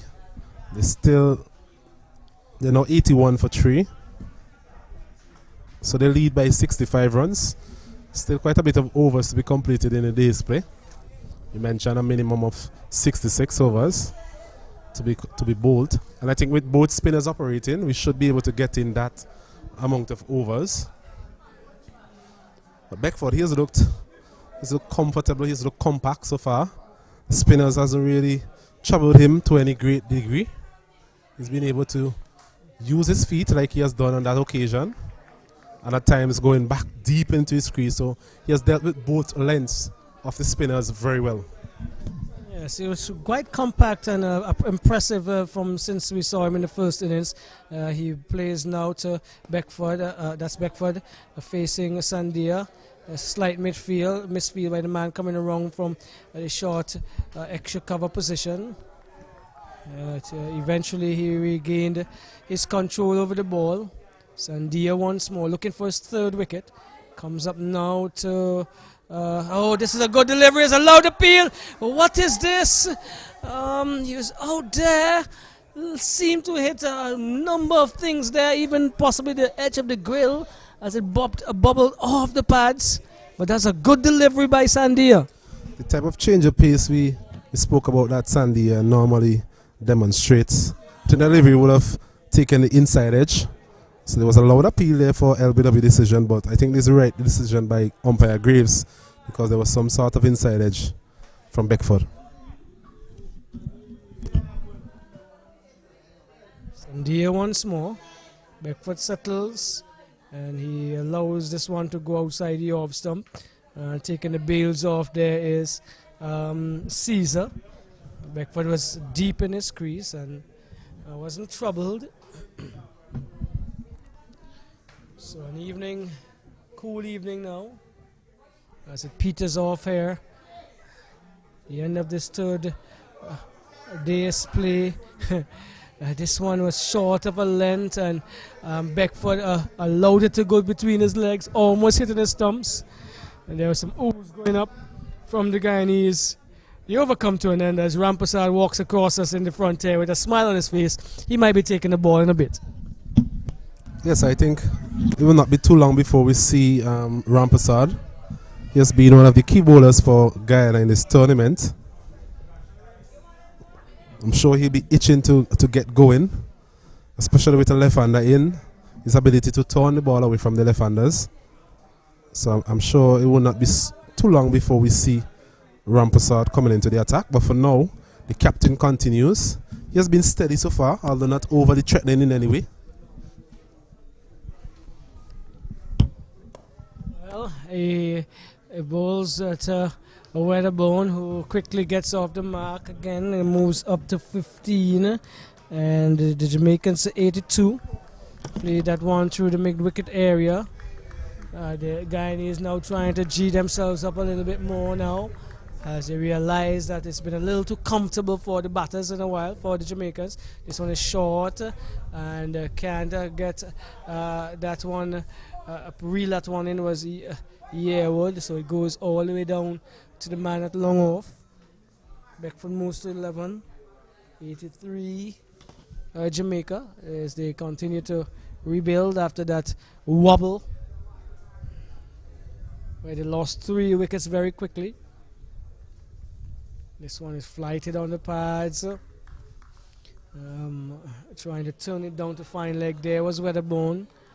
Mahabir is now turning. He's looking. He's making sure his feelers in the right positions. Comes up now. Again to Weatherbone. This is flighted into the leg stump. He pushes it back along the pitch.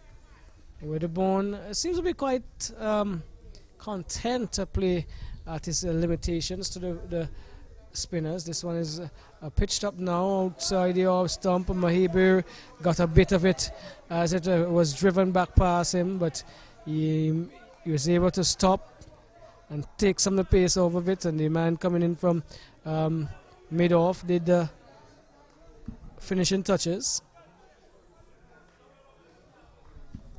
Another bowler we have not seen is Dindial. I'm not sure how willing he will be to bowl, especially after such a marathon innings. But he bowled well in the first innings, and And most of the time I've seen him bowl, he normally gets wickets. Oh, yep. So they still have some options, the Guyanese. I know they're going to maybe bringing some changes as we go. And at the end of that over, Guyana are 83 for Jamaica, sorry, in their second innings, 83 for 3. Yes, another lucky over. We started like a train. Right now we are just cruising in one of those yachts, sailing across the Grenadine Islands. The scoring rate has dropped. That is not to say that the quality of cricket has been poor. It's just that the way that the game was going in terms of when we had Ware and Johnson at the wicket facing up to turn is in stark contrast to what we have now, where the players are just trying to consolidate, both batsmen being able to just punch the ball down to long on and long off and pick up these singles that are on offer. As Sandy again, he'd be looking to add to his wickets column. He has 3 so far. He'll be bowling now from the northern end.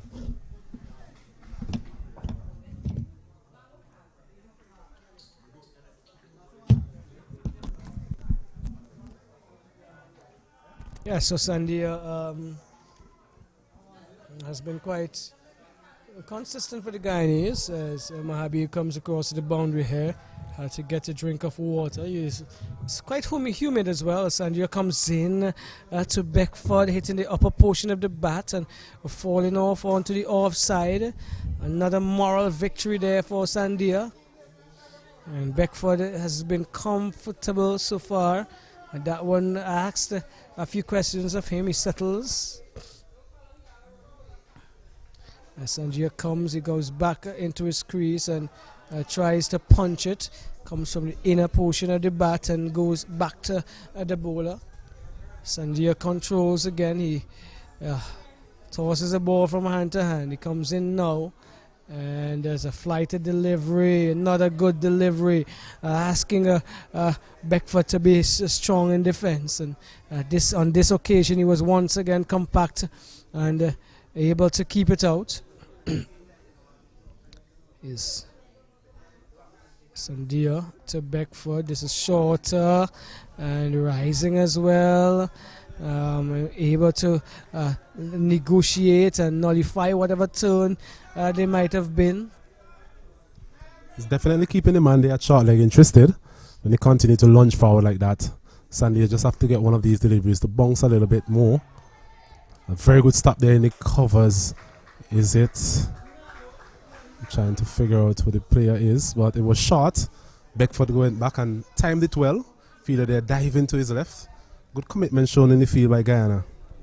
Yes, they need to support the bowlers. That was probably the shortest of the delivery in the over, and was trying to get the shackles off and gets back to the length. This is a superb over. Excellent over there by Sandia. Actually troubled the Beckford in that over. Another main over from him. He now has 8 overs, 3 for 14.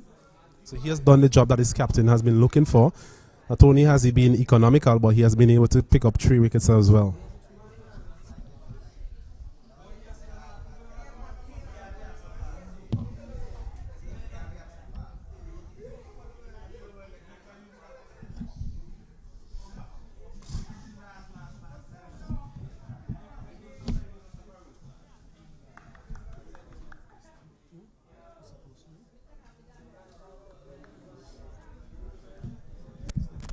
Mohabir into Wedderburn, who drives all along the ground.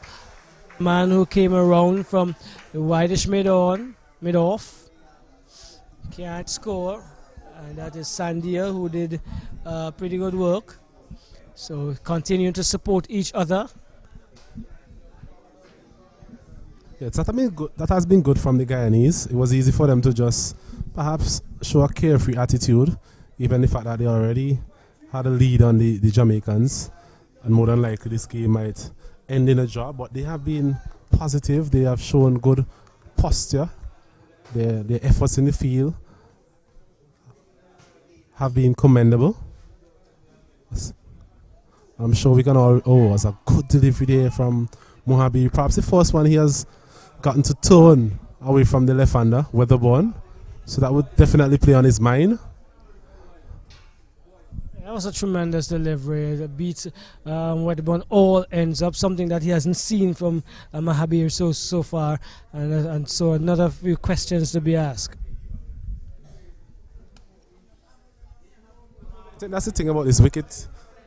As a batsman, at some point in time, the bowler just gets one to turn or gets one to bounce a little bit more pace. But overall, as long as your technique is sound, you should be able to just get through that and score big, as we saw the case with Dindial. Mahabir continues to Wedderburn with a high back lift. He drives again, just trying to beat that man who is at cover and wide-ish mid-off. Can't do that, and the over comes to an end. Sort of pleasing over by Mahabir, and one where he troubled Wedderburn a bit. Yes, another steady over there from Mahabir, a maiden over. So just getting a grip now on the game, Guyana, in terms of just stringing a few maidens together. A couple of overs where not a lot of runs have been scored. We had for lunch, boy. Yeah, and so still Sandia is gonna continue to bowl.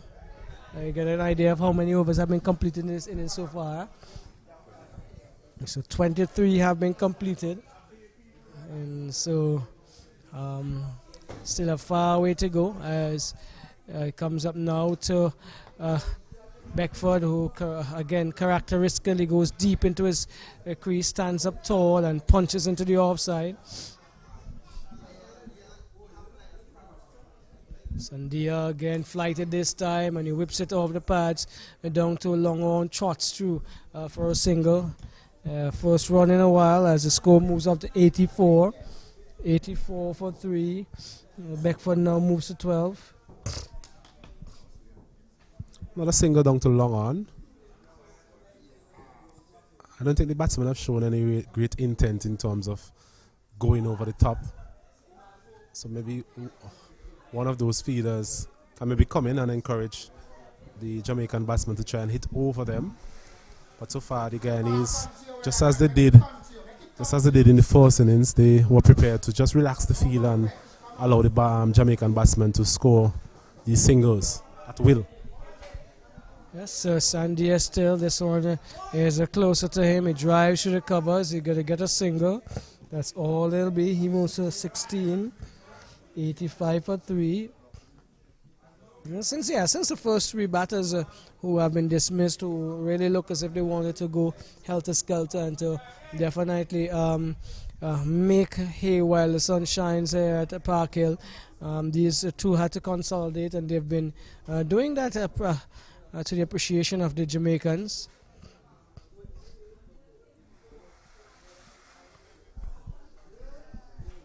There's a dead ball call where Beckford looks like he was not ready.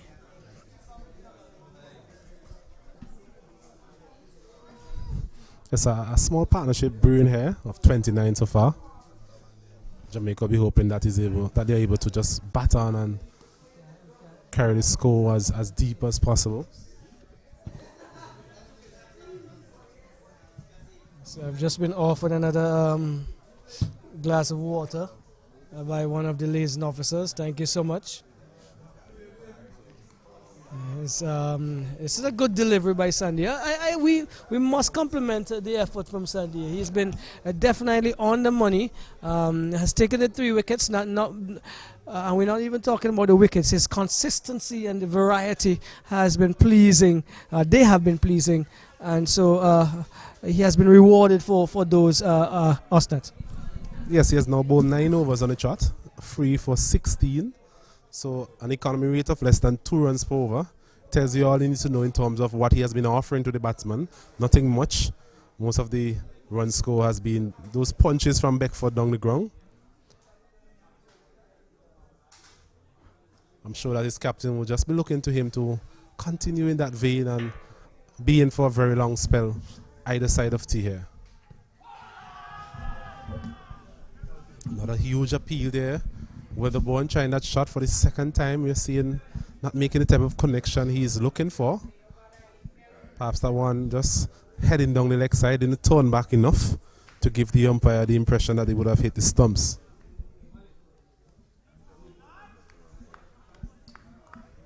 Yeah, it looked totally in control against the spinners, Weatherborn, if I should say that. Outside the off stump in that area where he can free his arms, he's been pleasant, but he's always seemed to be questionable when the ball is on the stumps and when he attempts to make a different. This is the same one here. This is another appeal. Umpire Umpire Bernard says not out. And another loud appeal as Beckford now has a word with Weatherborn. So I'm thinking that this may be the mode of attack for the Guyanese against Weatherborn, with the spinners actually trying to keep him bogged down. Well, the commentary box is not in the best position really to see the lines of those deliveries. But if you have to give Weatherborn the benefit of the doubt in terms of him trying to sweep based on the line of those deliveries, I think umpire may have got it correct. Those deliveries just not turning back enough to really challenge the umpire into making a favourable decision for Guyana. Mahabir has continued to compliment his strike bowler on the other end. He comes up now with a flighted delivery. This is on the pads. He eventually gets some bat on it. It goes down fine. Fine leg comes around. They're looking for a second. That's what they got. And so Weatherburn moves on to 18. And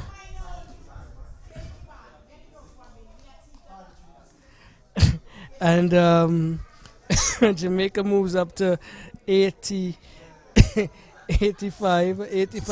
87 for 3. 87 for 3. 87 for 3 being corrected now. And we hear the word coming out of Arnesville.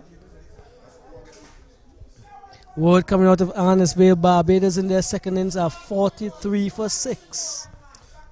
I see you smiling, Roxelle. I think that is not only good news for Leeward Islands, but it's good news for you as well.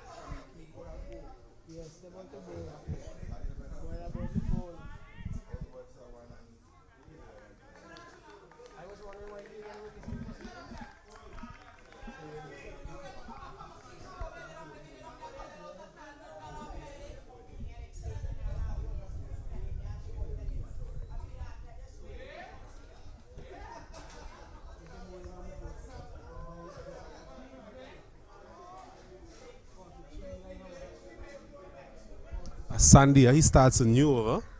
Ball into Beckford. Short again, and Beckford is punching that one straight out to Ton. There at point. It's no run. So it's a man at slip, a man at short leg, point, cover, extra cover. A man all the way out there, long off. Long on as Beckford is sweeping this one. There's a man out here at square leg, I believe it's Rampasad. And they come through for a single. So one more to Beckford. He moves on to 13. It's now 88 for the loss of 3. As Weatherborn comes in to strike. Facing up to Sandy. I think what has happened also is that Weatherborn hasn't really had a lot of opportunities. As this one is sweeping behind square, should be able to get close to the boundary. Yes, it does. A very good effort out there by Thorne. We always knew he'll give 110%, but on that occasion, can't stop that boundary. So another boundary for Weatherborn. He moves on to 22. It's now 91 for the loss of 3. Jamaica. Yes, that is what we've seen him being able to do. When the ball is in his slot, he definitely dispatches it well. And that was a good shot. That's definitely a good shot. And he settles again. And so now opening their arms a bit and making sure they make use of those bad deliveries, Osnet. Not a flighted delivery, something that Sandia has been prepared to do throughout his entire spell. I was just about to say that Weatherborn hasn't really faced a lot of Sandia, which in terms of matchup he will be more comfortable with, and Beckford hasn't really faced a lot from Mohabir. So it's good that Weatherborn is now getting the opportunity, and we saw him playing a wonderful sweep shot in the two deliveries ago.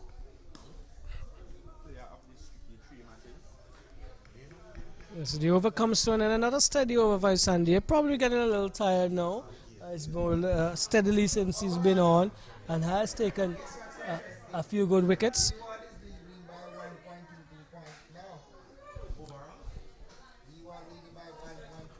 Another over comes to an end, and Jamaica, they are 92 for 3.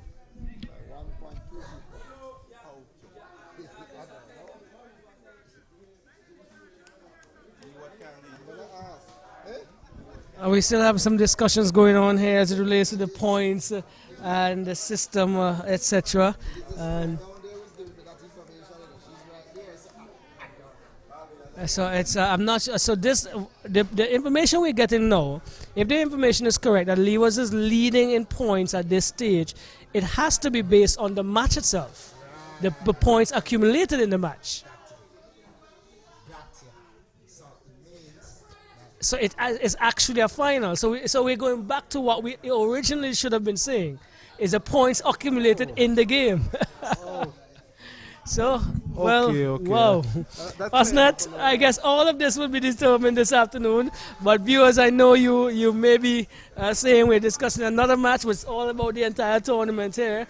So we may also be thinking about points here. Who is ahead of points gained in this tournament? At this stage in this game, because of the third place playoff. A lot of things to think about there, Mr. John.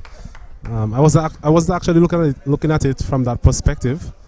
So it's a situation where it's a final, but it's who accumulate the most points in that particular final. And that is what I hope it is, because they haven't played each other and they're not in the same zone. The opening zones. Same thing here for these two teams. So the points going into the finals would have been squashed. That should be the case. Okay. So right now in this position, I believe Guyana may be ahead on the points accumulated in the game, based on the 300 that they scored. Their fast bowlers picked up some wickets. I'm not sure if they got 4 wickets altogether, but the ideas could flow in that instance, but among the wickets picked up by the fast bowlers, etc. Okay, in light of that new information, I think we'll have our scorer, Mr. Bentic, once again, just tabulate for us the points that would have been accumulated in this particular game. Here we go. Mahabir, however, this is what we are sure about. He is bowling to Beckford, who drives pleasantly all along the ground. But it's very, very straight. And the bowler, I think it has struck the batsman, his partner, on the other end. And he's having some word with Beckford himself. But it's Mahabir once more to Beckford. Medford drives once more in the same area. And this time Mahabir gathers without having Weatherburn in any problems. The over comes to an end. And I guess we are just about 10 minutes away from the tea interval. Once we are doing the times as we've done before, we started at 9:30, which means that extra time was for time lost during the day's play before. And Jamaica at this stage are 94 for the loss of 3. 94 for 3.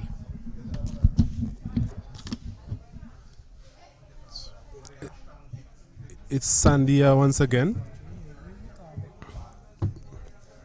He'll be coming in from the northern end. This delivery is outside the off stump with the ball, just staring it out to the man there at point. Come through for another single. So he has been the leading scorer in this partnership. He moves on to 24. It's now 95 for 3. Jamaica in their second innings. As Sandy again, he'll be bowling to Beckford.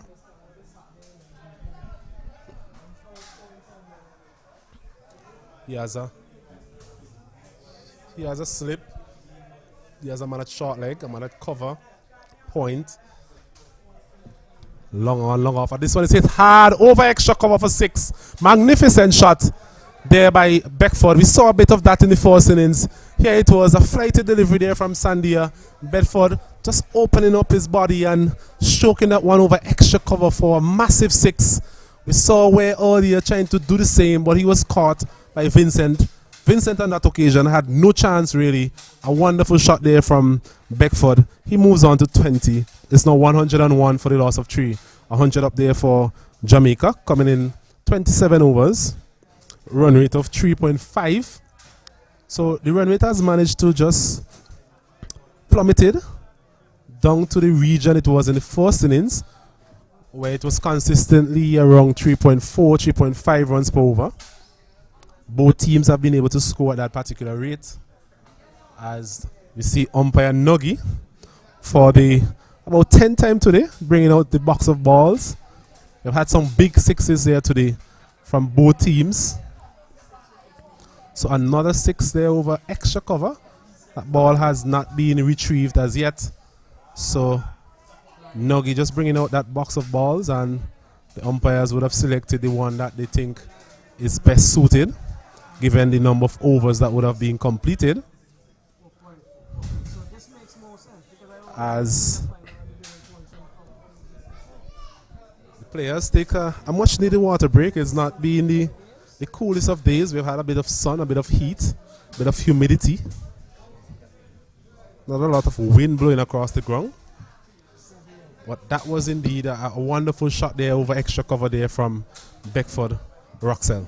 Yes, and that was him unleashing one of those trademark shots of his. Is now very much comfortable at the wicket, and he's definitely getting ready to push on here. So it is confirmed, Mr. Kato, that it is the points accumulated in the game. At this stage, where Barbados have lost 7 wickets, they just lost another wicket via the run-out route. Leewards have 5.6 points in the match. Barbados 4.4 points in the game. So it could be an intriguing end down at the Honest Bay playing field today. That brings a lot of clarity to what we were trying to figure out earlier. And of course, Barbados have the opportunity to get some bowling points in the second innings as well, in the form of their fast bowlers. The majority of the bowling attack is fast bowlers. So that's indeed a very good end to the tournament. Just what you want from a final. Definitely. So that cleared up a lot of things there, Roxell. I think for our viewers, as well as many of us in the sporting fraternity. So it applies here as well, and based on the points that they would have won in this game, in terms of bowling points, batting points, etc., and for the game that would have been played at Cumberland as well. Well, in that case, that probably went nil or void because there was no first innings. I'm not sure. So as promised, we'll get that information from Mr. Bentic at some point in time, in terms of the number of points accumulated in this particular game. It's been very efficient for us so far.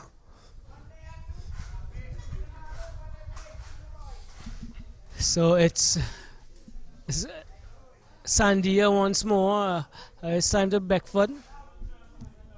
And he is long forward, the MCC manual style. And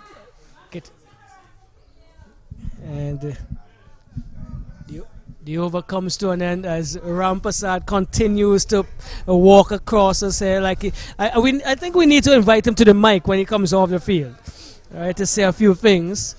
But I think you have some update as it relates to the points accumulated in this game so far, Osnat.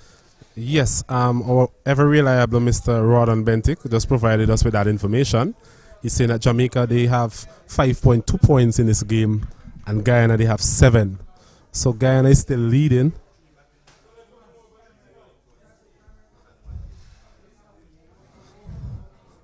So we'll have to work out. Well, as we would have been saying all along, the only way Jamaica can really get ahead of Guyana is for them to bowl again and get some fast bowling points. But even so, they will need to get at least two bowling points, which tells me they'll have to almost bowl out Guyana in the second innings. By fast bowlers only. By fast bowlers only. If So my interpretation of this is correct. What's your thought of no points for the second innings totals?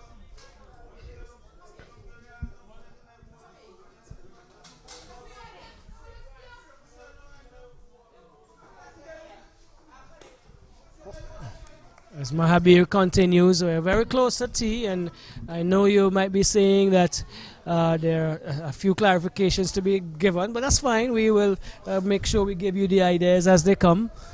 I think the safest thing for us to do, the safe bet right now, Roxanne, is to just talk over this at tea and get the information ready for the viewers when we after come back the tea break. Yes, So let's focus on the task at hand here as we see another single being accumulated by Jamaica. From Beckford, he moves on to 21. 103 for the loss of 3. So tea time is just around the corner. The Jamaicans will be looking to just get to tea and reassess, see what they can probably do different, and try and get back into this third place playoff.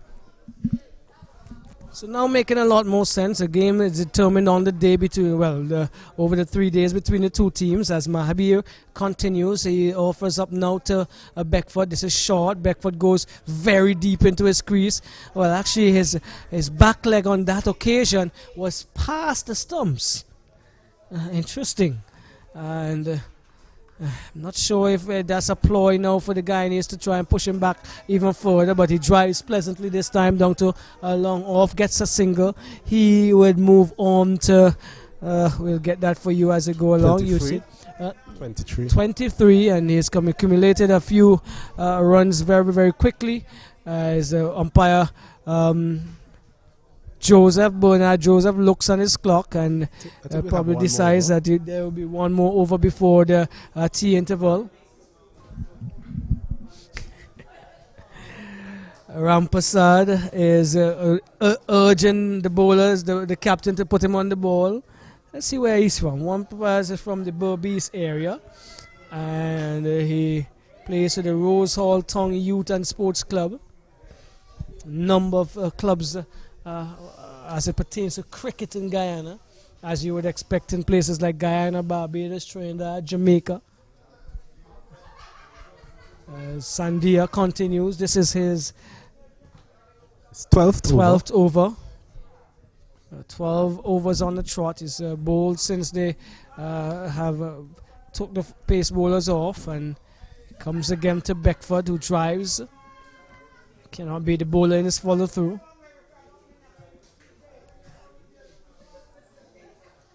This time there is some sort of disturbance at the wicket, and Beckford decides to abort his preparation to face.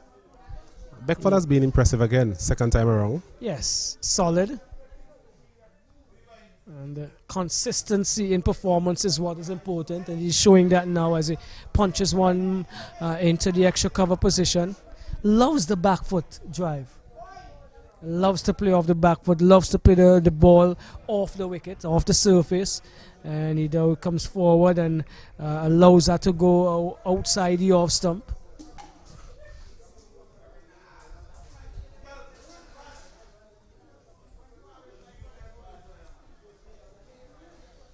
This one is short, and he gets back really nicely and punches solidly past the bowler down to long off.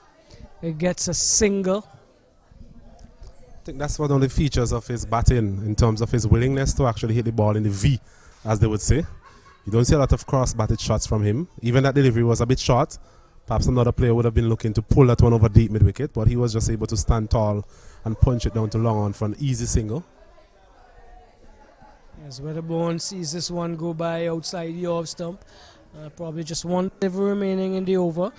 And the tea interval is looming. 2. Comes up now, and this one is outside the off stump. Allowed to go by. Let's see what the call is. It looks like it's tea. Yes, it is. The batsmen are walking off. And at the tea interval today, on the third day of this third place playoff, Jamaica in their second innings are 106.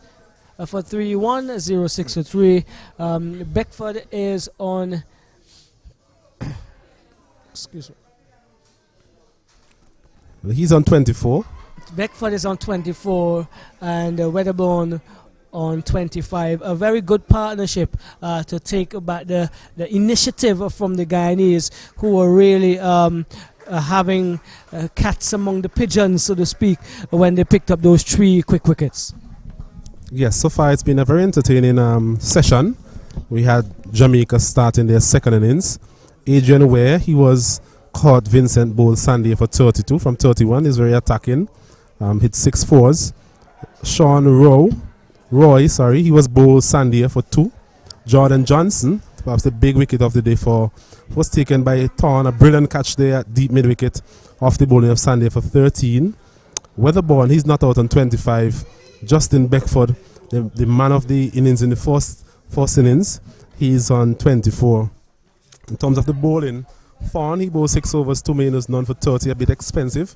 Took a bit of tap, as they would say, from the Jamaican top order. Bruce Vincent, 3 overs, none for 24 as well. Where would have taken a liking to him early on. Sandia, 12 overs, 3 for 29. He has been impressive. And Mohabir, he has been tight, bowling 9 overs, none for 17. So at T, on the third day, in this Cricket West Indies under 19 tournament, Jamaica, they're 106 for the loss of 3 in the second innings. Yes, sir. So we're going to take a short break. But before we do that, we want to compliment Miss Butler and her crew, who have been providing some excellent meals for us here at the Park Hill playing field. Miss Butler, we're on behalf of all the teams and everyone here, we're appreciative of the hard work. I'm so glad to know that you all enjoy the food, and we are very grateful that we can be a help and services to you all. Wonderful. So there we go. We're going to have a very short break at the tea time. We'll be back shortly.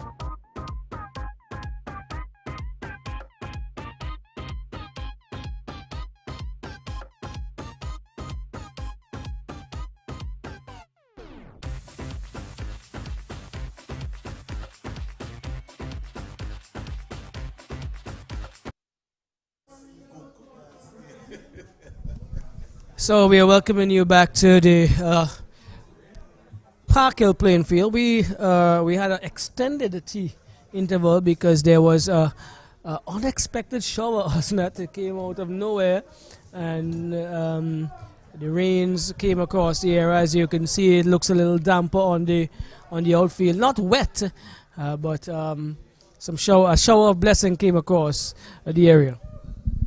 Yes, some unexpected showers, not really coming from the direction it normally comes from. So it would have caught the groundsmen off guard to some extent. Covers were a little bit slow to come on to the wicket. But I'm sure the wicket is still in a very good condition. A touch of rain could spice things up a bit, especially for Thorn coming back into the attack now. So it's Thorn. He's going to offer up to Beckford with a short delivery and with just a little sprinkle on it and may skid on a little bit more. And he took evasive action, just goes under that one, allows it to go into the gloves of Caesar. So interesting times here, Let's remind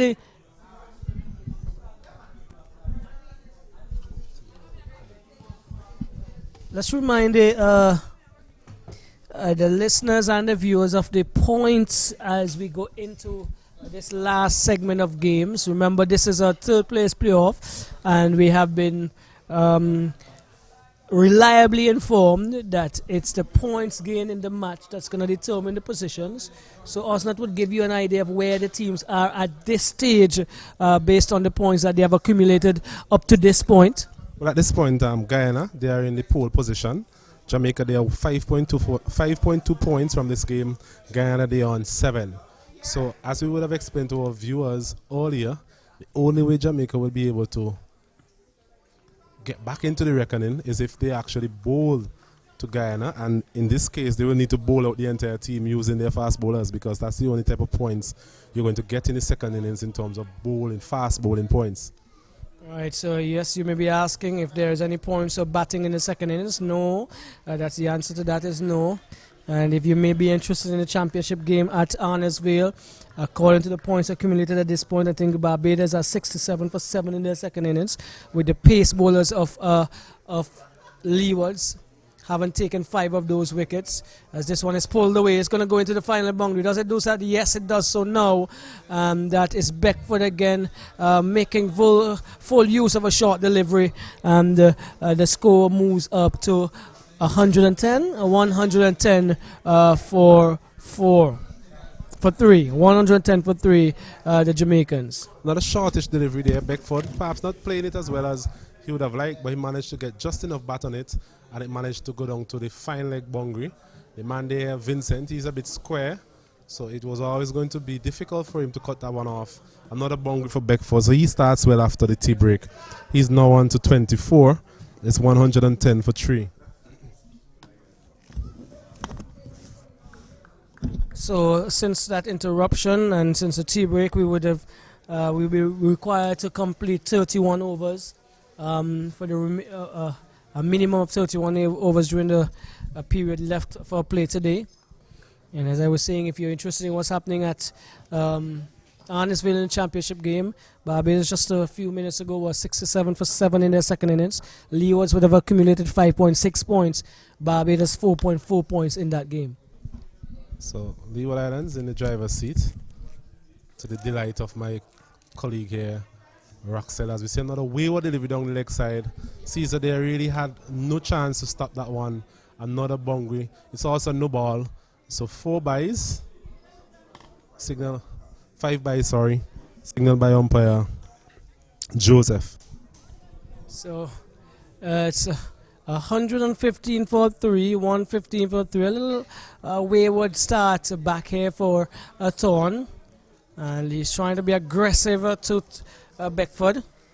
He is on 28, Beckford, and Weatherborn on 25. And they have pulled their team out of a very, very difficult position. They were 40 out for 3. So a good, strong partnership between two of the better batsmen that we've seen on show, at least from Jamaica.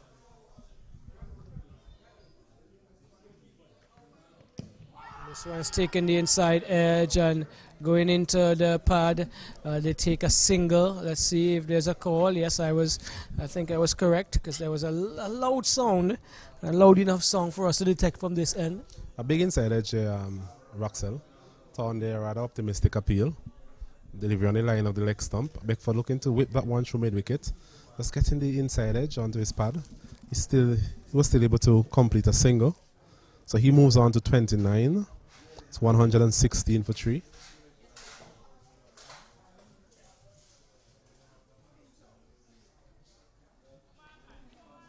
We had a talk with a couple of the players from Guyana during the tea break. They're very pleased with their stay here. Players staying at the Paradise Inn, very close to the beach, and also have been enjoying the food and the culture and the people. It's always welcoming, refreshing to know that we have visitors here and they enjoy our hospitality. Another way over the couple of deliveries on the line of the leg stump going further away. Caesar really had his work cut out in that particular over, diving around like a goalkeeper. So at the end of the 31st over, Jamaica, they're 116 for 3 in their second innings. Looks like Sandia is going to continue. He's bowled impressively well since he's been given the ball, and that trust and confidence continues to flow from Captain Mahabir. Lead is actually 100 now, Roxell. Exact 100. So, what do you declare? Well, we just mentioned a while ago that Jamaica, they are the ones who need to really call the shots. They need to press the buttons. So Guyana will be quite pleased with what is happening so far. They are in no rush to really do anything out of the ordinary. They are leading in terms of points for this particular game. So it's up to Jamaica to decide when they are comfortable enough to declare and try and make some inroads into the Guyanese batting. Continuing to put another run onto his personal tally as Beckford. He moves to 30, 117, 117 for 3 Jamaica. And the Barbados have lost another wicket. They're now 75 for 8, I'm being told here, down there at Arnesville. Sandia continues to operate for the Guyanese.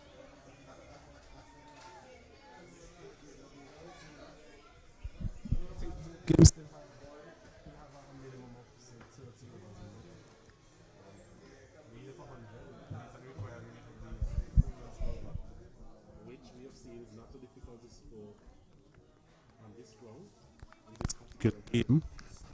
So I think perhaps in the case of Barbados, they might want to get quickly up to 130, 140, and then they'll be able to declare. Similar thing here for Jamaica. As this one is outside the off stump and misses it completely there. Caesar spoke about his difficult game that he's having behind the stumps. A lot of buys have been credited to his account. Yes, a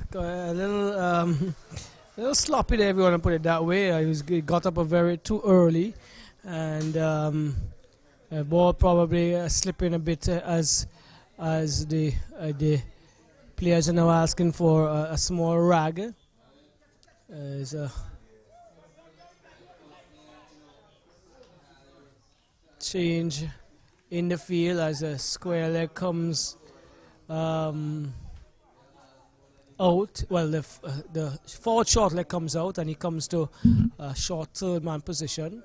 Sandia comes up now to Beckford. Beckford is trying to back away, trying to cut this one back with a point. Does not get enough on it. He seems to have, Weatherborn that is, seems to have some moisture in the glove, asking for a new pair. So his pitching going away outside the off stump, having nothing to do with it. There's Weatherborn. He is on 25, and you like to continue to put some runs on the board. He didn't get much in the first innings and didn't trouble scorers. Yes, it's an opportunity for him to just bat and get a score with some confidence. Drives into the extra cover region. Torn, who's always in the game, he does the fielding. The over comes to an end. Guyana having to push from in front here. They're leading in the game and they're continuing to keep things tight. But Jamaica 119, 119 for 3. Steady over there. 3 runs coming from that one for Jamaica. So they're scoring in it. Has been generally around at 3 runs per over throughout the match. It's interesting to see that Torn, I think it shows the character of the man in terms of having, he could have easily just relaxed in the outfield for the rest of the afternoon, because there's really, Guyana doesn't really have to push the buttons as such as we mentioned before, but you see him still willing to run in for a second spell, and he must be commended for that effort. Yes, he's been a leader in all facets of the game as he comes up now around the wicket to Beckford, who pulls at this one, hooks at this one through the hands of the man at the deep leg slip, and he was set there deliberately for that, and he could not reel it in, and actually it goes into the boundary now. Bedford getting a life. Yes, that looks like Yearwood. He has also been around in the field. Another shortish delivery there from Fawn, and trying to pull that one. It's a bit high. A bit high there, and never was really in total control of that pull shot. Just evading the man there, Yearwood. It would not really count it as a chance, perhaps a quarter chance, Roxanne, if there's such a thing. It went to hand, right? And that's why he was placed there. That means that he must have had some capability of catching these things. Knows what is going to come. It's not going to come easy. You may have a dolly, one that gets on the top edge and just flies in the air. But once the batsmen of the likes of Bedford are going, it is definitely going to come off with a little bit of pace. It is Torn, the pacey fast bowler from Guyana, comes up past umpire Joseph, who pushes Beckford back onto his stumps as he plays defensively onto the onside. And this line around the wicket, I think he's trying to cramp Beckford for some room. Trying to aim at perhaps his rib cage. I think maybe another man short, a man at short leg would really add to the pressure. I'm thinking about where he's going to take that man from. I'm actually looking at maybe the third man. This is another short delivery, and Beckford this time decides to just go under it. And really running in on a placid surface here at Park Hill is Torn, still challenging the batters. And some of the big fast bowlers that we've seen up here have been really pleasant in terms of the effort that they've been putting in.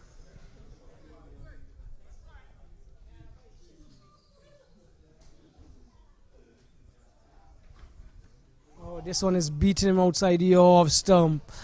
This is inducing a second four stroke in this over here. Torn, mixing it up in terms of his lines and his length, and I believe Beckford must have been looking for a shorter delivery again.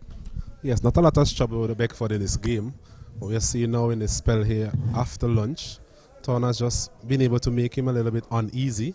His footwork has not been as sound as it has been throughout this match, and it's a good contest here between a good fast bowler and perhaps Jamaica's best player in the match. Oh, magnificent delivery, a second consecutive one that pitching and going across the right hander, beaten genuinely again, and Torn with his tail up would want to end the over on a high. Continues to be impressive, Torn, especially with this line around the wicket. He knows it will be very difficult for him to get an LBW decision. He would definitely have to be as full as possible if he's looking for that. But he's just being able to get the ball on a length, moving away from the right-hander. Beckford, though, I think he can comfortably leave some of these deliveries because they will not be threatening his stumps as long as they pitch on that middle and off stump line.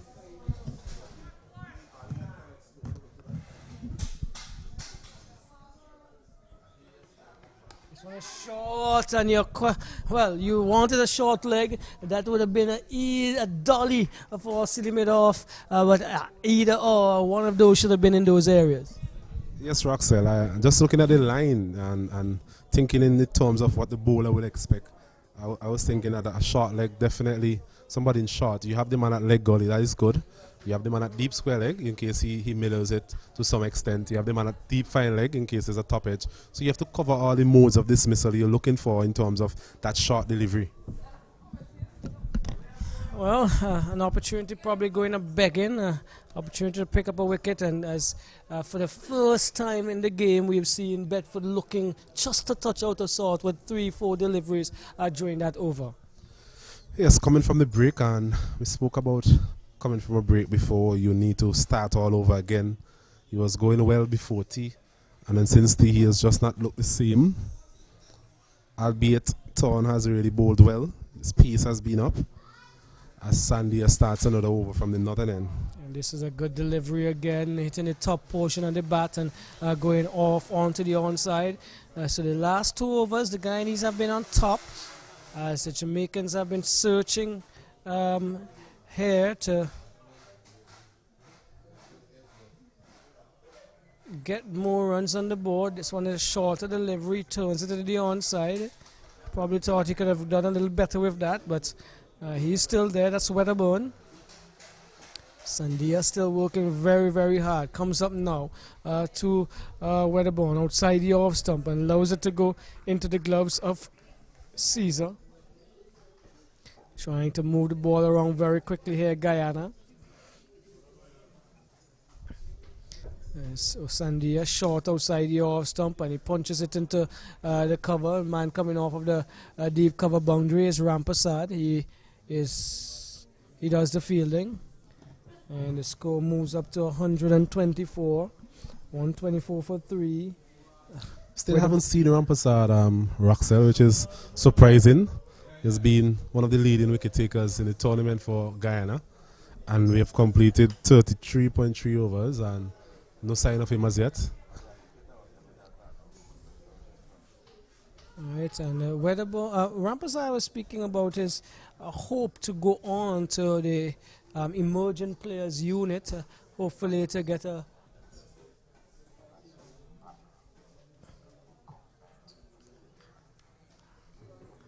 as we try to get he tries to push into that unit. Yes. And it's one of the new initiatives by the WICB? Yes, it is an initiative that's probably one of the youngest ones, but it's good to hear the players having that perspective. They're not just playing here, but want to go 2-3, and he's caught behind, I'm sure. Yes, he is. Oh, that was a feather of a touch, and Caesar comes up with a good catch there, Osnet, as we talk about players who wanted to get on. Well, the boy looks a bit disappointed, but I think we heard some sort of nick from here. We don't have this nickel technology available to us here at Park Hill, but he looks a bit dejected and well bowled again by Sandia. I think that was a quicker delivery, went on with the arm actually, and a well taken catch there by Caesar, who we mentioned have had a very difficult day behind the stumps, but I would give him a lot of confidence. So the Guyanese, they have troubled the Jamaican batsmen since the resumption, and I think they've gotten Josh Reward, whether it is a nick or not. I think what they have done in terms of the control of the game since the break, they must be happy with getting another wicket at this stage. Well, his reaction tells you that he thought he didn't hit it. But from where we are here, in terms of a 45-degree angle, we definitely heard a nick. But an umpire, Graves, would have thought he heard a nick as well. So another over completes. Another over is completed. 125 for the loss of 4.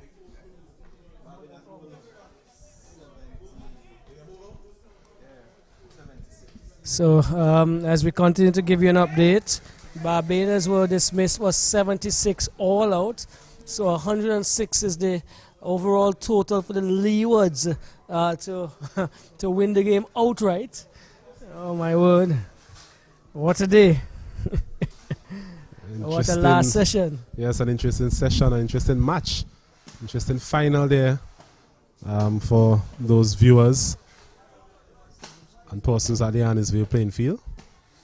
But here we have a very interesting game on our hands as well, as Jamaica looks to build on their lead, and I'm sure at some point they will be able to send Guyana in and try to win the game outright as well. Not a short rise in delivery, where this time well played by Beckford as he just allows it to go by, looking at it as it passes across his shoulder, continuing to beat the surface here is Thorne.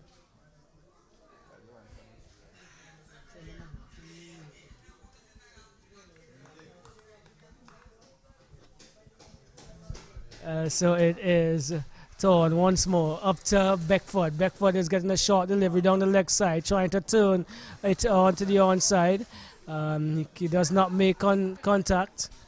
Walker would like to probably also get among the runs in the second innings and probably bat until they decide that it's enough or some other decision is made in the game.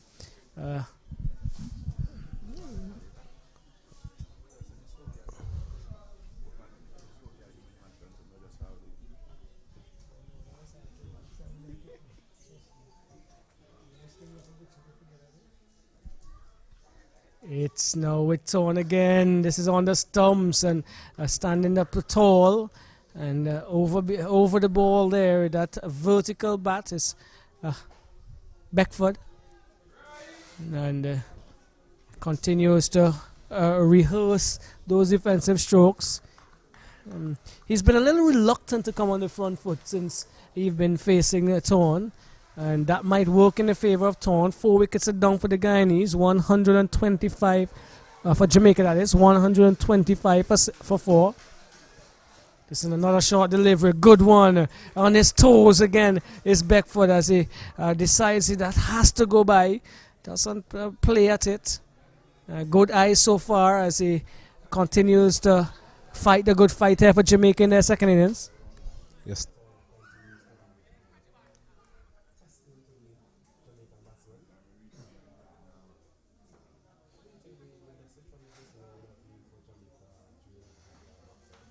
Well, I'm trying to figure that out because there was a very, very long conversation between the management and coach and the captain.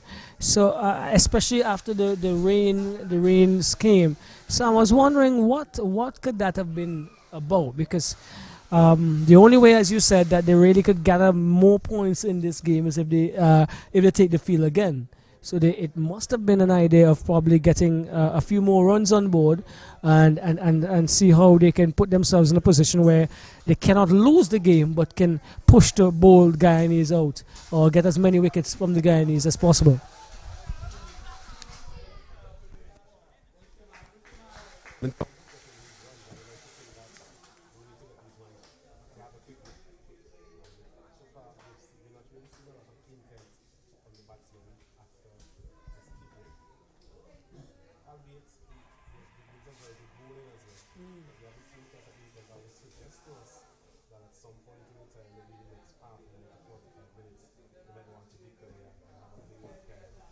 Well, they can be reckless for sure, and since the bowling has been as excellent as it has since the resumption, they had to play it on its merit, which I think they have been doing, and it may be easier and better for them to make sure they preserve their wicket and go down with pride than to go down with some reckless cricket, Arsnet. Yeah, he has had all of the wickets so far. Four wickets for him. He's in the middle of a long spell as well, just either side of T. I think he's a trump card here for Guyana because he has been able to bowl at a good pace. He has shown the ability to use a quicker arm ball as well, which has caused some problems, not only for the right-hander, but as you saw in the last over, it caused a problem for Weatherborn as well, taking that outside edge. So he's into his 15th over. He has 4 for 32. So very economical as well, and also being able to pick up wickets at regular intervals. He's looking for another one here as he gets some bounce and turn outside the off stump. Playing attacking stroke after the fact was Walker. As he initially allowed that one to go by outside the off stump. Sandia once more looking for his fifth wicket. He comes up now. Passes umpire Graves and offers up to Walker. Well flighted in the air. Just short of the man at the short extra cover position in none other than Torn. Always in the thick of things. Settles again is Walker, number 3 on his back as he faces up to Sandia. This one is shorter and turning away outside the off stump, allowing it to go is Walker. It's not often you see a fast bowler with that much energy and that much drive in terms of fielding as well. Most fast bowlers, after finishing their over, they'll prefer to be somewhere where they're not being tested at, more than likely in terms of a long leg or a fine leg or somewhere close to the boundary side. But Thorn, he likes to be in the thick of things. We see him in the covers, we see him in the slip cord and always talking to the bowlers. So it's really something commendable from him in terms of his spirit. Yes, and he drives. This one is a Walker, the man who was captain all levels of cricket, junior cricket that is, for Jamaica, 15s, on the 15s, on the 17s, and now the under 19s from South Central Jamaica, as he is facing up again to Sandia. But yeah, your perception and comments about the man who has the ball now, it's in Torn, it's totally on spot, and seems that he's not just a fast bowler, wants to be a leader, and that's also important. Yes, and that's something perhaps the senior team is accused of in terms of not having enough leaders in the team. So if we're able to produce more at this level, then we're hoping that they'll be able to make the transition to the first class level and ultimately to the international level. Well, that's the reasons for these competitions, to groom and select and give the youngsters who want to do those items that you've just mentioned an opportunity to prove themselves. And without a doubt, Torn has done that. 125 for 4. We have Beckford still there on 34, 35, and Walker has not yet scored. Goes now to 36, that is. Goes to 36 as the score trickles on to 126 for 4.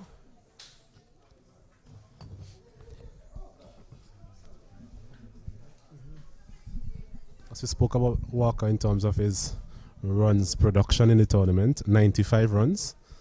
From a captaincy perspective, a little bit below par. I'm sure he has pretty high standards as a captain, so he'll want to finish well here. Facing up to Torn, it's not going to be easy for him. Good delivery, just looks from this vantage point that is just nudged over the stumps there, possibly over the off stump, as Walker left that one on length. And yeah, well, he's also had some work to do with the ball, so he's been called upon to do some important jobs for his team. Before this game, he had 95 runs, as you said, and 9 wickets.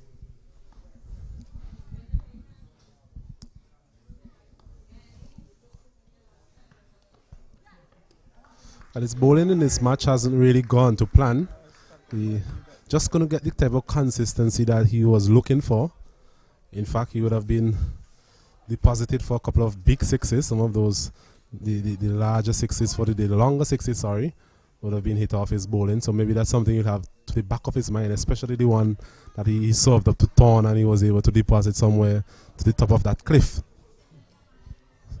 But he has to start well and try and get into his innings, and then he can try and branch off into a more attacking mode. This one is whipped away nicely off the pads. A lot of wrist into that, to the man down there on the fine leg boundary. Gets a single, gets off the mark, and the score moves to 127 for 4. Walker moves to 1. Yeah, stylish looking shot there from Walker. Yes. Delivery on the line of the leg stump. Just came into the line. Came inside the line and just walked it nicely down to the man there at long leg, which looks like Vincent.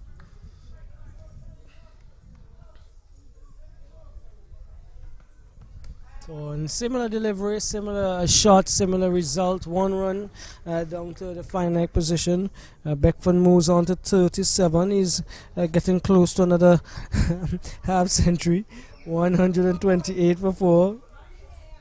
It's a similar type of delivery on the line of the leg stump. Beckford there just came inside the line and just walked that one nicely past the man there, Yearwood, who is at a deepish leg gully position.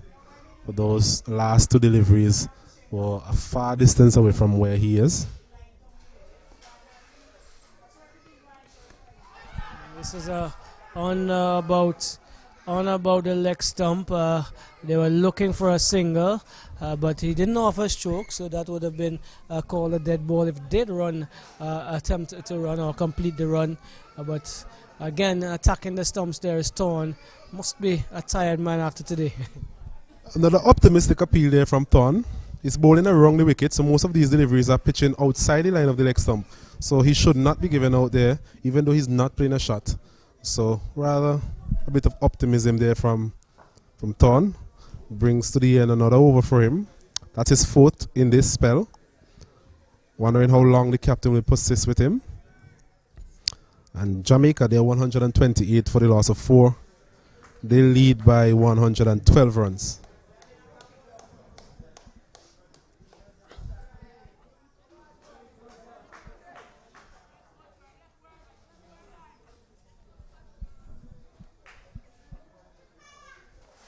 Sandia to Bedford outside the off, some a good delivery, but picking up the line and the length very quickly there was Beckford. Allows it to go by as it turned away. Sandia continues to be impressive this afternoon with the ball. Comes up once more to Beckford. Floated outside the off stump this time. This one didn't trouble Beckford as he did not have to play.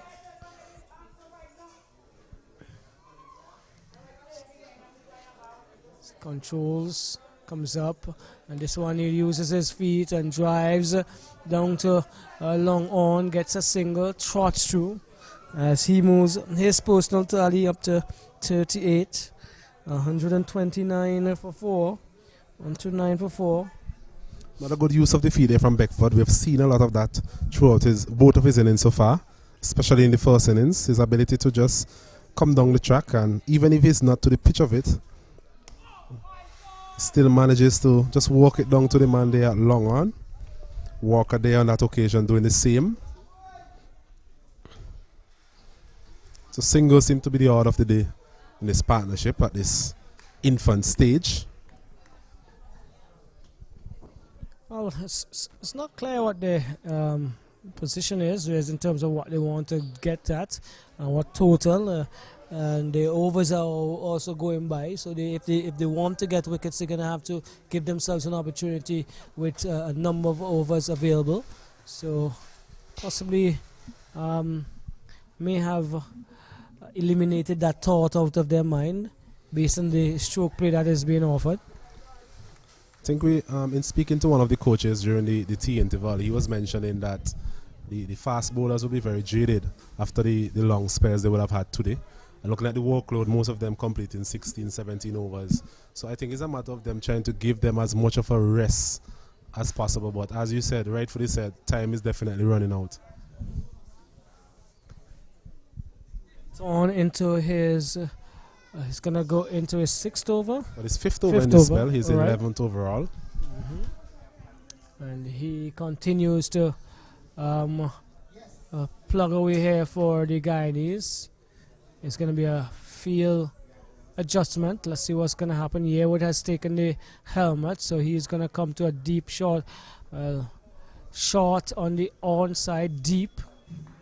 I think sometimes the captain is now listening to my commentary, because I spoke about that earlier in terms of just having another man inside there on the leg side.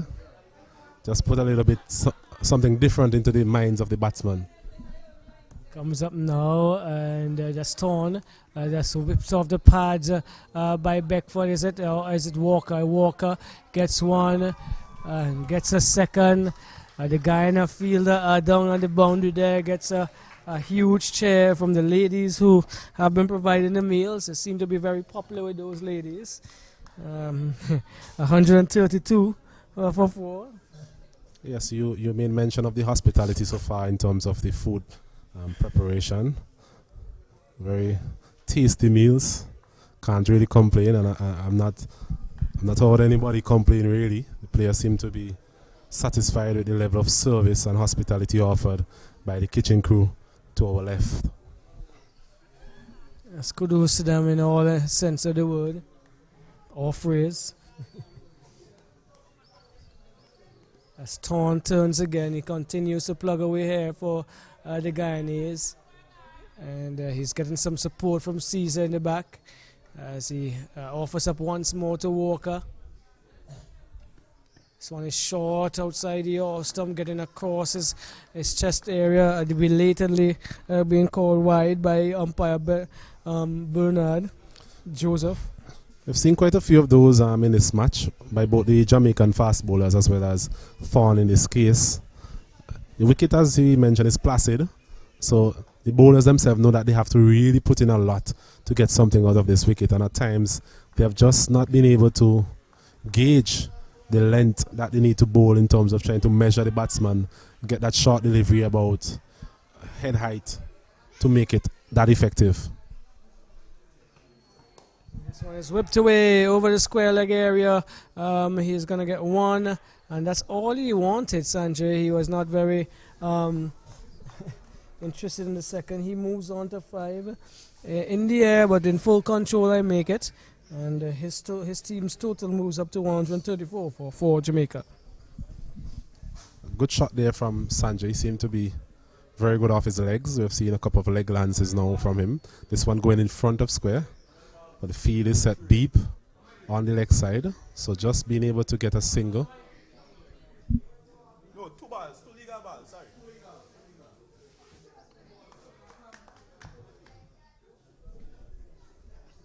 As umpire Joseph verifies with the third umpire the number of deliveries so far in the over. We are all set again for Thorn.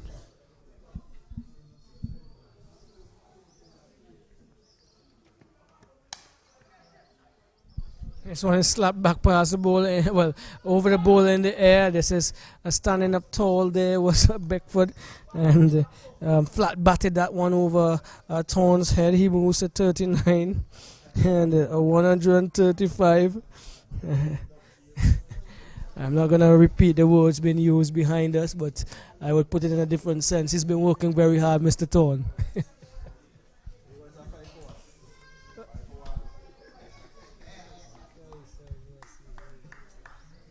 The news from Huddersfield is that Leo is chasing 100 and 106. They are 5 for 1. This one goes down the leg side, and Caesar does not collect. And another bye is going to be the result. Yes, now signaled by umpire Joseph. So Jamaica moves on to 136, 136 for 4. I think Barbados will make it as difficult as possible for Leeward Islands, knowing and having seen them played a couple of games. They really play the game with great spirit. I'm sure the fast bowler Lane, he'll be amongst the wicket at some point in time.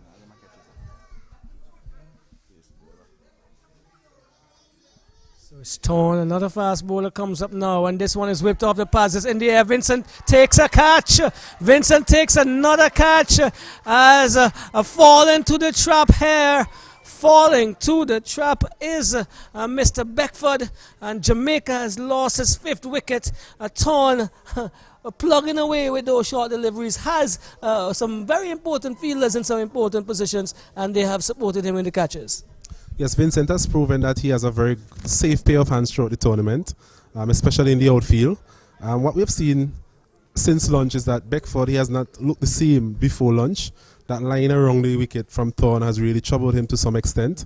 And in this situation, just trying to whip that one really, I'm not sure if he wanted to get it that square, but it went in the air and perhaps timed it too well. And Vincent there taking a very good catch. The sun would have been in his eyes, but he was able to take that catch, and I'm sure Thorn will be pleased with that after being in the middle of such a good spell.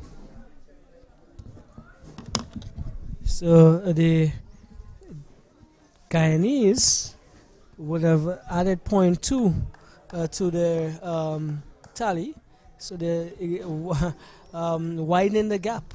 A whole 2 points to be gathered by Jamaica. Yes, interesting there.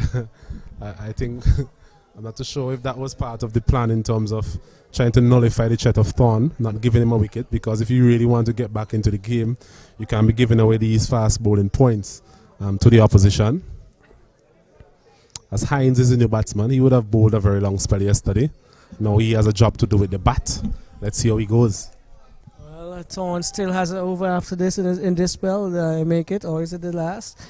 He still has one more, and he would really want to give his all as he comes up now to the lower portion of the batting order for Jamaica. This is Hines. Hines gets a full pitch delivery as an attempt to run him out by Yearwood. Yearwood seems to be enjoying his cricket since he made that 60-odd, and it was a little impressive. Not little, it was much more than impressive with the bat in that first innings for the Guyanese team. The over comes to an end. Another successful one for the Guyanese.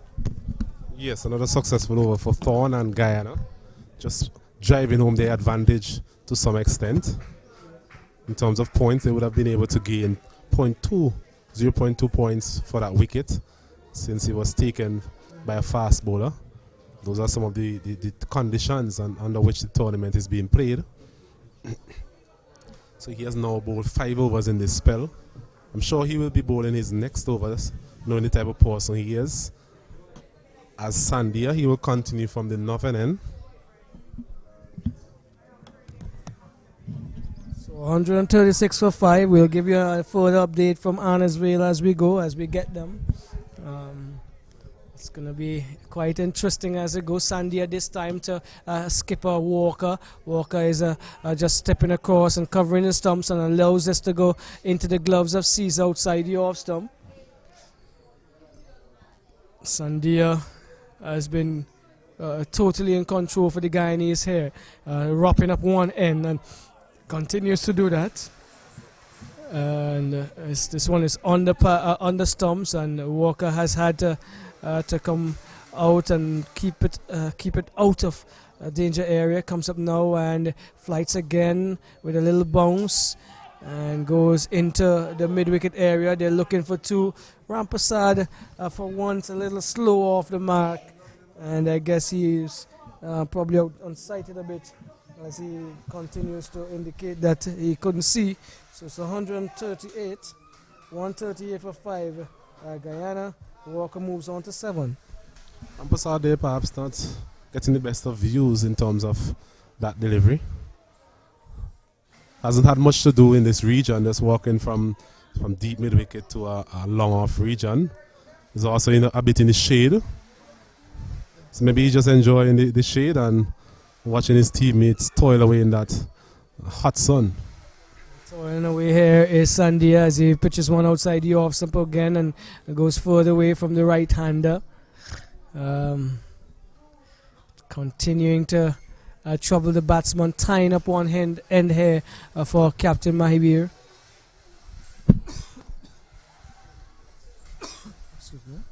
This one he punched into the point area, into the ground as he tries to hit that one a little too hard and didn't get what he wanted off the middle.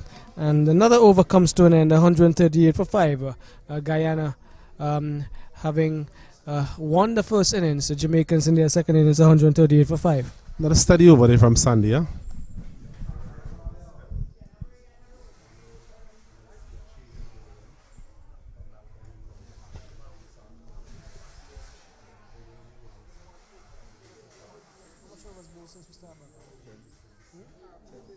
Thorn, he's into his last over of this spell based on the conditions, the playing conditions, where a fast bowler is allowed to bowl 6 over maximum in one spell. So he's into his 6th over this spell.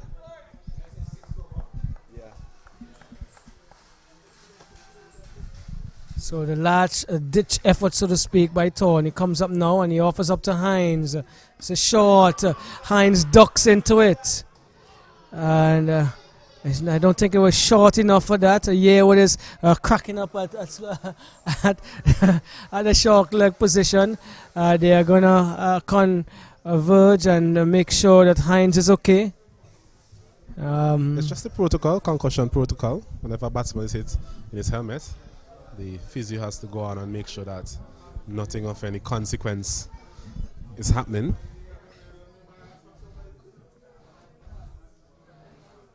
Hines there definitely not looking the most comfortable against Thorn.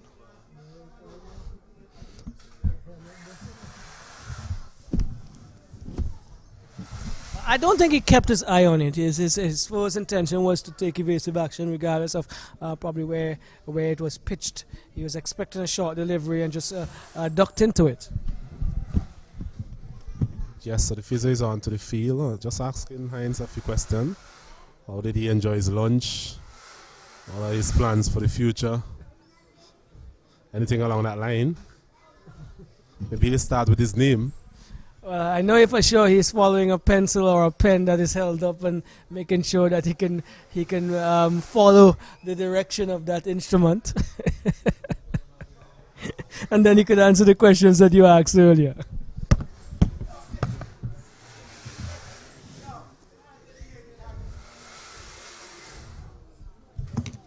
We could see another man coming in short as well, just to add some more pressure to Hines. Based on how he played that previous delivery, doesn't tell me that he's all that comfortable with that pace and that length. But I think the field is still the same. We have a man at deepish gully, a man at long leg, a man at short leg, a man just 3/4 of the way back on the mid-wicket boundary, a man at mid-on, cover, point, one slip and a third man.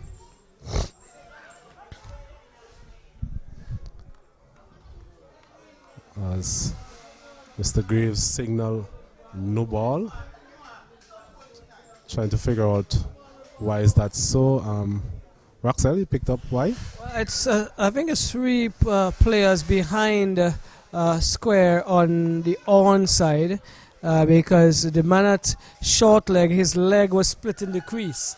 And so that is exactly what Mr. Graves had called. He has to be forward of the crease, or he would be a third individual behind square. Yes, well spotted there, Mr. John. So it's Thorn again. He will not be disappointed with that. He has another opportunity to go at Hines. Hines there opting for that uppercut. There's a man there, third man, for that particular shot.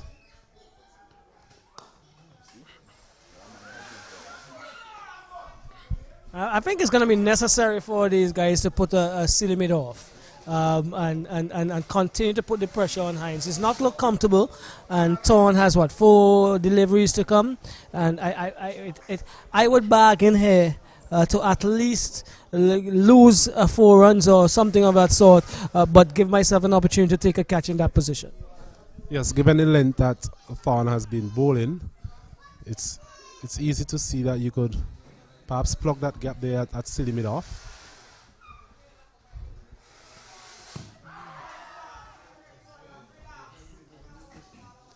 Full toss there, a stifled appeal in the end, that one heading down the leg side. Hines there, maybe expecting another short delivery. But Thorn just looking for a York on that occasion. Went to him as a full toss. Didn't make a lot of contact. He lives to fight another day. Well, he's fighting he is. And working extremely hard is Thorn as he comes again.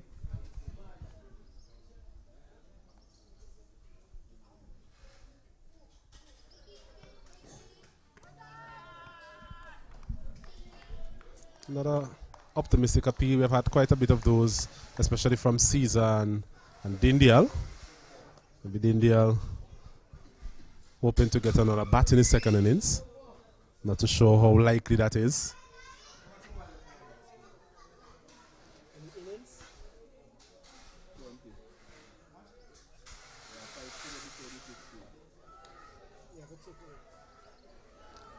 As Thorn again steams in from the road end. A shortish delivery there, and Hines doing the right thing, just getting under that one. So just picking up the length a little bit better now than a few balls ago. Still not looking the most elegant or most comfortable against this particular length. Sometimes it looks as if he's just in his own world and waiting for his own time to pounce on whatever he can work on. In the case of the batting here, he had an extremely long stint with the ball and did his job as well as he could have. Thorn has one delivery remaining in this spell, and he would like to make it a much more valuable than the other 5, and this one is down the leg side again. His spell comes to an end. Again, an opportunity for him to get some rest, but he has worked well for the Guyanese. Yes, a good spell from Thorn after the tea break. Mentioned that he's a very determined player, wants to give his all. His captain can definitely count on him in any moment, whether adversity or success. And he has really held his hand up today for the captain and produced a very good spell. So we're getting close to an hour's play since the resumption, and with just about 20 overs remaining in the day's play. Trying to ascertain what is going to be the final call, so to speak, as it relates to the teams.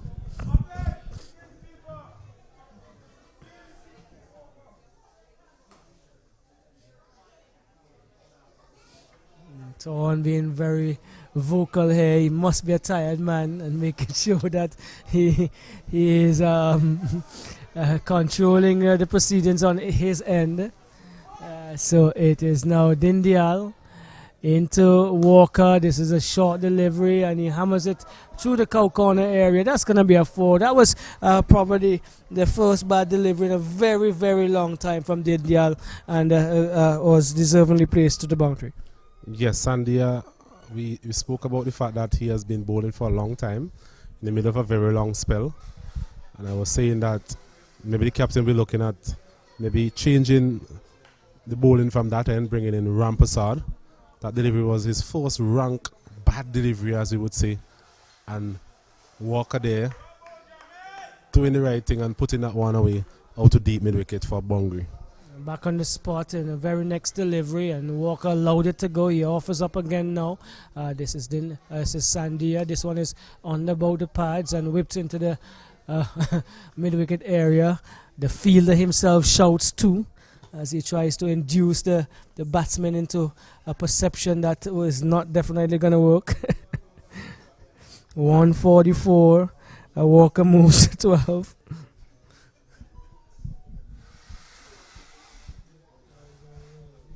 I think he's getting some well-deserved rest in the shade. To show is there is where he would love to be.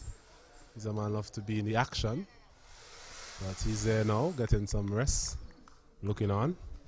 He looks on as Dindial hits the outside portion of the bat here for Hines. It pushes into the offside. This is now cutting, with punching through the covers is Hines. A good stroke here. That's going to run close to the boundary. Into the boundary it goes.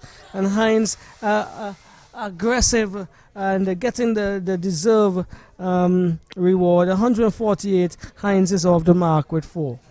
Yes, another short of a length delivery there from Sandia. I think his fingers are getting a bit tired, a bit fatigued. He also bowled a lot of overs in the first innings.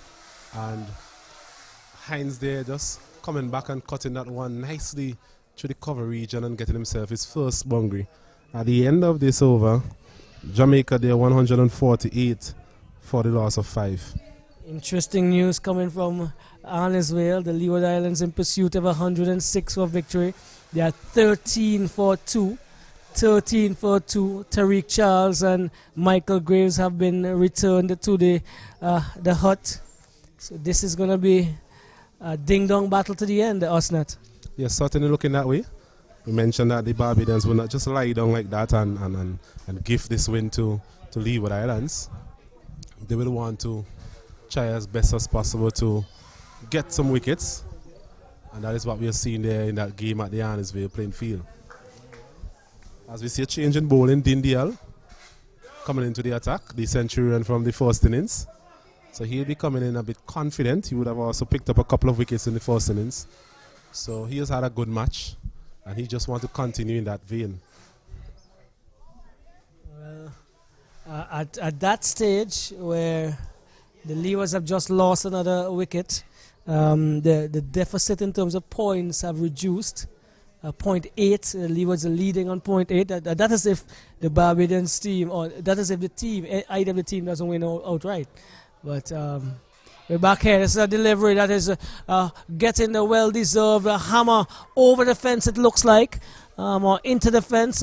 This is Walker coming to the party and smashing this one from, Dindial for a big 6. Yeah, Dindial getting a taste of his own medicine. He would have hit a few lusty blows in his innings as well. This delivery, a short of a length delivery, and Walker there just went back on his back foot and deposited it over deep square leg for a massive 6. I think the umpire would need to change his ball again, something that we have become accustomed to in this game. Actually, we had some good Samaritans on that end, and the ball has been retrieved. So Dindial is ready to go again. There he goes into a Walker from the road end. The flighted Walker is going hard, but comes off the inner portion of the bat and down to the man who is at a backward of square. That's Vincent. And looking to be even more positive now. Rampasar decides that he wants to go down into the business area on the long off boundary. Replaces Sandia, who comes now into the point position.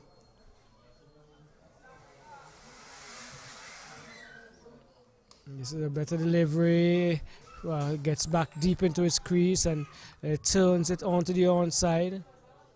He can't beat the man coming around there. Looks like Captain Mahabir himself.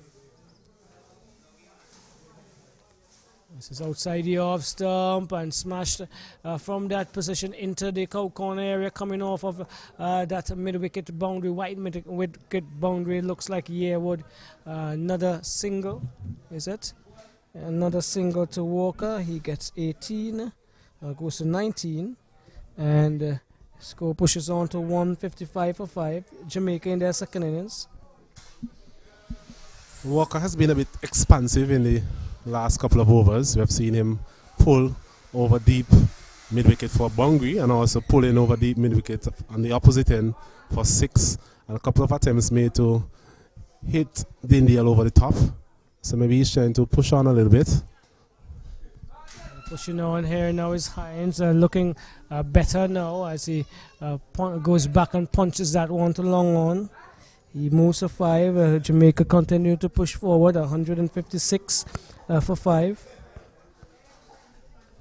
As another over comes to an end, and it's the lead is now what, 130 odd, 140 to be exact, 140. So 140 with 18 overs about remaining. It's becoming increasingly clear, Roxel, that perhaps Jamaica is just going to bat and bat as long as they possibly can. Because with a lead of 140, we do have like a minimum of 15 overs remaining. Has the last hour started as yet? I'm not too sure. Okay, so 3 overs to go. So it really is a matter of Jamaica in this case, maybe just batting as long as possible. Not as much interest in terms of likelihood of a result in this match as there is at Annisville.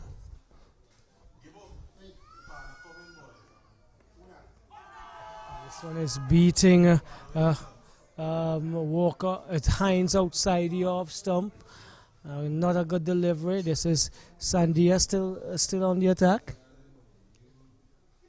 And this one is a quicker delivery for one of the quicker ones we've seen in a while from him, and requiring a solid defensive stroke from Hines.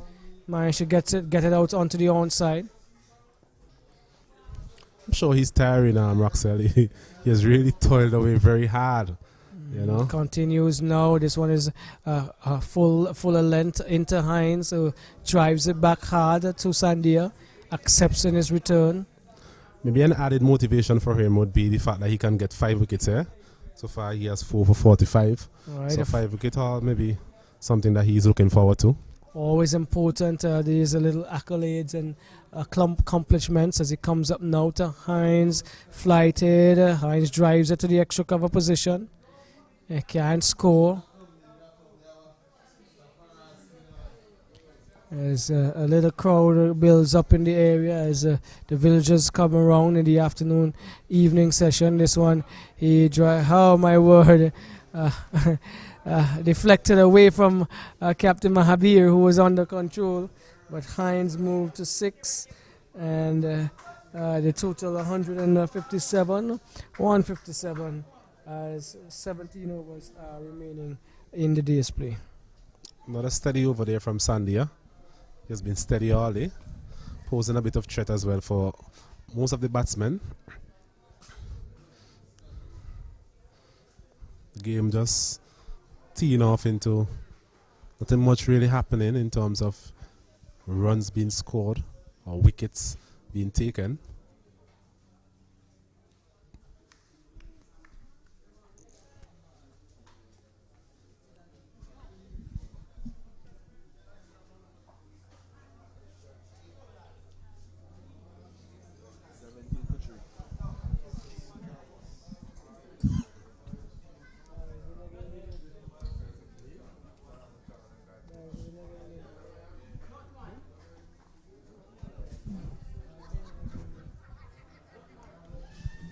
So we're welcoming you back again as Dindyal continues, this time to Hines, and this Hines is getting it into his pads from the inner portion of the bat. Yearwood was taking evasive action. It went to him in the air, and Osnat is smiling because he's getting pleasing news out of the Barbados game. Barbados leeward 17 for 3, chasing 106. Roxelle have not shown any.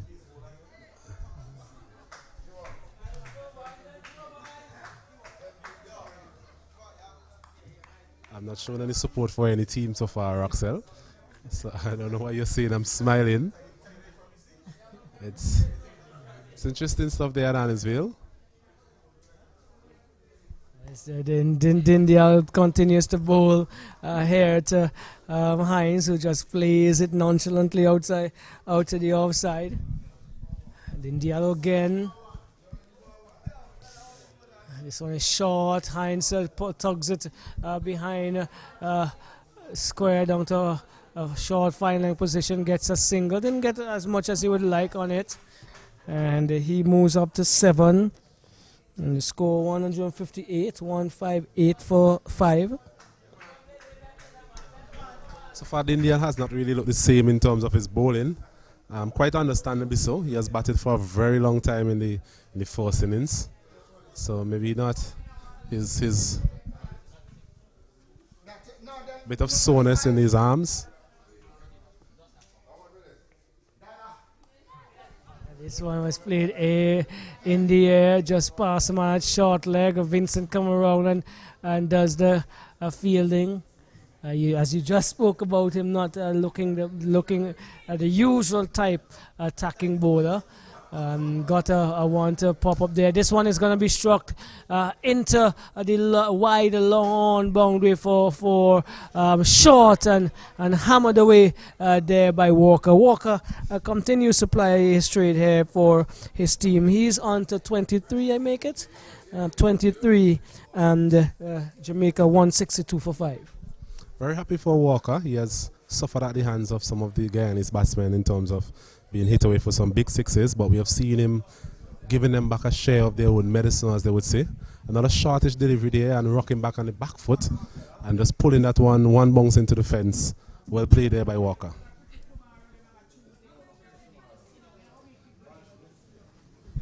So petering off here this game.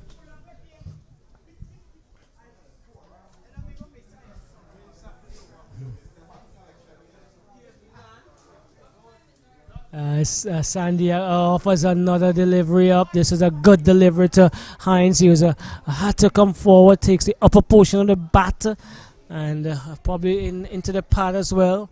Bubbles off onto the onside. Umpire Graves said not out to a stifled appeal. Then the other again. Driving now is Hines out to the point, and he could only get one run as Rampasad came around and did the fielding. Hines moves up to 8. And 163 for 5.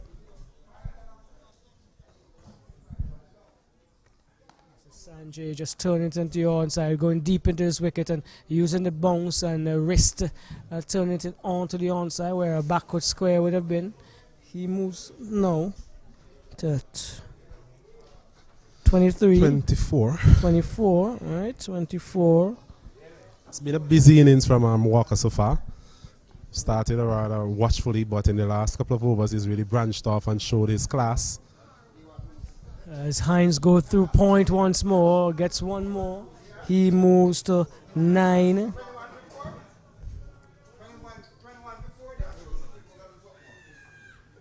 He moves to 9 as the further news coming in from Arnesville. It seems as if the tide has come in at Arnesville. 21 for 4 the Leewards. Yes, I know. Back in the day, it normally says that whenever the tide comes in, the ball start moving around. So maybe something similar has really taken place in the second innings efforts from both teams. Well, it could be a really difficult task here for Leewards. 4 of their top order batsmen must have been in the hut.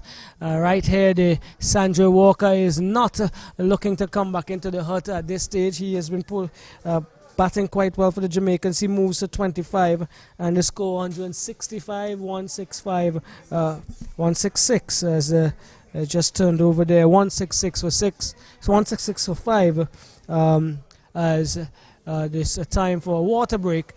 We have how many overs remaining in the day? I think we have about 16 overs remaining in the day. And we're going to take a short break and then we'll come right back.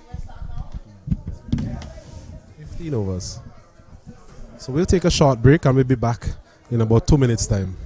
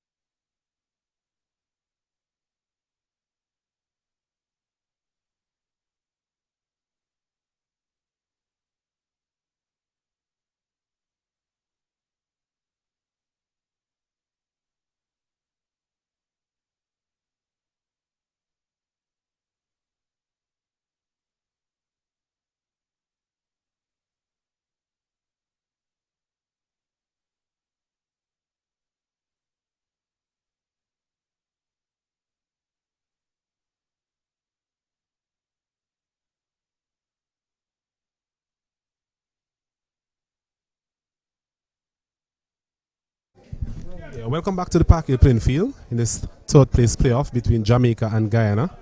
We're in the final day of this 3-day encounter. Jamaica in their second innings, they are 166 for the loss of 5. They lead by 151 runs. As we see Rampersad, and there's a big hit for 6, is it? Well caught on the boundary there. I thought for a moment there, Axel, that he would have cleared the man there at a deep mid-wicket. Sanjay there, perhaps trying to aim somewhere in the vicinity of that yellow house. First ball after tee, and Rampersad gets another wicket. So Walker goes for 25. Jamaica, they're now 167 for the loss of 5. Well, it's the two batsmen are walking off. So I'm wondering if the Jamaicans have declared.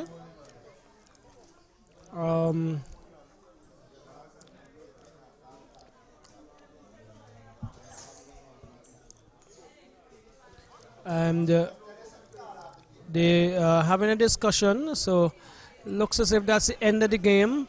That's the end of the game here at Park Hill. They have decided that there is no possibility of a result. Is it? No? Well, there were some high fives and stuff. Both batsmen are walking off. So mixed signals being sent there because Heinz was walking with him. Heinz was walking with him. So they have seemed to have in mid-air, they probably have changed their decision. But Captain Walker, just after getting back in after the break, he was caught a good catch down deep on the wideish mid-on boundary. Yes, during that short break, we also had another chance to speak to another of the coaches for Jamaica. And he was echoing the same sentiments that I mentioned earlier in terms of the bowlers being a bit jaded after that spell this morning, that 2.5-hour session. So he doesn't really want to risk having them come back and bowl again this afternoon. So more than likely this game is just going to play out into a team draw, as they would say, at some point in time. So it's Dindia once more, avoided by that. It's actually Rampersad. Oh yes, there's a change of bowling, correct. Rampersad with the first ball, and he is coming to the new batsman. Northover. In the wicketkeeper Northover, he's chalking the pad, and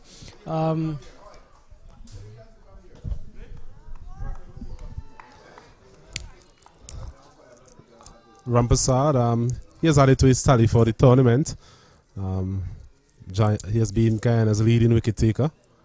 So he actually would enjoy bowling at this point in time. He has nothing really to lose, but he also has the chance to add to his wicket tally for his personal achievements, as Northover uses his feet and punches this one down the ground. For a single, he's off the mark. 167 for 6. Rampersad in his peculiar orange heel boots comes in. And Heinz this time is a long way forward. Plays it out there to Yearwood at a short leg position. There's no score.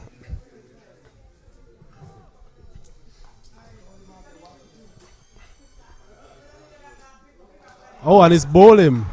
So 2 wickets in the over there for Rampersad. It was a shortish delivery there. Heinz going back, trying to pull this one again in the vicinity of deep mid-wicket. Missed it completely. So Heinz, he gets Rampersad, he gets another wicket. Heinz goes for 9. Jamaica, they are now 167 for the loss of 7 wickets. well, we thought the game was just petering out a tame, unexciting end, but two shots where they were trying to play positively. They were on the stumps, didn't connect. They found themselves in some trouble here, where they are probably on the verge, possibly, of getting bowled out. Yes, hopefully for Jamaica's sake, these wickets have no consequence. But it does give Rampersad a bit of confidence, knowing that he has added to his wicket tally. And Jamaica, as we said, they played the game in a good spirit. They've given it their all, led by Thorne, of course. He has led from the front throughout this match. As we hear continued encouragement for the bowlers out there, and that's good to see even at this late stage of this encounter.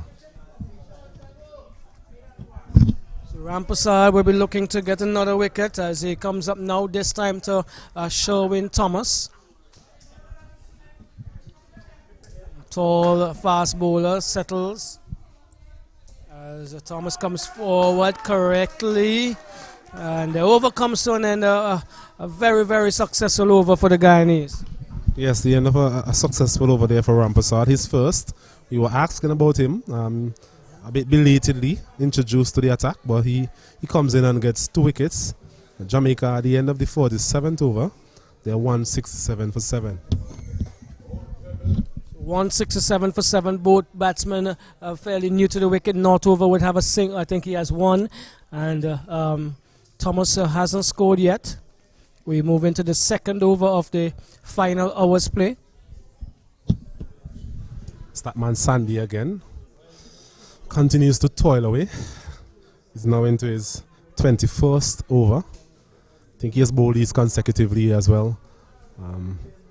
Definitely showing a lot of patience, a lot of skill, fitness as well. As he's going to be bowling to North over.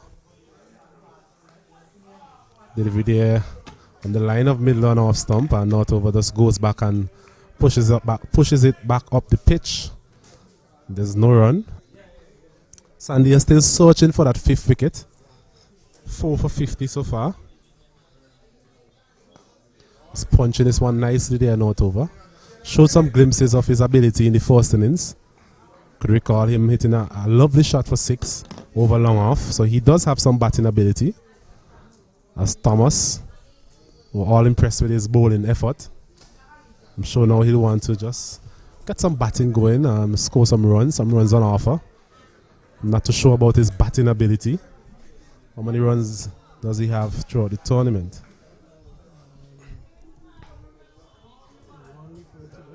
So 1 before today, according to my reliable statistician here. You definitely want to add to that.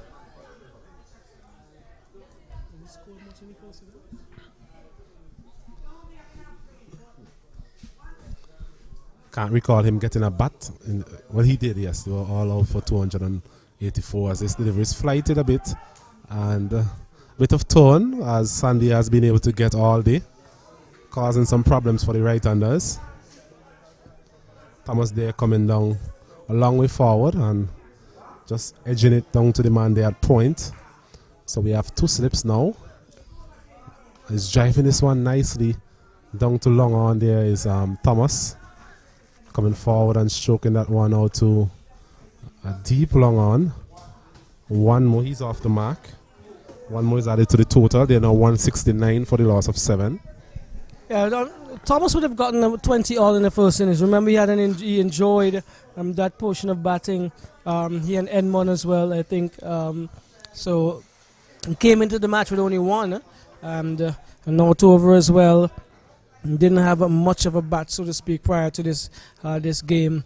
And as the second over comes to an end, the game petering out to a very tame draw. Yes, it's only a matter of time before we see the umpires maybe just calling off the game. Both teams are agreeing to call off the game because there's really no chance of a result here. Jamaica, they're not prepared to allow Guyana to bat again. That has been the second over in the final hour of the day.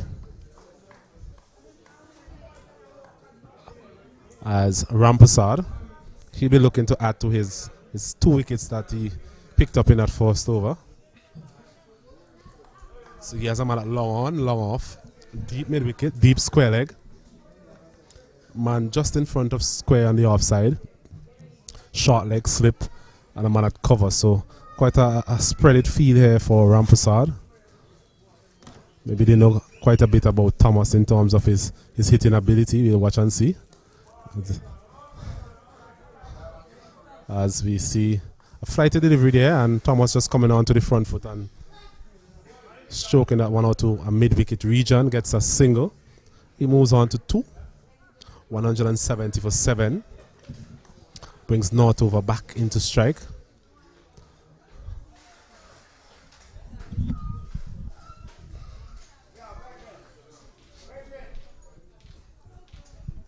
North over is driving this one nicely out to a long off region. Gets another single. Moves on to 3. 171 for 7, Jamaica. They lead by 154 runs. Yeah, these batters are just getting an opportunity to face a few overs and to try to ply their trade. And as we say that, it is now another wicket for Rampersad. He has been the dark horse in this latter portion of the day's play. Trying to play a little too conservative, I think, Thomas, and he has lost his wicket. And Jamaica, 8 down. Yes, 171 for 8. Rampersad picks up his third wicket. So he's in his second over, and he has been very successful so far. 3 for 3.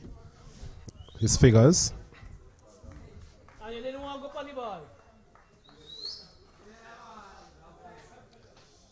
Oh, that's why your faceman looks after the break. As we see, the game has been called off, I think. Yes, rightfully so. It was really going nowhere. As you mentioned, it was peating out into a team draw. And I think Guyana will be very pleased with their efforts throughout this game. They seem not to be too keen on coming off. They were actually enjoying themselves. Rampersad maybe saw the opportunity to get a 5-wicket haul. But that's the situation there here at Park Hill. Both teams agreeing to just call it a day. There's really no chance of a result at this point in time. So this game ends in a draw. And I believe that Guyana, based on the points that they would have accumulated, they would definitely be given the third place accolade. Yeah, so just to briefly give a summary, Jamaica in their first innings, 284, with Beckford getting 83, Guyana in reply, 300 for 8, with Dindia getting 128. 138, correct. And in their second innings, Jamaica 171 for 8, 171 for 8. Beckford got 39, Weah got 32, and Walker 25. We also had 26 from Weatherbourne.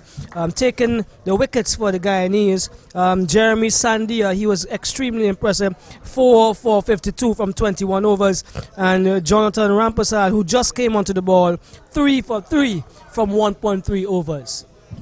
Yes, a spirited effort by the Guyanese. They were very professional in their display today, both in the batting as well as their effort in the field this afternoon. I'm sure moving forward they'll take a lot of positives from this tournament. They maybe not finish in the top tier as they would have been expecting to, but they will take a lot of positives in terms of some of the performances they've had throughout the tournament. Right, so this is where we're going to wrap up. There's going to be this closing ceremony this evening. I'm not sure if that's going to be brought live, but it was a pleasure from our standpoint to bring you the coverage, the commentary to the live stream. And so we want to wish all a good evening as we close up shop here from Park Hill Osnet. Yes, special thanks to the Simmons Cricket Association for giving us the opportunity to bring this live coverage to our viewers regionally and internationally. I hope you have enjoyed our coverage and definitely looking forward to bring more cricket to you at some point in the future.